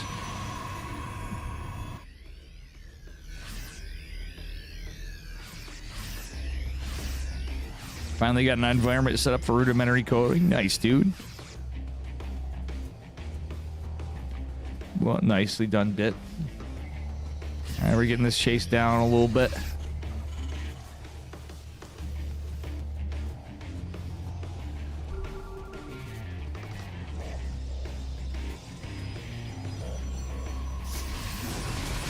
Stems coming. Widowmine sieging, but that is going to go down. Buys time from it. Directs the target fire from the Colossus at least. Oh, I love this siege re-siege. Oh, but guess what? Widowmine does get a hit off. Some zealots are warped in. This bio is pretty injured. He needs Percival needs to back up, but a 4th base is coming. Percival's 3rd finished up here, sitting in the natural, and it doesn't have an orbital command center just started just yet. He's just gonna fly it over. I think that's actually a good call, astute call from Mr. Percival. Raven kind of camping around here. Goes to Academy coming. I like the Vikings from Percival as he's going to land, but Cristiano able to start his 4th base. I think Percival pushed out a little bit, just inching forward's not a bad idea. There are 8 gates for Protoss now, and technically more than 3 base economy, so we'll see what happens. Stalkers coming in. Widowmines are here. Widowmines now going to be a little better, so you can keep kind of camp them back a bit. You could force a cancel on the 4th base. That'd be big even. And maybe pick off a few units and trade somewhat effectively. Then should be okay for Percival. A little bit of friendly fire damage on the bio, but Wouldn't be the end of the world, but the medevacs are kind of drained. And, oh, Widowmine does not hit. +1 infantry armor coming, but we don't have an armory for Percival just yet. Does have the Ghost Academy. Raven, gonna try to be some cheeky in here. Gets, oh, nice anti-armor missile, catches 2 Colossi and a Disruptor. He almost got the whole army. It's a decent split from Christianer, but getting the Disruptor and the... Okay, Marine fell. That's it. That's actually really good for Percival right there. But 2 Disruptors falling, or coming down, are going to be a problem for sure. Vikings trying to chase the Colossi down. Not a lot of Stalkers. Some are forced to warp in. The blink forward is going to be pretty good, though. There's another Purification Nova here. But Percival with some 6 splits down in the center lane. Amazing splits from Percival. Has to be careful. He does lose a couple Marines. Zealot warping's pretty big. If Percival can mow down some of these Disruptors, I would not hate this. Beautiful splits again. Widowmine hits the Disruptor, killing one of them. Those 3 down to the bottom left will have to be respected a little bit. Percival kind of a little overextended, I feel like. But he's keeping the pressure on. He's getting the pressure on. Zealot goes down to Christianer's own construct. Another Zealot goes down. Oh my God, Christianer's kicking his own ass. But Percival did overextend it, but he really, you don't want to lose these medevacs. Vikings coming in again. Colossi are coming out, though.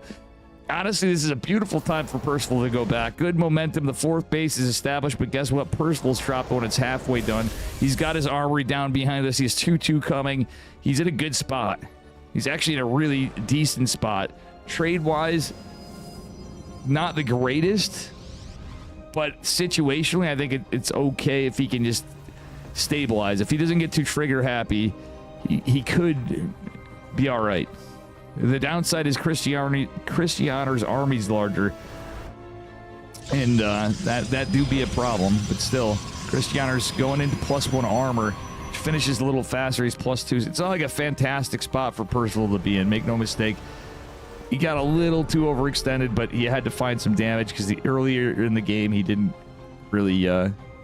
He traded kind of poorly earlier on with that Widowmine drop and stuff. Little unlucky. Christianer is sharking out for drops or harass units. As he is, okay, Christianer's going to push out. First, we're going to try to take the 4th base. Christianer looks like he's going to poke and prod, thinking he knows Percival's a good macro player. Oh my gosh, Percival has a chance to catch some of this off guard. He's got ghosts. He's got to dodge the couple Disruptors. There are a few in here. I don't think Percival saw. Oh my God, he loses some ghosts, etc. Another Disruptor is way off course. This other one is going to be dodged. Nice catch of the Colossus from Percival's. Christianer gets some damage. Nice drop over here, distracting is part of why this happened. Still, Christianer being ahead in army supply is kind of terrifying as he gets another forge and is going to add his +3 ground weapons on. Percival still keeping at it, plugging at it, getting 3 more racks, continuing his 2-2, and his +1 ship weapons is not bad. Problem is there's a 5th base as well. Yeah, Percival looks a little more. This is a lot different than Gerald and Beyond. How this match is played out for sure.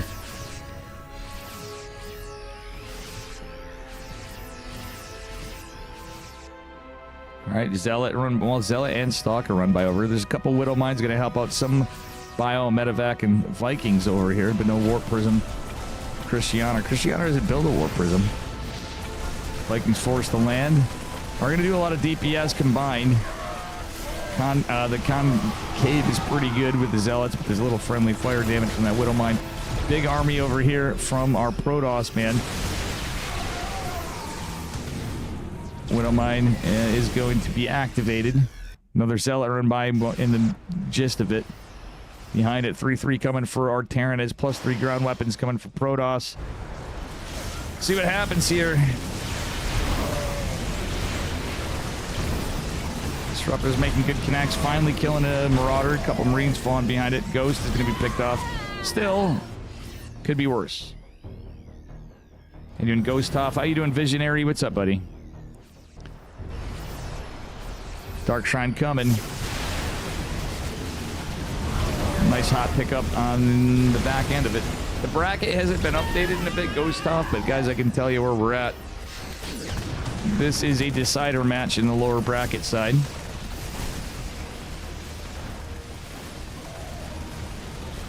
Of the OSC Master Cup playoffs. These Vikings, it's kind of rough to be stuck in. so many disruptors, and there's no liberators yet. The couple are going to come out. There's a decent amount of stalkers, though. Okay. Percival managed to clean it up and take a 5th. Cristiano's got a 7th base coming down. 6th base. Why am I saying 7th base? This isn't a game of high banks as much. Make no mistake. Oh, man, he overextended with the whole army. The Vikings, I think, could have dived. When the Colossus goes down, maybe it's possibly that Percival can do something with this. We already got some, well, we finally have some Liberators here. There's a lot of Stalkers. Nice EMPs. Beautiful EMPs. Nice split. My God, the splits are insane. Well, the splits were insane. Okay, unlucky splits there. He split and then worked against himself, but there's just so many disruptors. It's kind of tough, to say the least. Percival actually doing pretty okay. Like, let's be real, there's not huge banks here. Cristiano are 85 workers, but it's not like that mass nexus expand, stay ahead the whole game, try to, you know, basically flood in with zealots and stuff as much as previously. It's a really disruptor heavy army. Right here, I would really love to see Vikings land. They did not. Liberator gets some damage. Vikings still didn't land. And really, he should have landed the Vikings. He's worried about losing him to the disruptor, and Percival's usually good about that kind of micro still. Disruptor doesn't hit. Glad he kept some alive because we do have more Colossus. 9 Colossus. The trades are really close. This game's a little bit more of a nail biter. It's way closer. Cristiano leading in workers and stuff, and he's even going into ship weapons. But honestly, Percival's not doing too bad at all. 7th base is going down way at the bottom left for Cristiano. Kind of an awkward one. We'll see how this plays out. The Dark Shrine finished for Cristiano as well. Cristiano's been very aggressive after Percival was, but situationally it's because he was a little ahead. So Percival's made some great moves kind of staying in this. I'm really not entirely sure how this is going to play out myself completely. Like, Cristiano's a little ahead. Well, he's ahead, but army comp-wise, etc. South Percival takes some fights, and he has enough bases, enough workers. Right at 30 fortresses, liberators. He's going into advanced ballistics. Does he have +2? Yeah, he has +2 ship weapons. This is a terrifyingly large Protoss army. Now, if Percival somehow can get in here, keep his army up, retain it, and get bigger, a larger army supply, it'd be producing. The EMPs are sick. Not a ton of Stalkers here, but they still have to be respected because there's not a lot of Vikings left. Actually, that's it. Now there is. Here come the reinforcements. Vikings catching the last Colossi. Disruptors falling. Glad he didn't land the Vikings yet because there's so many hacker disruptors. Liberation Zone's doing the work because that advanced ballistics finish. Honestly, I think Cristiano might be in a good spot here. A lot of the bio going down. 8 SCVs falling for Percival, and this army is pretty massive. That's kind of like in an awkward spot, though, still. Cristiano can warp in a lot. Now he's kind of rich. Liberators against that many Stalkers is kind of rough, even with the +2, etc. I think this one might be going to Cristiano in game number 1, and it wasn't over very fast. This has been a proper game. Percival had an unfortunate start. I think we're going to see it pretty soon, though. Am I? Oh, or am I so Dogwing sick Shades, that you thanks just for the blew 9 your months. mind? Appreciate you, buddy. Shades, just subscribe. Massive Zealot Warp and Cristiano are going to take game 1. And that was actually a pretty good one. Honestly, well played on both sides, but Cristiano had some impeccable scouting and great setups right there.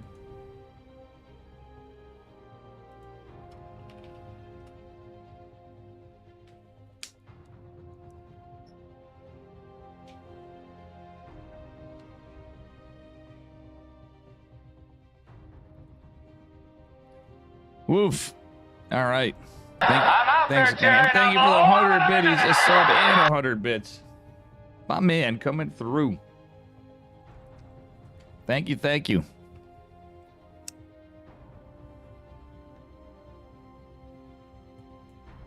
And yeah, we're gonna be getting into game 2 soon.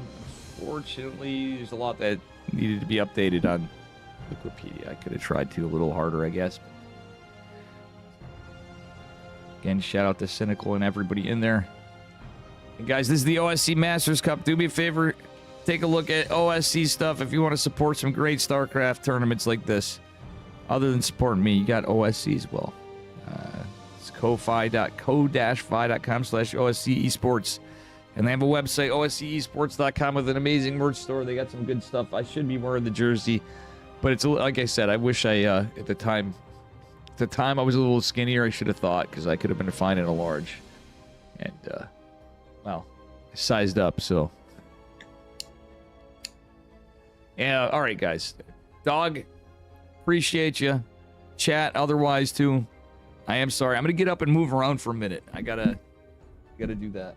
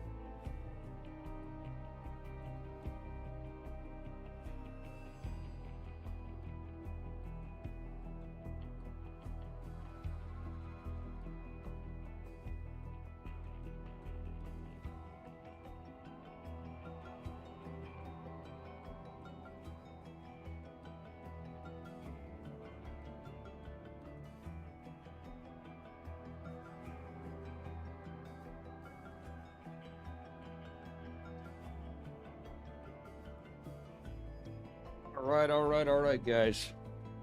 Charlie did come out there too. He was meowing and wowing. Follow me in here too. All right, let's get into game 2.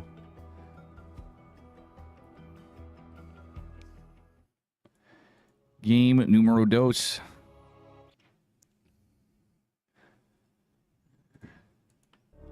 There he is. He wants stuff. Ay. All right, here we are, and we are on Tokamak, game 2. Spotting the bottom left-hand corner. He is blue. South Korean and from Kirktown. Give it up for my man Percival, our Terran player. And his opponent in the upper right-hand corner in the red. Protoss probes from Offside Gaming. Give it up for Christianer. Socks and Chewies. Socrates and Chewbacca. Nice bit. I like your pet names. Or the aliases for them. Charlie. He came up here. Unfortunately, guys, I can't show you guys Charlie right now. Okay, I guess I can't show you. We can't show Charlie right now. We're not that tough here. Good boy, Charlie. Probe going out to scout. Looks to be a 1 gas build so far. We'll see, though. I'm thinking, yeah, it is going to be a 1 Rax 1 gas from Percival. Huh? Huh? See, he just demands my attention.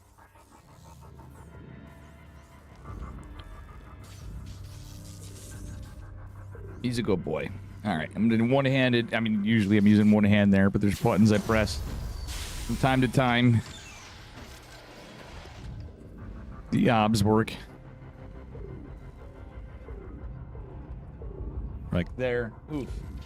He's a good boy. He wants to get pet. He wants to get brushed.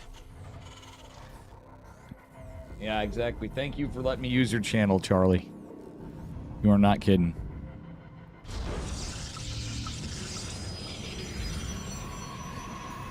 I forgot I said the bot on, so I have the bot and web server and all this stuff on for the graphics through this whole thing.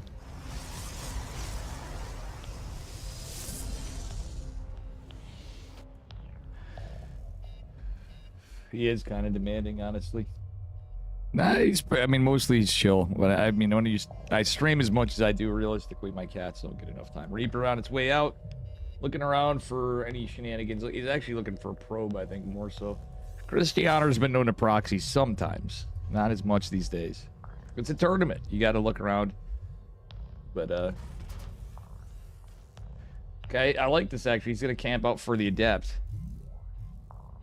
That's reading your opponent pretty well. So getting first shots on the Adept is big. Okay, yep, another Marine. Reactor comes after second Marine. Liking this from our Terran man. Okay, he sees. Look at that. That high ground gave him the intel, and he's gonna get some first blood.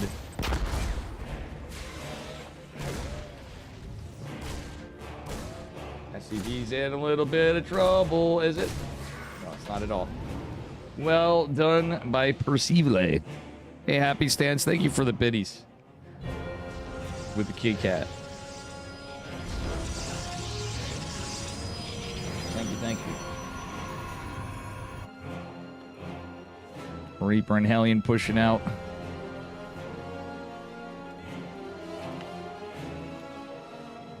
And Charlie being a chunk over here. And down being all cute. Okay, I shouldn't have pet him. He was actually chilling. Bad move, Dave. 1 Reaper and 1 Hellion coming in. It's probably going to be a yeah, it's going to be Widow Mine drop, obviously. The Widow Mine in production. Another rack started up for Percival. And he leaves. He keeps the Reaper and Hellion alive. Gets a probe finally off this. Not a lot of trades, just a lot of sharking around from both of them. Okay, this one's a little more aggressive from Christianer. Not too much, but it's 3-8. Took a third base, scouts it. Widow Mine drop coming in. So it's more or less the same build as we saw before, but not quite. We got 2 racks coming behind it. We might see the Raven come. Might go Banshee now. First of all, going to try to get something done here. I think this is a tell. Yeah, this is definitely a tell for Christianer. The Stalkers are out of position. Blink is done, so he can jump on top of this. Does force a big probe pull, though. Oh, gets a Stalker at least. No, wow, he didn't get the Stalker. He got 7 probes in total with the Reaper and the Hellion behind it. It says 6 here, but he actually got, oh, it's 7 in total, but 6 before. If he can get this medevac out of here, that's going to be way better of a start for Christianer. Observer wasn't in with this. It's out on the map, but here comes Christianer with a lot of units. Percival sending that Raven to go get some probe damage behind this. But really, sometimes I think you're better off keeping it back because you can get the observer. Okay, he is. He is. I like this. In the front, we only got a bunker to defend, but nonetheless, it's not too bad. Oh, Stalker's blinking in. Okay, Raven's going to take care of the observer, but not before. There's only one tank out. Oh, Raven takes a lot of damage, but it's buying time for a setup with the tank. The Tech Lab's going to go... No, it doesn't go down. Very nicely done by Percival. Percival was going to shark out with the Raven, it looked like, to try to get some damage with probes on the third base. But very nicely done by Percival with the defense. Stim and combat shields on the way. Sorry, I have the upgrades tab up. And we do have charge and +1, as well as +1 infantry weapons to follow for Percival. Oh, the medevac. Oh, yep, it's going to pull these stalkers away at least. Disjoints the stalkers for a minute, and yeah. First Marauder's out, 2 more in production at a time. We don't have any medevacs yet because Percival can't quite afford them. And it might start 2 now. No, we'll see. Because he's going into 5 racks production. Percival usually goes for a third base oftentimes, and I think this is smart against Christianer, so he went into 5 racks.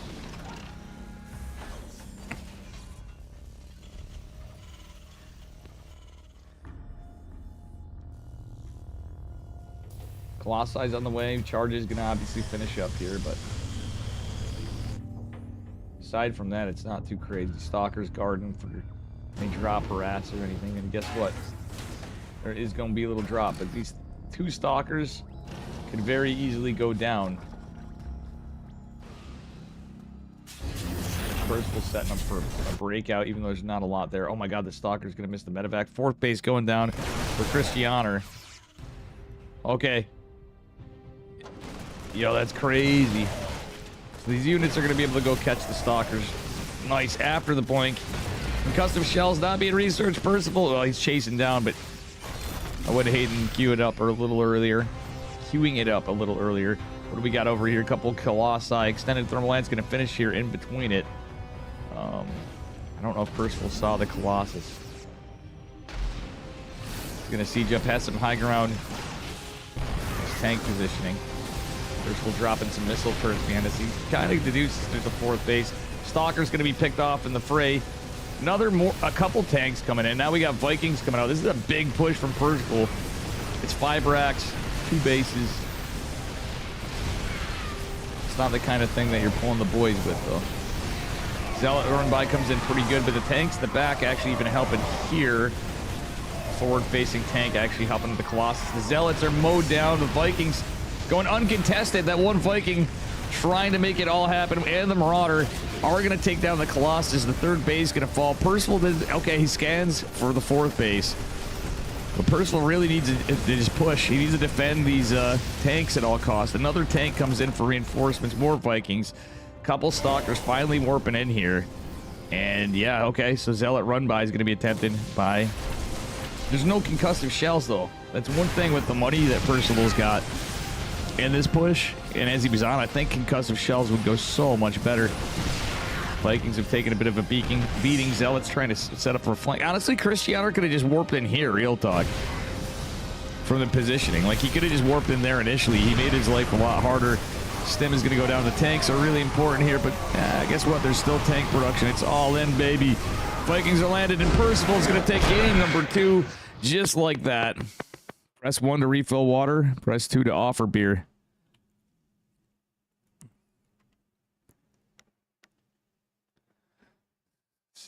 I pressed 2 for you, Fractal. So the score is 1-1 now. It's evened out. Charlie, you're not watching the game. He's like, well, Percival won. I can now admire the floor. Oh, he's more than sausage, Charlie. Just him laid out. If he gets bunched up, he looks like a round roly-poly seal.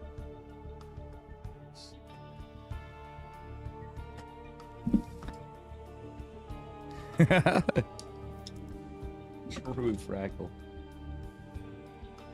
All right, we got a game 3 on our hands here. And through it all, just a rundown because Liquipedia stuff was, you know, unfortunately. The time of this was quite late for when I started it for some folks too. I tried getting in. It's just it was a little tough midway through. If I had it set up before, I probably could at least propose the edits. We had Beyond 2-0 Gerald. Oh no, it was 2-1 Beyond Gerald. And Beyond is going on to fight Creator in the upper bracket final. Solar was knocked in the lower bracket, but this is the lower bracket. Lower bracket. Round of 4. Or lower bracket semi. Well, not semis even. Their lower bracket round of 4.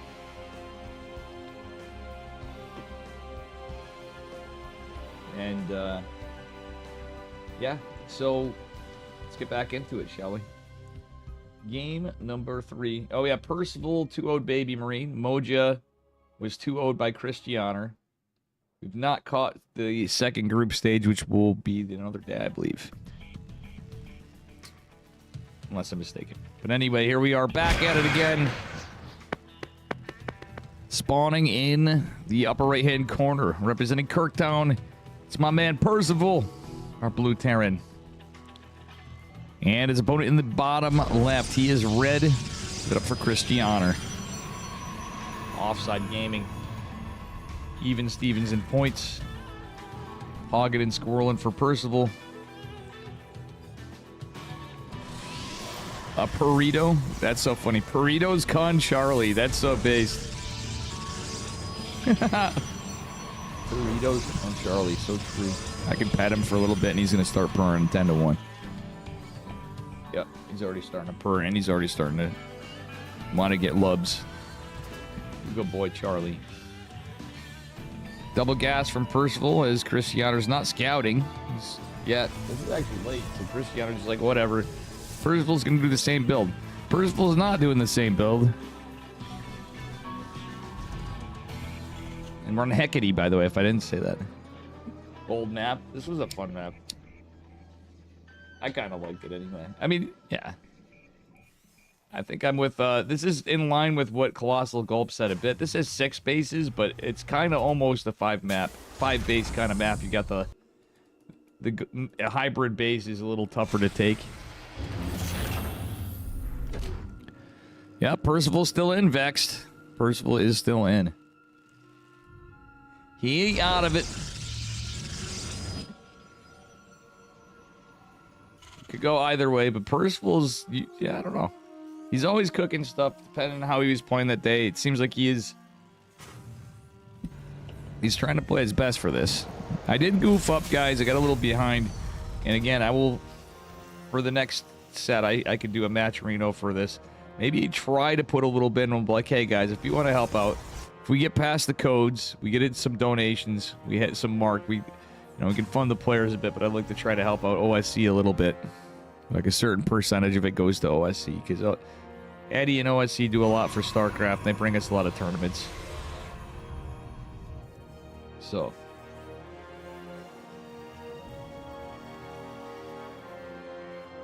Eddie has forever, too. Coffee money. Well.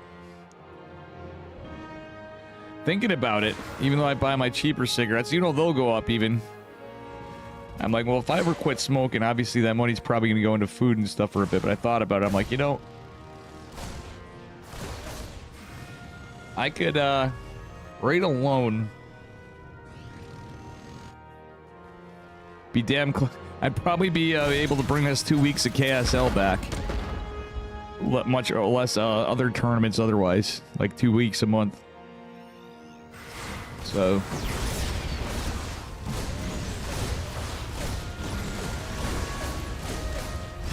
is a thought, but I could do, otherwise do stuff in, but I don't know. Just saying.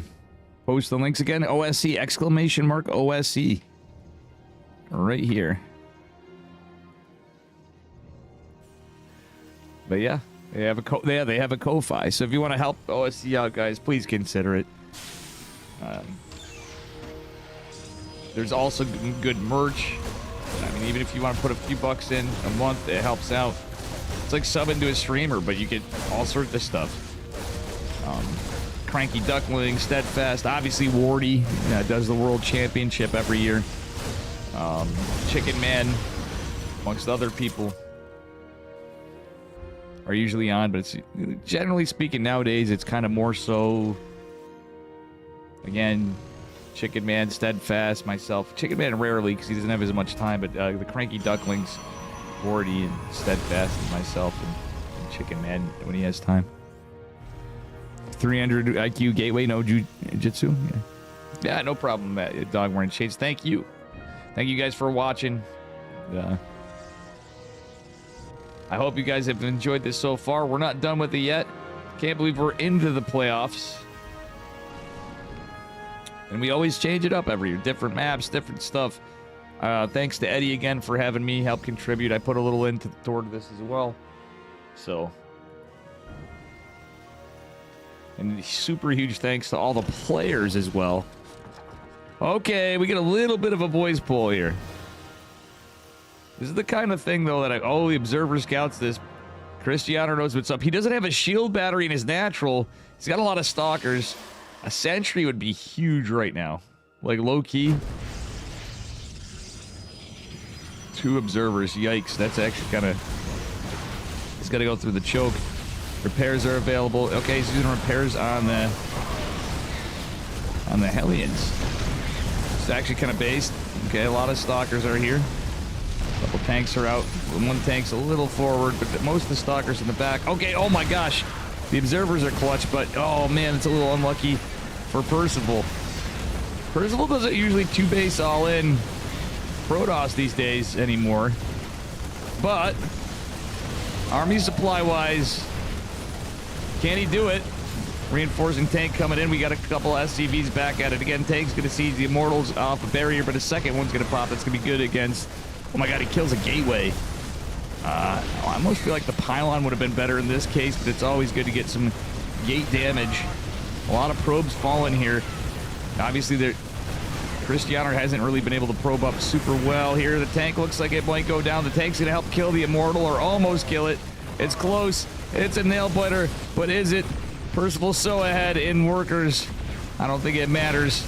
He's got reinforcements trickling in here and there and everywhere. Another tank's coming out. The SCV's there. Percival takes it to 2-1.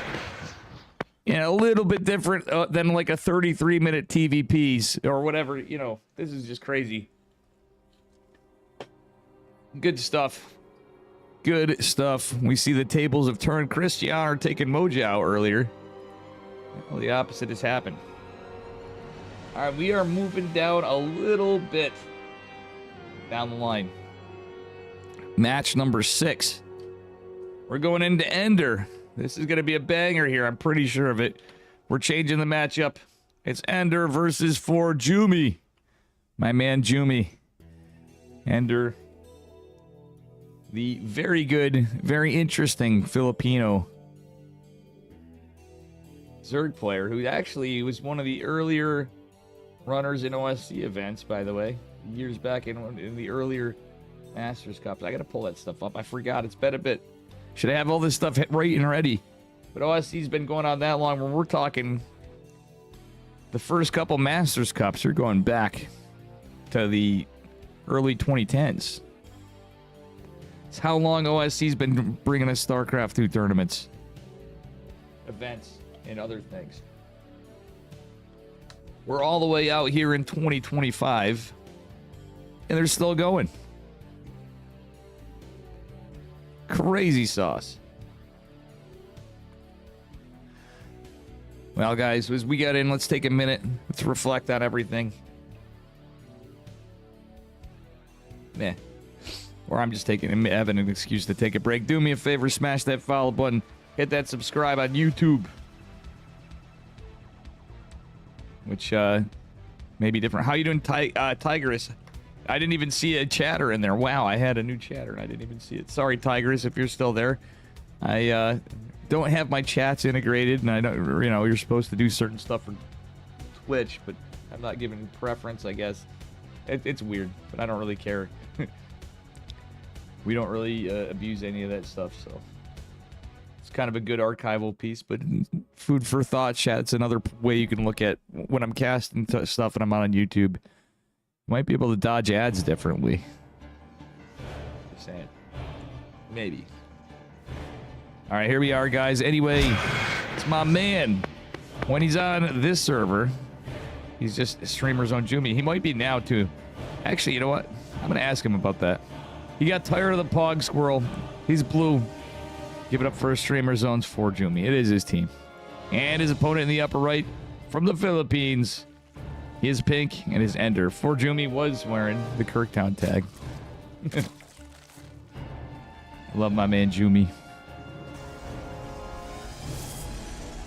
He is Streamer Zone though, so I was like, well, I was actually worried about him for it, but it was funny. Low key, he got jealous at the time. He saw Percival with it. He goes, "What the fuck? Percival has it when he's on NA." He goes, "I want that."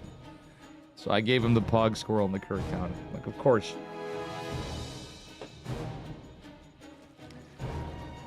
And though I don't know Ender as well personally, I do know he's a hella fun Zerg to watch and a pretty heckin' good player. I think these two are going to bring us a banger of a series. All right, gas and pool going down. We are on the upper bracket side.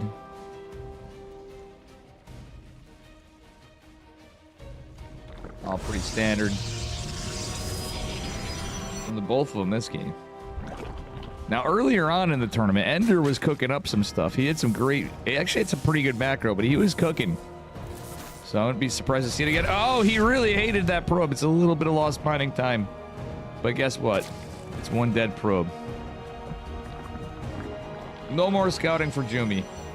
Jumi with the class. Jumi always puts out the memes. The meat. The bait. I think he's saying he took the bait. I think Jumi was saying that's the bait, basically. He's to put the meat out there. That's fucking funny as hell. Ender's just like, yep. Fuck your probe. Or no, or Jimmy's referring to the minerals. It's a trap. Ender drumming up a bit, going for metabolic first. Stalker for 4 Jimmy wants to get this Overlord. Overlord's not going back. Ender is not paying attention. Usually you poke in and look, Ender's not controlling this. Okay, it's because he's sending Zerglings. Ender's setting bait again. Okay, I see it now, guys. So there's no Adept.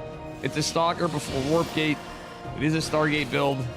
Ender wants to try to trap the Stalker with 4 Zerglings. He did get his 3rd base a little later, but...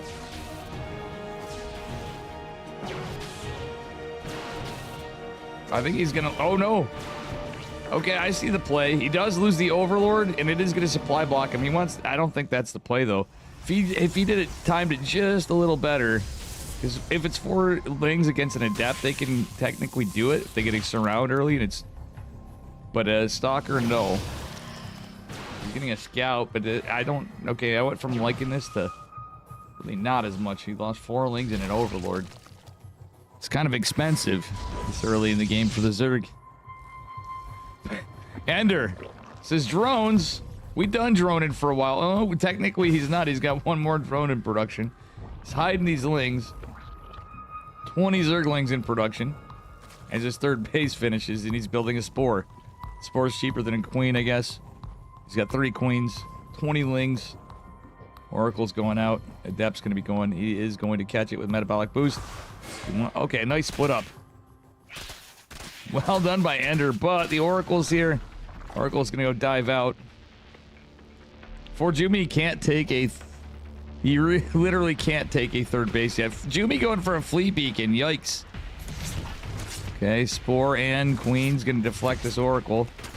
Ling's coming in. Ender's like basically like...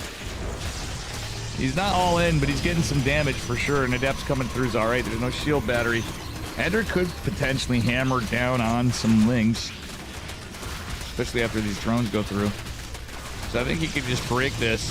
Unfortunately, well, yeah, losing gateways when you're going double Stargate Fleet Beacon, or it could be rough because you might need gateway units earlier. They're going to go in and get a full scout on top of this. Ender making some moves. He's going to go right for the probes before the Oracle and the Adepts finish this off. Getting 7, 8 probes. and killing 2 gateways. Carrier has arrived. I think he even scouted the carrier coming. Jumi's gonna have to cancel. Goes to a Twilight, even though he doesn't have gateways. Oh man, Ender could literally. I think he should have. He's droning. I don't hate some of it, but like low key, I think he should have just went for another cycle of Link somewhere in there and just like, okay. I mean, Jumi's gonna try to take a third base of carrier. There's nothing Ender has that can be aggressive against carriers at the moment, but it's gonna be hard to hold, kinda. But I mean, even some spores and queens together, situationally, I think this is gonna work out. But oh, Ender's got overlords everywhere. What? Against Stargate. Jumi going to proxy. Jumi building the 1 gate. Jumi dropping more gates. Charge. He's oh my goodness. Carrier has arrived, by the way, before. It's been out. Carrier's gonna come help because it's already been scouted. Will the Adept go down? It will not. Oh my god, barely alive with just 2 HP. Oracle just kind of chasing around, being annoying, but Jumi with this proxy. Jumi could pull a curveball on Ender. Like the Spire, but if it's Spire Ling, this could be fascinating, to say the least.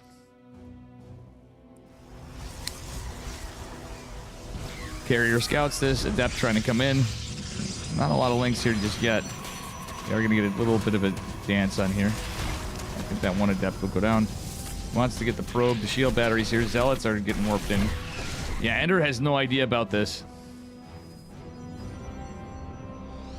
Charge is going to finish. Roach Warren coming. We do have the Spire, obviously, about 50% done.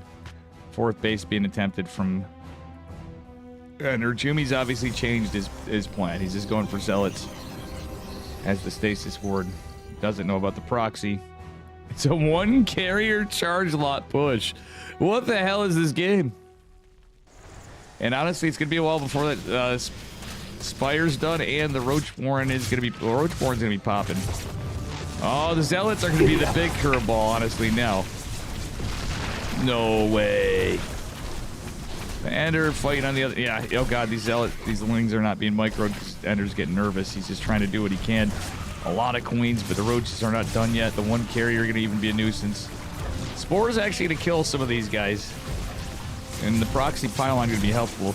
Oh man, these queens are in trouble. And there's... Okay, now we got some corruptors coming. Corruptors get a good concave around a bunch of this, but we are losing queens left and right and center.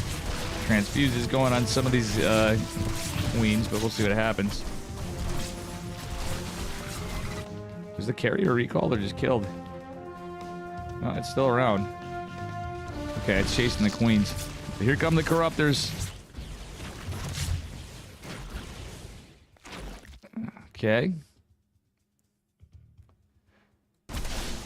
So let's fend off the Lings. Roach is making their way. Glial Reconstitution on the way. The corruptors can chase. Actually, Ender could just push this. Some stalkers coming. He just needs to consolidate a bit. I don't hate that he's chasing down the carrier. 1 Void Ray is coming out. But he does want to try to keep a couple if he can. It'd be useful. Actually, a 2nd Void Ray. Ender has no idea about that proxy. So 16 drones falling is rough for Ender, honestly. But Ender really needs to do something about this. He's droning up, though. Jumi did manage to get 3 bases. Ender with these, with this creep. Jumi's already getting into Templar Archives and stuff too, but look at it's 28 supply. There's a Void Ray, some Stalkers. I don't think Jumi can hold this, guys. He's got a decent amount of gates, all things. He got the 8 gate. Hats off to Jumi. Thank you for the follow, Exo Blazer. Oh my god, the Corrosive Biles. GG. Ender takes it. I don't know. It's a recurring thing. We saw this earlier in the tournament too with you know, an attempt at rushed Fleet Bacon. Poor Jumi. He memed his way to death by Corruptor.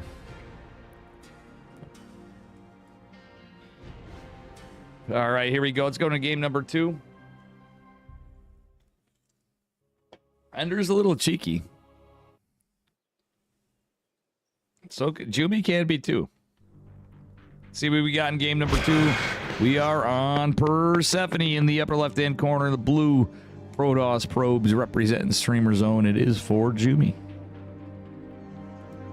His opponent in the bottom left. He is pink. He is Zerg. We have our Filipino Zerg player, Mr. Ender. Jumi sending a probe out immediately. The second one to build the pylon, which is what you're supposed to do for a hatch block these days. Ender, what's his plan? He's going for 15. No, he's going 14. Okay, never mind. He's just going 16. Is he going 16 hatch? Is he going 16 pool? It's Ender we're talking about. 17. It's probably going to be 17 hatch. Maybe a gasless opener? Nope. Oh, I thought wrong. You thought wrong if you were thinking like me, chat. Ender's going for gas and pool before hatch.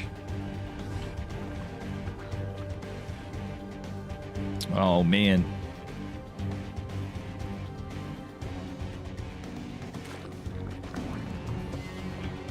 Well, see what Jumi does in kind on the other side of it. He's realizing, okay, there's no hatchery here. He's counting that time. Jumi knows. Ender's going to take his hatchery. Jumi doesn't get the block. Jumi's going to have to deduce what this is. Smartly going up to the high ground, seeing the gas, seeing the pool. And it's going to pop here in a moment. I think he saw it. Yeah. Well, he's going to confirm it now. Jumi gets the Nexus down. I think he needs a Zealot here, ladies and gentlemen, at the least. Like, in these kind of things, it's weird. You know, there's different ways of doing it. Usually when I think about it, I'm like, prevent the supply block and get a Zealot. So you get a pylon before the second gas. He's doing that. Things coming. Uh-oh, for Jumi. Okay. Ender's trying to... Yeah, the whole thing is he wants to... Nah, Jumi some scouting.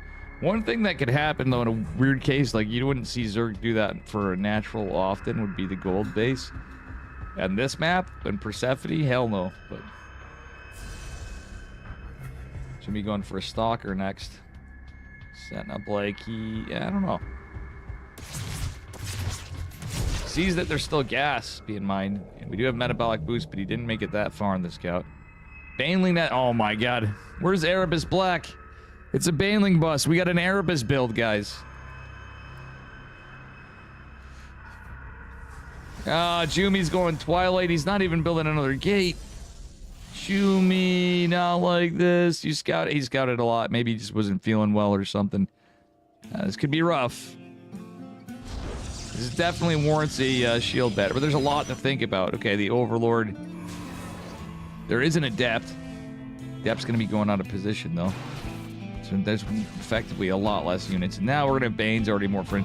Oh my god, if Jumi doesn't... Like, you need to do everything just right. With, I think, a shield battery, identifying the Adept, kind of going across the maps. Risky, but it makes sense. I like the Robo. Oh my god. Oh my god, Jumi. If there was an extra piece in the wall, I think he had it with the Adept there. Even like if he shaded, was able to get back and shade. But this looks like we may have the shortest series yet. Or a couple other short ones, but this one might be over quickly. We'll see. Things making their way in. Lings in my natural, Lings a dancing. It is very, very all in from Ender. But there's a Baneling coming in. Well, luckily it's only one Baneling. Uh-oh. Jumi, I don't know, but he doesn't have to pull the 3 probes. He could actually pull. Wait, actually, he out DPS's. Oh my god, that was so close to out DPSing it. But guess what? That was so close to a hold. I think Jumi may have lost it, ladies and gentlemen. Now that Baneling now being massive. Oh boy. Little mistakes caused it. Gee. Oh, poor Jumi. You got cheesed out of existence here in that one. All right. Well, at least we had some build order diversity. Well done by Ender. Really bringing us the spice for the tournament builds. This one's a bit of a surprise here. And hats off to him to making it this far.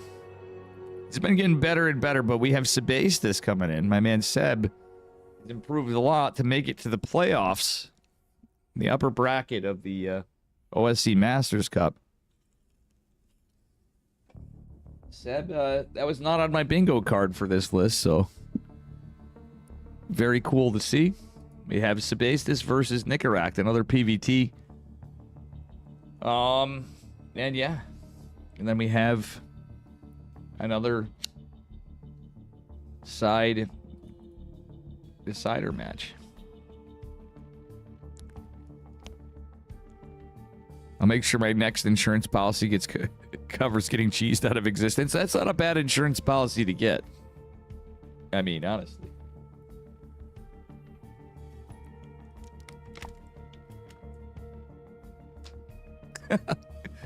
Imagine if you can get cheese insurance.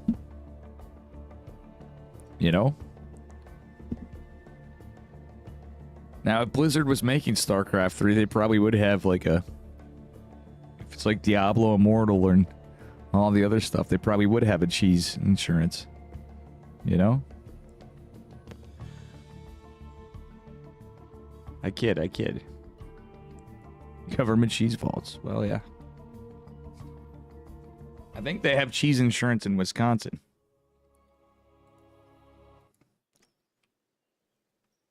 But all right, here we are. In the upper right-hand corner of Ancient Cistern in the red. Representing Platinum Heroes, we have Nicaract. Young Terran man. His opponent in the bottom left in the yellow. It is Sebastis from Team Maradi.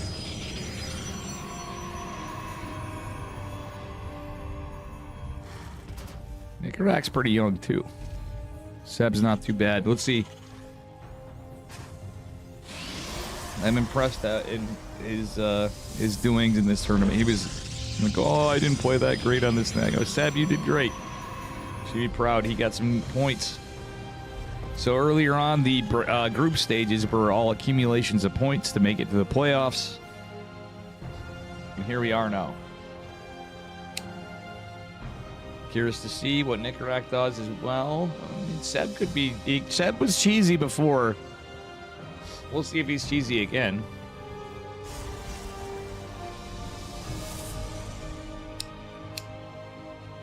Wouldn't hate to see a good old proxy gateway, but he didn't in this game.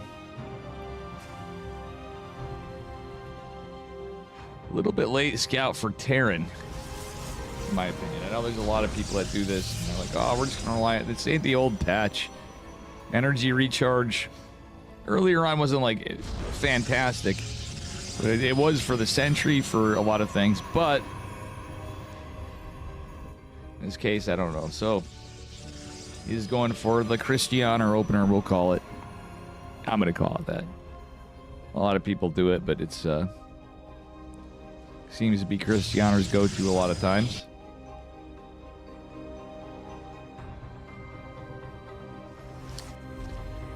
Nexus before core, into gas before second pylon. And it is going to be a one gas, one Rax expand, so I guess that's perfectly fine for Seb. Seb going for Stalker. First Stalkers finish a little quicker these days. Not from the last patch, but preceding patches. So not a bad move from a Protoss player.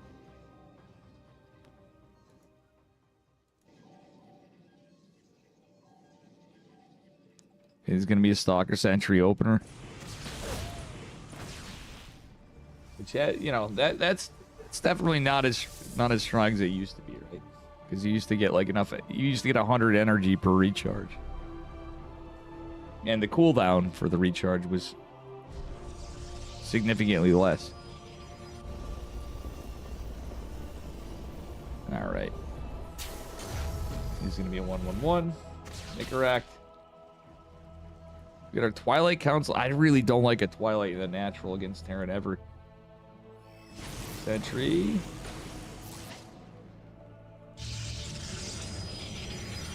I did go for the scout. Is going to see the Hellions. You see some stuff. Wait. Oh, Seb should have. I'm going to look in Seb's vision. Yeah, now he's thinking about it because look at. All right, this is perfect. Hey, we went back. Wait, Nicarak could be messing with him. No, it's a Widow Mine drop into that, but this deduces that there's going to probably be Banshees followed. It could be a Raven, but it could be a Banshee. Wait. That both worked for and against Seb right there. That force field. The grenade was pretty clutch for Nicarak. Seb splitting his units up. There's not going to be another bit of energy for a force field, let alone a hallucination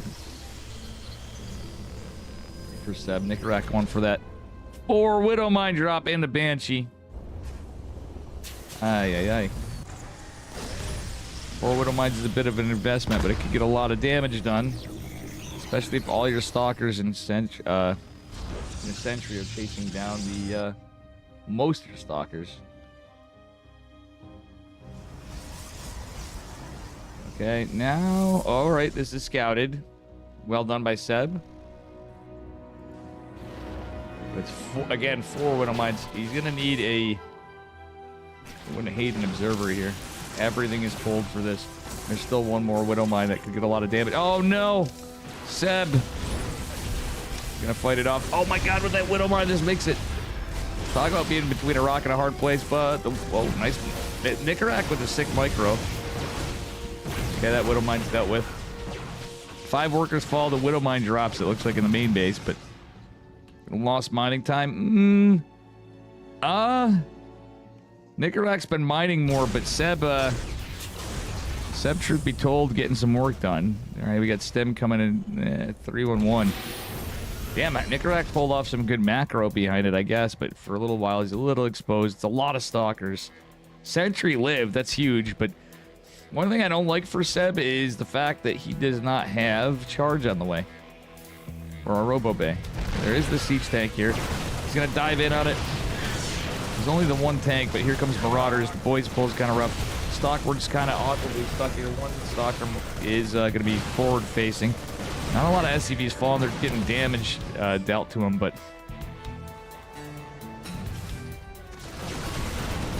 Okay, Seb trying to micro this off. He's going really Stalker heavy. Seb, man, he really needed that charge. I really would like to see some tech. He's just going Stalkers? No, man. Come on, Seb. He's got 4 gases built. He's just building Stalkers. Okay, now he's got a Robo Bay quite late. He wants to snipe this tech lab, but he's going to lose some stuff. Okay, I like the change of attack path for the Marauders, target flaring them. There is another tank coming, okay. So, alright, we had a little bit of a change of plans from Nicarak. Catching a couple Marauders, though, pretty good. He did lose some Stalkers, but I mean, it could have been worse. Seb's traded more effectively. Nicarak was mining more. He's kind of now going out a bit, but even with the Robo Bay, I feel like Seb with the double gas, he can do forward charge, even though it's not normal, not what you're supposed to do. According to, oh wow, nice little snipe on an SCV there, and he gets out. But oh, Seb, he blinked, and you're on cooldown. Seb, okay, he has to buy time, run away. I think in this case, he's taking a lot of damage in these Stalkers. Again, charge would be so good. Maybe he just forgot it. He definitely, dude, he forgot charge. Dude, bruh. Seb's got gas. He's got zealots, but he forgot charge. It's because I blame it on the Twilight being the natural, ladies and gentlemen. I'm joking, but it's still like, I'm really not a fan of that, but he literally would be not, oh yeah, especially against the 2 base all-in. Nicarak basically has the 2 base all-in in this. So, without charge, this is going to suck balls even more. It's slow zealots.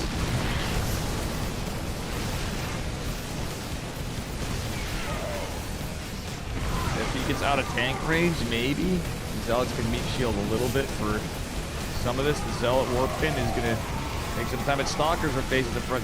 Zealots sandwiched in the back. Oh, if there was charge, I think there might have been a chance. GG. Nicarak takes it, but guys, I think that was a game Seb could have won. If only he got into charge earlier and did those tech transitions earlier. He literally could have won that one. There's a few things, but he played it well. Nicarak was so behind, he had to basically all in. Not like this, Seb. Sebastus. Feels bad, man. Nicarac still well played, but I'm just saying, I'm feeling bad for him. Seb is the underdog here. So you got to hand it to him. The tank dive was good. He did a little rough micro against the CVs in the but that's neither here nor there, I guess. Get into game number 2. We are on Persephone. Spawning in the bottom left-hand corner in the red, representing Platinum Heroes. It is our Terran man, Mr. Nicarac from Russia.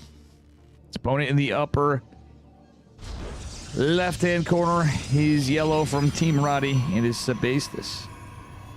And, yeah.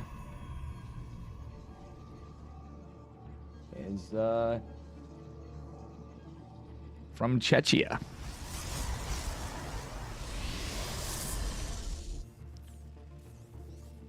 I almost said from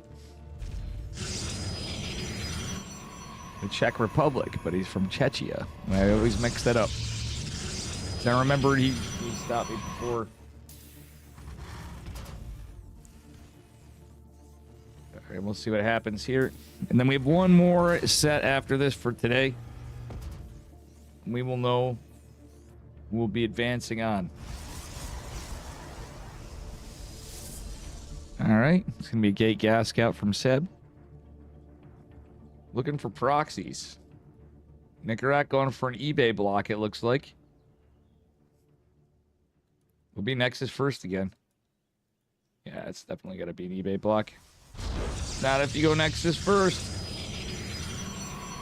Last game that went pretty well for Seb. Excuse me, guys.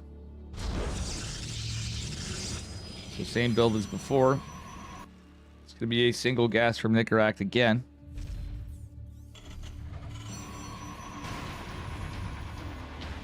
No second pylon for Seb. Nice. The Reaper wall is going to be kind of clutch here, actually. Low key. Persephone, an old map, but a good map. Well, previous map 1, we got Patches Persephone.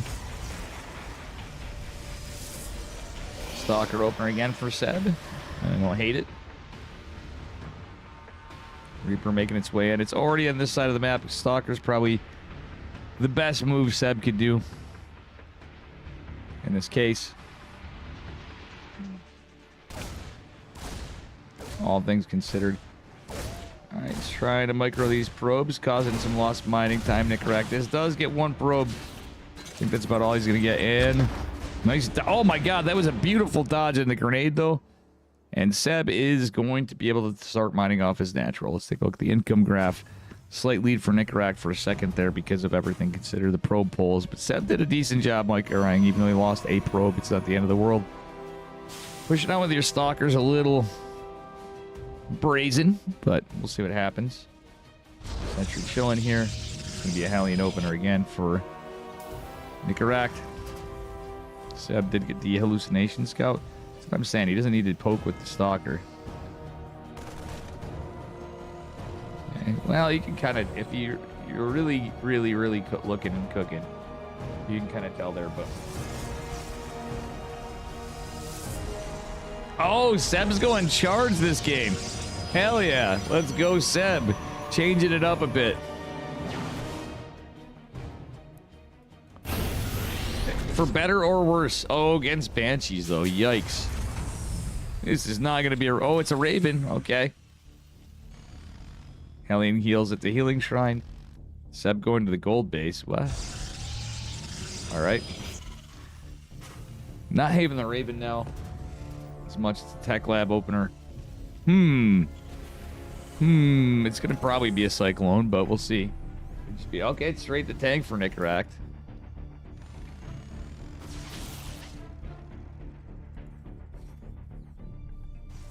Seb's other stalker rejoins. Healing Shrine's going to be used again for the Hellion, I'm sure. Eventually. It's going to be scouted. Some of this is. Yeah, okay, did confirm the tech lab. Third base going down for Seb. We got a robotics facility coming. And, yeah, I just got 3 gates. as of now. Raven's going to be over here. Obviously, when you're going 3 gates, he's setting up for more. So he's going to probably drop 8 gates.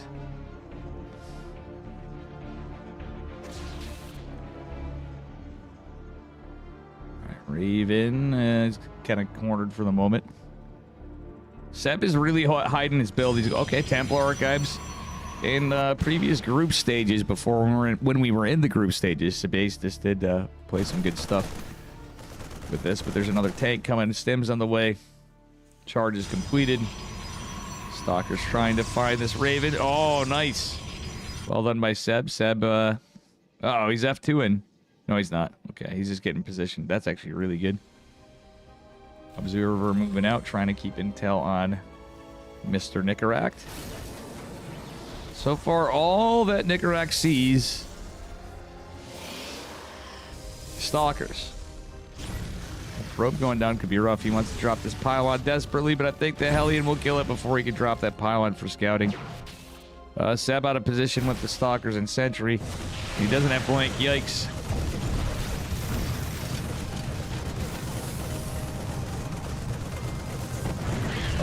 Probe doesn't go down. Still 4 probes and lost mining time's kind of nice for Nicaract still. Seb doesn't have an economy right now really, but he does have 3 more gateways. Blink's on the way behind this. Nicaract. Just on 3 racks. No base going down yet. He's waiting for that +1 stim combat shields to finish. And then he's probably going to get concussive behind it. Kinetic Storm's going to be finishing up here.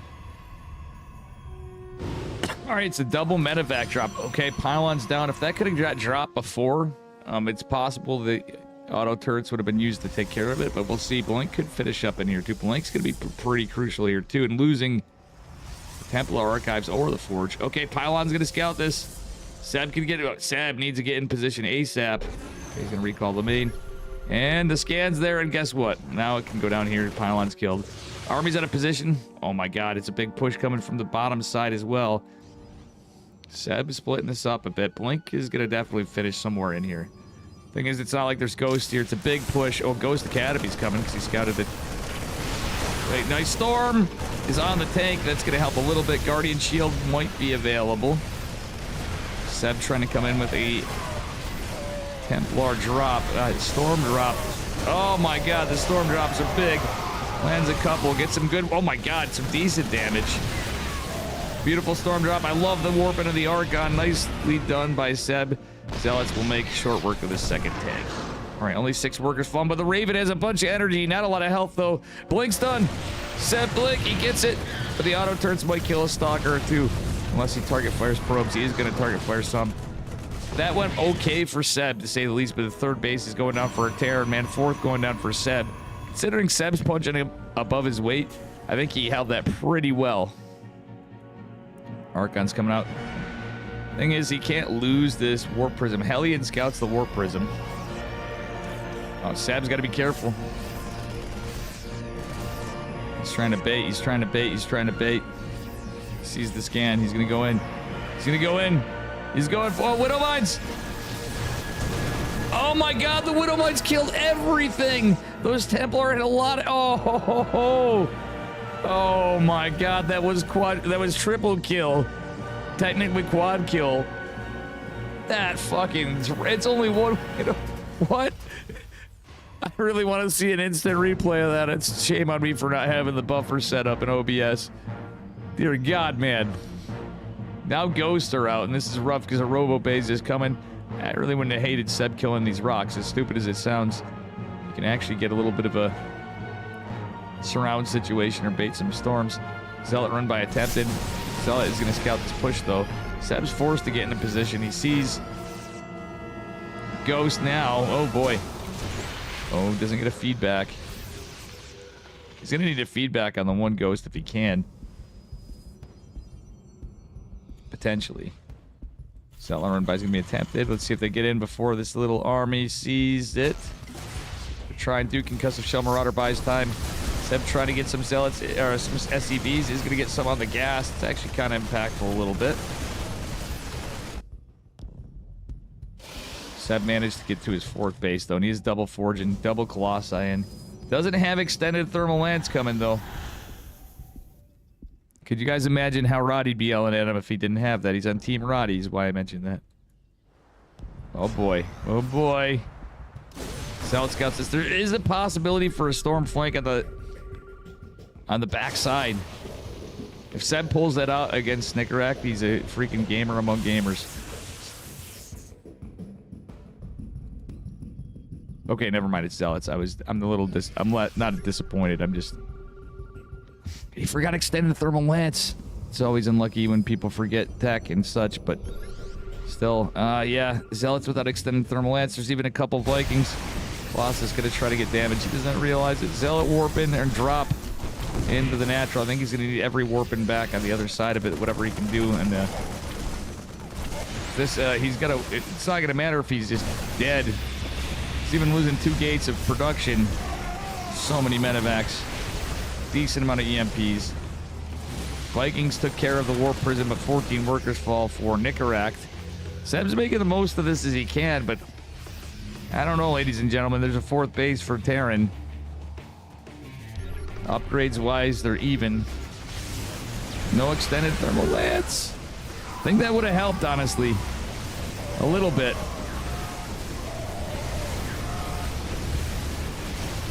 Oh. Damn. GG. Nicarac takes it. Leaving us to 1 more heckin' match. Poof. So Nicarac takes it. Leaving us to Ender versus Nicarac on the... Jeez, hold on. On the lower... The upper side of this one. It's the lower bracket, the upper side of the lower bracket. I said upper bracket before, but yeah, it's the lower bracket. So we have Ender versus Nicarac coming up here. I'm going to take a little break. It's our last set for the night. Sick games. Sick games.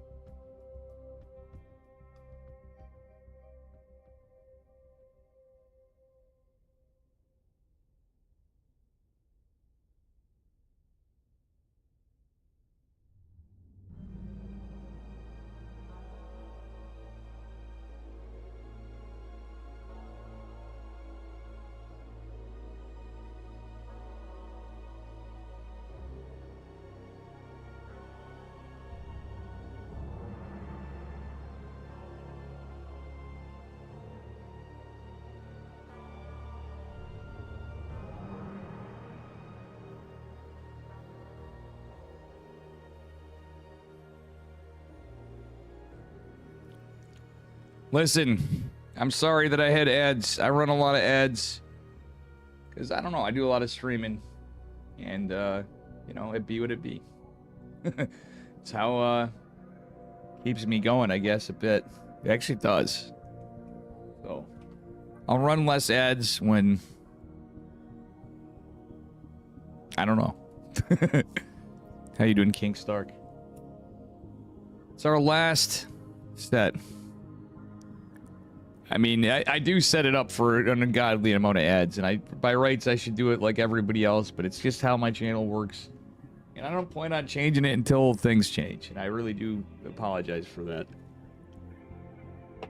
I don't like sub-shaming people or any of that shit, and I don't like the fact that Twitch does it in the way that they do it. To be real with you, the ads piss me off too, so I get it. I can't even watch TV anymore. Like, real, you know?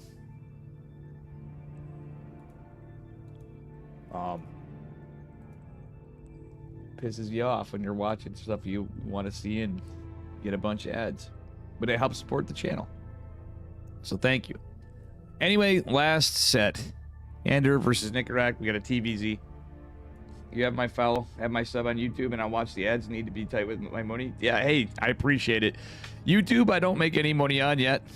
I'm too low viewership. If you want to see it, I should try to do some more. I think I need to treat YouTube a little differently, and otherwise, for Starcraft tournaments, it's a good way to archive stuff.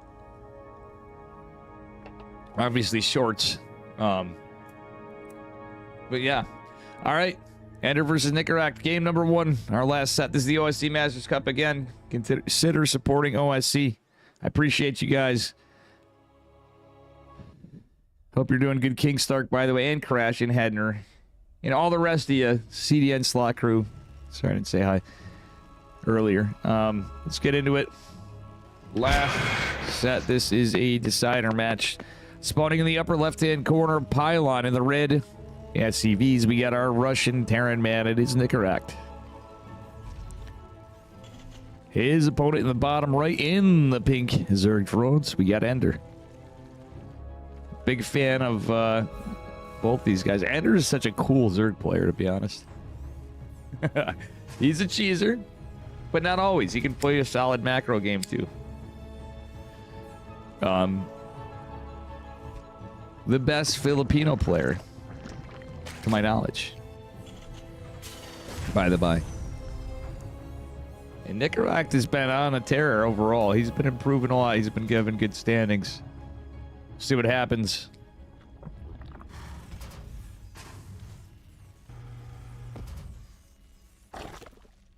Well, what's happening here? Are we going to see Orochi boys? And they're already opening up very aggressively. Scouting for proxy racks just in case. Because you gotta. Their second overlord against Terran. IMO. It's gotta be. I didn't see the... Yeah. I like the scouting path. Dave approved. I'm sure many Zerg players approved too. Second hatch coming. 4 lings in the way. Nicarac is going for a pretty standard time scout and low ground CC. See how this plays out. Considering, okay, let's see. No metabolic. 4 lings coming into Queen. Okay, now we got metabolic. It's pulled off gas. SCV. Gonna scout this out a little bit.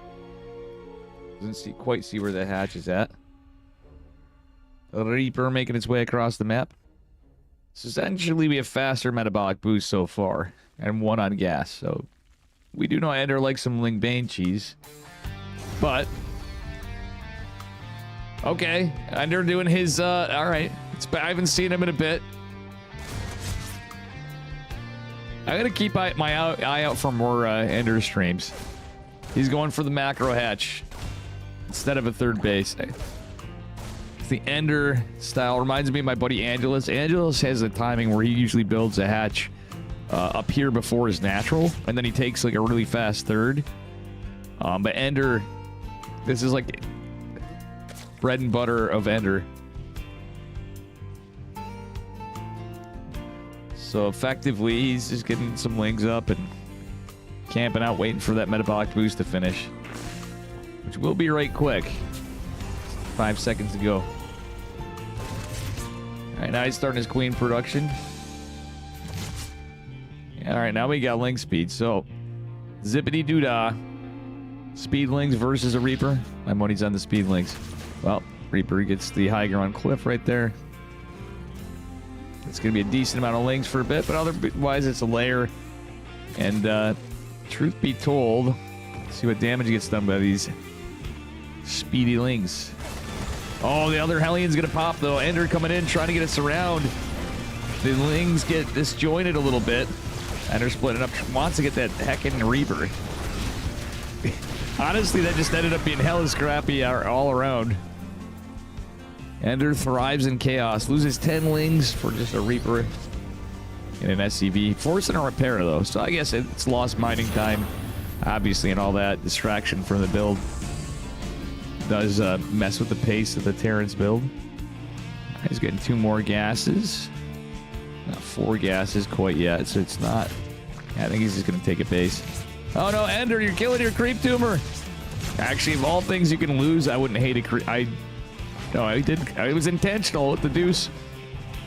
Well, Hellions ain't gonna fuck with him. That's for damn sure. No Hellions messing with Ender. He's got a Roach Warren in the wall. It's all perfectly planned, apparently. He had the creep tumor where he didn't want it.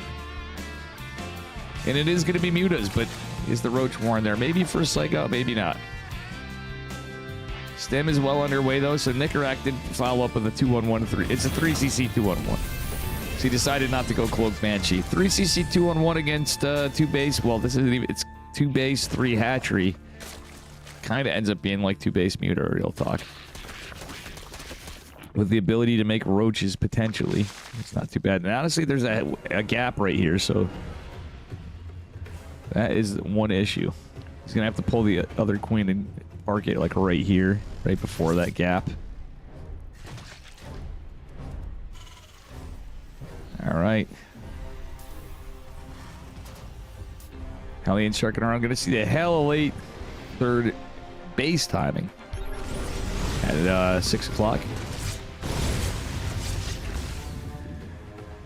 So this might be a tell for Nicarak. But Nicarak's going for his 2-on-1 timing either way, it looks like. Is he going to stay back home or is he going to wait? Let's see. Nicarak, I like the one, you know, it's 3cc, so he's macroing behind it. He is going to go for the drop. If Mutas catch this after, this could be wild. Overlords are out, which is a blessing and a curse because they can get taken down by the Marines. Oh my goodness. Oh my goodness. So close. Oh, he sees it. And the Lings are even camping. Hellions are here. Mutas and Lings trying to fight this off. The Medevac's going to get some good damage here on the Mutas. Especially if the Stem Overlord is taken down. Ender is supply block. The hatchery's going to finish up, though. Yeah, he's lost another Overlord. It's got a happy game. Glial Reconstitution coming down behind this all as we do have the main engagement continuing. Ender losing some Mutas. Mutalisk. Rutro Raggy. How many Mutas fell? Only one. I mean, he's taking some damage. It's mostly Lings. The Overlord, the supply block's really rough for the Zerg, but at the end of the day, the upgrade's also an issue, but it's going to be Roaches against mostly Bio. And in a weird way, okay, Nicarak never went off of the tech lab here. So Muta's going to go Shark back in, trying to get some damage. He has to be mindful of this missile turret. Now there's going to be another one. Marines are stemmed. The Medevac's low on energy, but you really don't want to take that fight. It's the Zerg. Ender trying to drone up. Nicarak going to have his 1-1 completed with an armory going down. And typically speaking, if you open layer first, even in a standard game, and if it's like a 3cc 2-on-1, Terran's going to be a little ahead on the upgrades. Because usually you're not getting your double Evo for a layer these days. Or in general. But, yeah. Ender being annoying, but Nicarak's just going to push across the map. We got Roaches on the way. He has some Roaches out. Glial finished. His upgrade's not quite there. Muta's just being annoying. And Nicarak kind of camping back. Ling run by. Ender always sneaking, trying to sneak in these Ling run bys because he knows it was kind of a little bit different of an economy to start out, to say the least.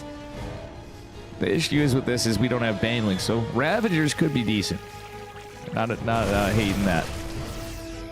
Big thing's going to be the 1-1, because 2-2 started up for Nickerack. The 1-1 hits. The Roach Rab may not be so bad. And maybe we could see some picking off of reinforcements, especially against tanks and such. Like, if he can catch straight tanks, etc., it could be good. Oh, the missile turret finishes. The bio comes in. What do we got down here? Well, everything's just pushing forward. Picking off stray medevacs, etc. That's what you want to see. Corrosive Biles are not going to catch anything. Muta's going to maybe try to dive in here. Biles miss it again. Ladies and gentlemen. Ender.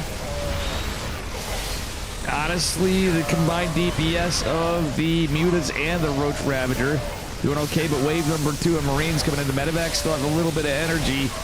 Therein lies the problem, and it's just not going to be enough for the moment for Ender. Ender's coming back in, but there's a siege tank right here. Ravager attempting to be made. Oh, no. Corrosive Bile's going to zone this out, but Ender's out of mutas. He's pretty invested in this attack, but at the end of the day, Nickerack, he didn't go to 8 rack, so he doesn't have a fourth base just yet, obviously, but it doesn't, how the situation is, it doesn't matter. Talking to 3 base Zerg with 63 drones. Bane Willingness coming, +1 melee coming. Alright, Ender actually forcing a boys pull. Siege tank up here, could be siege. It is going to start to. Ender decisively moves his roaches up there on the right flank to try to kill it. Corrosive Biles trying to get some damage in. 26 SCVs falling. Ender actually getting some work in here. There's a lot of medevacs and tanks. Ender probably could just back off. There's a 4th CC, but he's got a 4th hatch coming.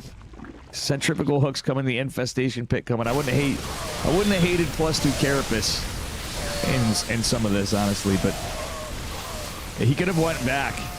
Like, he did enough damage where I think he could have went back.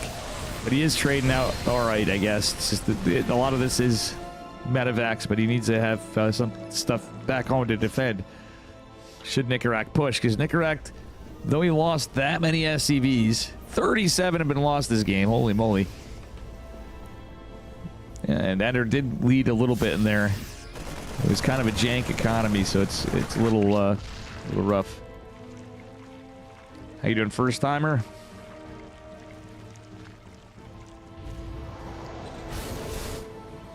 Nickerack honestly holds on okay, considering, you know, but he's got a 4th base. He can use that just to produce SCVs for a while before he lands a planetary. I actually don't hate that. It's kind of safe, but this Overlord here is going to maybe delay Nickerack for a bit. Nickerack has to try to find some economic damage. Centrifugal Hook's going to finish up here pretty soon. Medevac going to try to come into the high ground. Corrosive Biles don't do diddly, but Banelings could be coming in. And they will be coming in. There is 1 Marauder, though. Oh, all the Banelings getting tanked by that 1 Marauder, and on the other side, Creep is pushed back. Ling scouts the army. Pushing back. All right, Nickerack landing that, trying to land that 4CC. Is going to go immediately on top of that Overlord. And they're trying to chase that down. Well, I do like the fact that we have Hive Tech, but look at this. Our Terran's about to have 3-3. That's kind of terrifying for our Zerg. No one enters sometimes. I'm surprised we don't see any Infestors out. Yeah, he didn't sneak any in. I'm like, did I miss that? I think I did. Oh, and this is very exposed. Ender's entire army virtually is on the other side of the map, leaving the base and the drones exposed. Oh, but a little surround comes into play.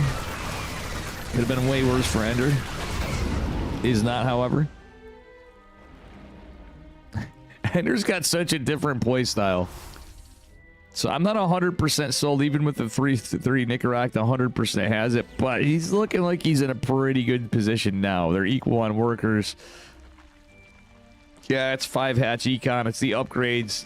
Attack's good for Ender, but it also kind of isn't. He's got some Vipers coming. It's coming down to this army supply, too, with the upgrades kicking. The upgrades kicking in right now. Again, like a second worst things kind of went in. And while the tank siege went well for him, but there's 2 more on the right flank. Coming in, Baneling's making some good connections. Ling's getting a good concave. Do they get a surround? They do. Ender's trying to do his best here. He actually gets a great fight out of this. That one siege tank is going to kill another roach. Ender pulls back. He kills the siege tank. But down here in the bottom left-hand corner, well, bottom center of the map, but bottom left of the engage, Nickerak comes in with a massive drop, debilitating this base, pointing it up. And they're forced to try to reclaim another base. Woof. Technically kind of a hold. And we do have Adrenal Glands coming, but I don't know. I don't see how Ender could do this. Another medevac coming out. What? Imagine if we parabombed this. Oh, Ender just kind of F2'd that. Oh, yeah. And they're trying to get a flank on this. The tanks aren't sieged yet, obviously, but... Oh, the parabombs. I love the parabombs. Those are big, but they... Unfortunately, everything wasn't clumped up in the spot you want as the Zerg. They were for a second. Baneling's hitting the tank, unfortunately. Yikes. GG. Nickerak takes game 1. Yeah, I know. I run a lot of ads. And they're probably true.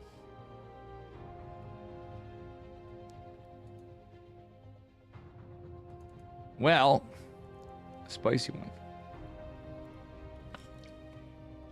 I'll give it a minute between them. Sorry for the ads.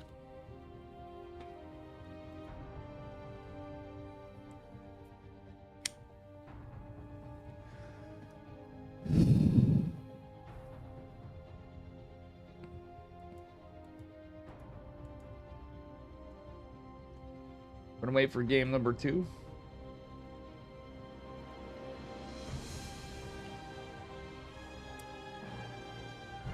You guys good for ads now? That sucks that it happened, but eh. Be what it be. It's happened a few times now. Let me know when you're good.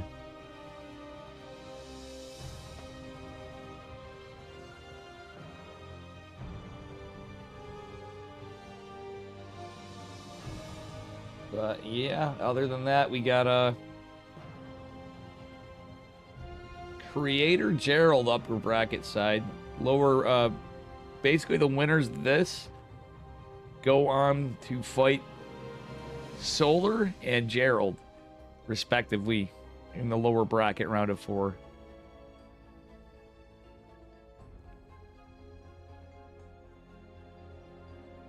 Yeah, I'm sorry first time. Like, it's how it'd be what it be.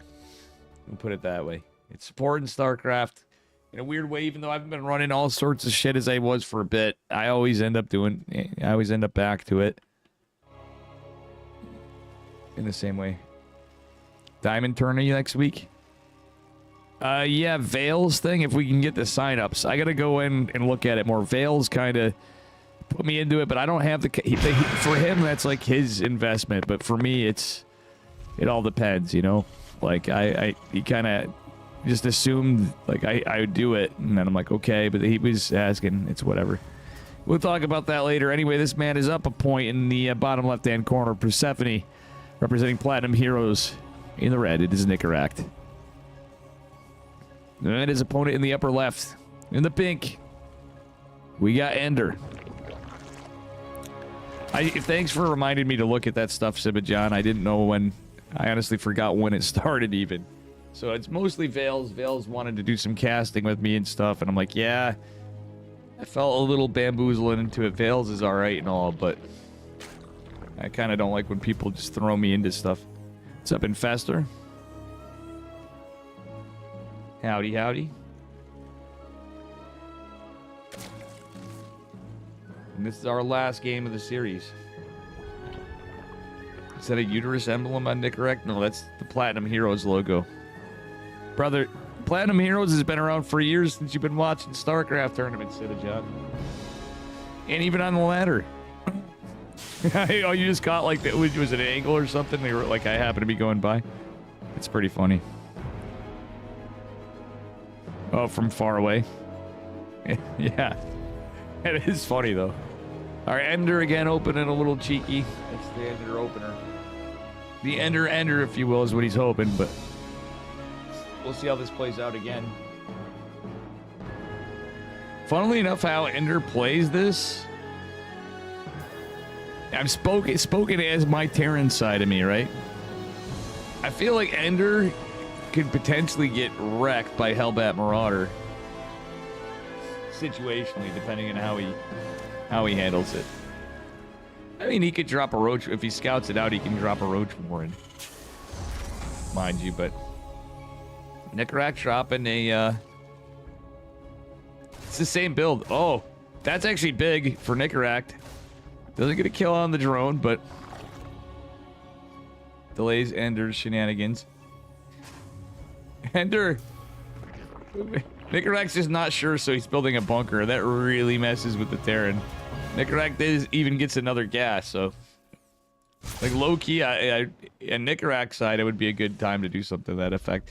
All right, Ender just builds his macro hatch up in his main base, so we'll spread the creep a little bit. He could have done the Angelus hatch.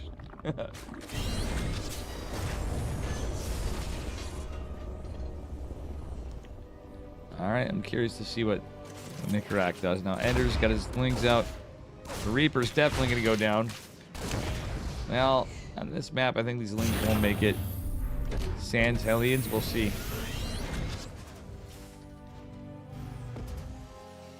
Yeah, Nicarak's not even producing SCPs because he knows. Yeah, good defense from Nicarak, though, but it's annoying for him to deal with. Ladies and gentlemen, let's see what happens here. Nope, it's going to be is it going to be Banshee or is it going to be Battle Cruiser? Nicarak does like Battle Cruisers from time to time. Okay, it's just called Banshee for now. Lair coming out of Ender.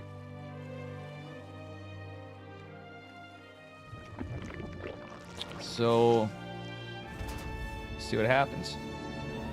This was scouted by Ender as well. At least I believe he was. Wait, does he have this patrol path? Okay, and he's kind of shift-clicked it around. Fascinating. In a daze, what's up, buddy? All right, Ender's probably going to go 2-base Muta again. Well, yeah. Let's be real here.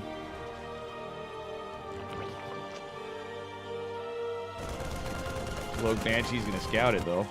We don't have a Spore, we don't have an Overseer. Wait. The Overlord sees the Banshee, I think. Let's see. Yep, he does. We don't have an Overseer, though. He's got layer tech. I know he wants to spend his gas, but save his gas for the mutant. Oh, he does have an Overseer. I'm an idiot. I didn't even look at the production tab. I'm getting tired, guys. Forgive. Overseer gonna chase her down. And they're going for a Ling Bane. It's 2-base versus... Well, it's 3 hatch versus 2-base. It's 2-base versus 2-base, effectively. Just them from Nicarak now. Can Ender do it? Second Cloak Banshee coming out. So Nicarak had to alternate his build. The downside for Ender is he's hella supply blocked. There's 2 Overlords in the way. Spire's not yet scout. Actually, let's look at Nicarak's vision. Yeah, he has no idea about the Spire. No idea yet. 6 mute. If that supply block wasn't there, Ender, I guarantee you he would have had those mutas started right before. Was my point. This is the kind of stuff where I like seeing personally +1, but otherwise, when Ender can, he could go for centrifugal hooks.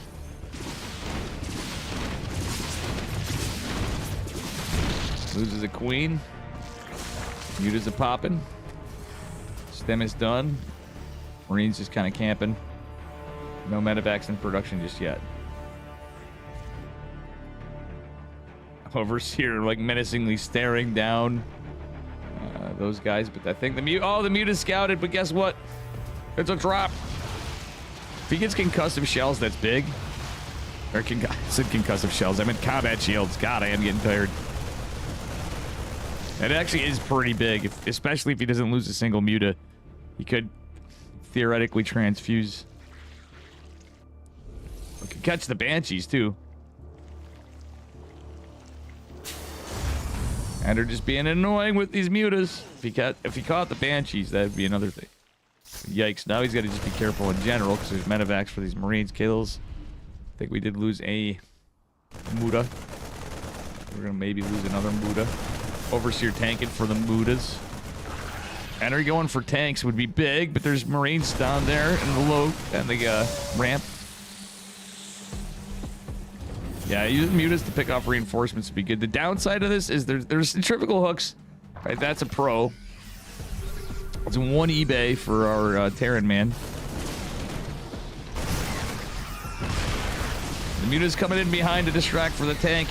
Might buy some time. He gets the tank now. The Banes could be pretty good. Only one muta left. 4 more coming in. I was going to say +1 flyer attacks in these kind of situations could be nice. And they're backing off because he knows the Banshees are cloaked there, etc. Nothing really to defend the main base. We get a couple mutas, though. Oh. Yeah, Nicarak has to get the hell away from that. It's 2 base versus 2 base. Well, 2 base versus 3 base now. It started out 2 base versus 2 base situationally. Kind of a scrappy one, a fun one. Oh, it is 1-1 for Nicarak. Never mind, I'm wrong. I think his armor started before, kind of like Beyond. Alright, Baneling's coming in here, no tank siege. Banshee's doing good work, but Ender does not have the supply. I don't believe. It's a big Terran push. He could pull back, yes, and that's smart. If he saves the drones and he can buy time, time is of the essence. He did start another hatchery, but and you don't want to just dive in on that with the tank siege. And, okay, well, the tanks are sieged over here. Banshees should be a target priority. He's not targeting. He's hitting the Marines with the mutas. Yikes. He could have got that Banshee earlier. I think with a little bit of a little different micro right there. I mean, I get why the combined DPS. He's got to try to clean it up, but I truthfully think he should have went for the Banshees at first because he had Lings.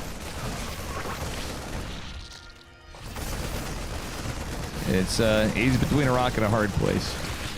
Equal upgrades is not a lot of supply. Baneling's coming in clutch, but is it enough? There's still a couple Marines down there, and they're not even stem. Those Marines have more than a personal escort. Now here coming the reinforcements. Just a couple mutas, Lings trickling in. Oof, unfortunately, Ender is eliminated, and Nicarak will be advancing. So big thank you guys for hanging out. I think I'm going to call it tonight for this. For the stream, too. Because guess what? I've been on for... It's 9:42. Meh. Thank you guys for supporting. It's the OSC Masters Cup 150. We're at the playoffs. We're past it. We're at... Hell, now we're moving up in the stages. So, moving forward, we have... Bada-boom. Creator versus Solar in the upper bracket final. We have Solar versus... I'm trying to remember. Actually, no, never mind. Solar is going to be fought. So basically, after we have the lower bracket round of 4, to the lower bracket quarterfinals, etc., and then we take it from there. But Beyond and Creator in the upper bracket semifinal. Yeah, no doubt. It has been... Had a couple long days. I actually took a day off stream. But I think I am going to take it easy now. It's been a bit of casting lately. Much love, guys. I'll catch you all later. Let's go say hi to Hup. I'm going to chill. Yeah.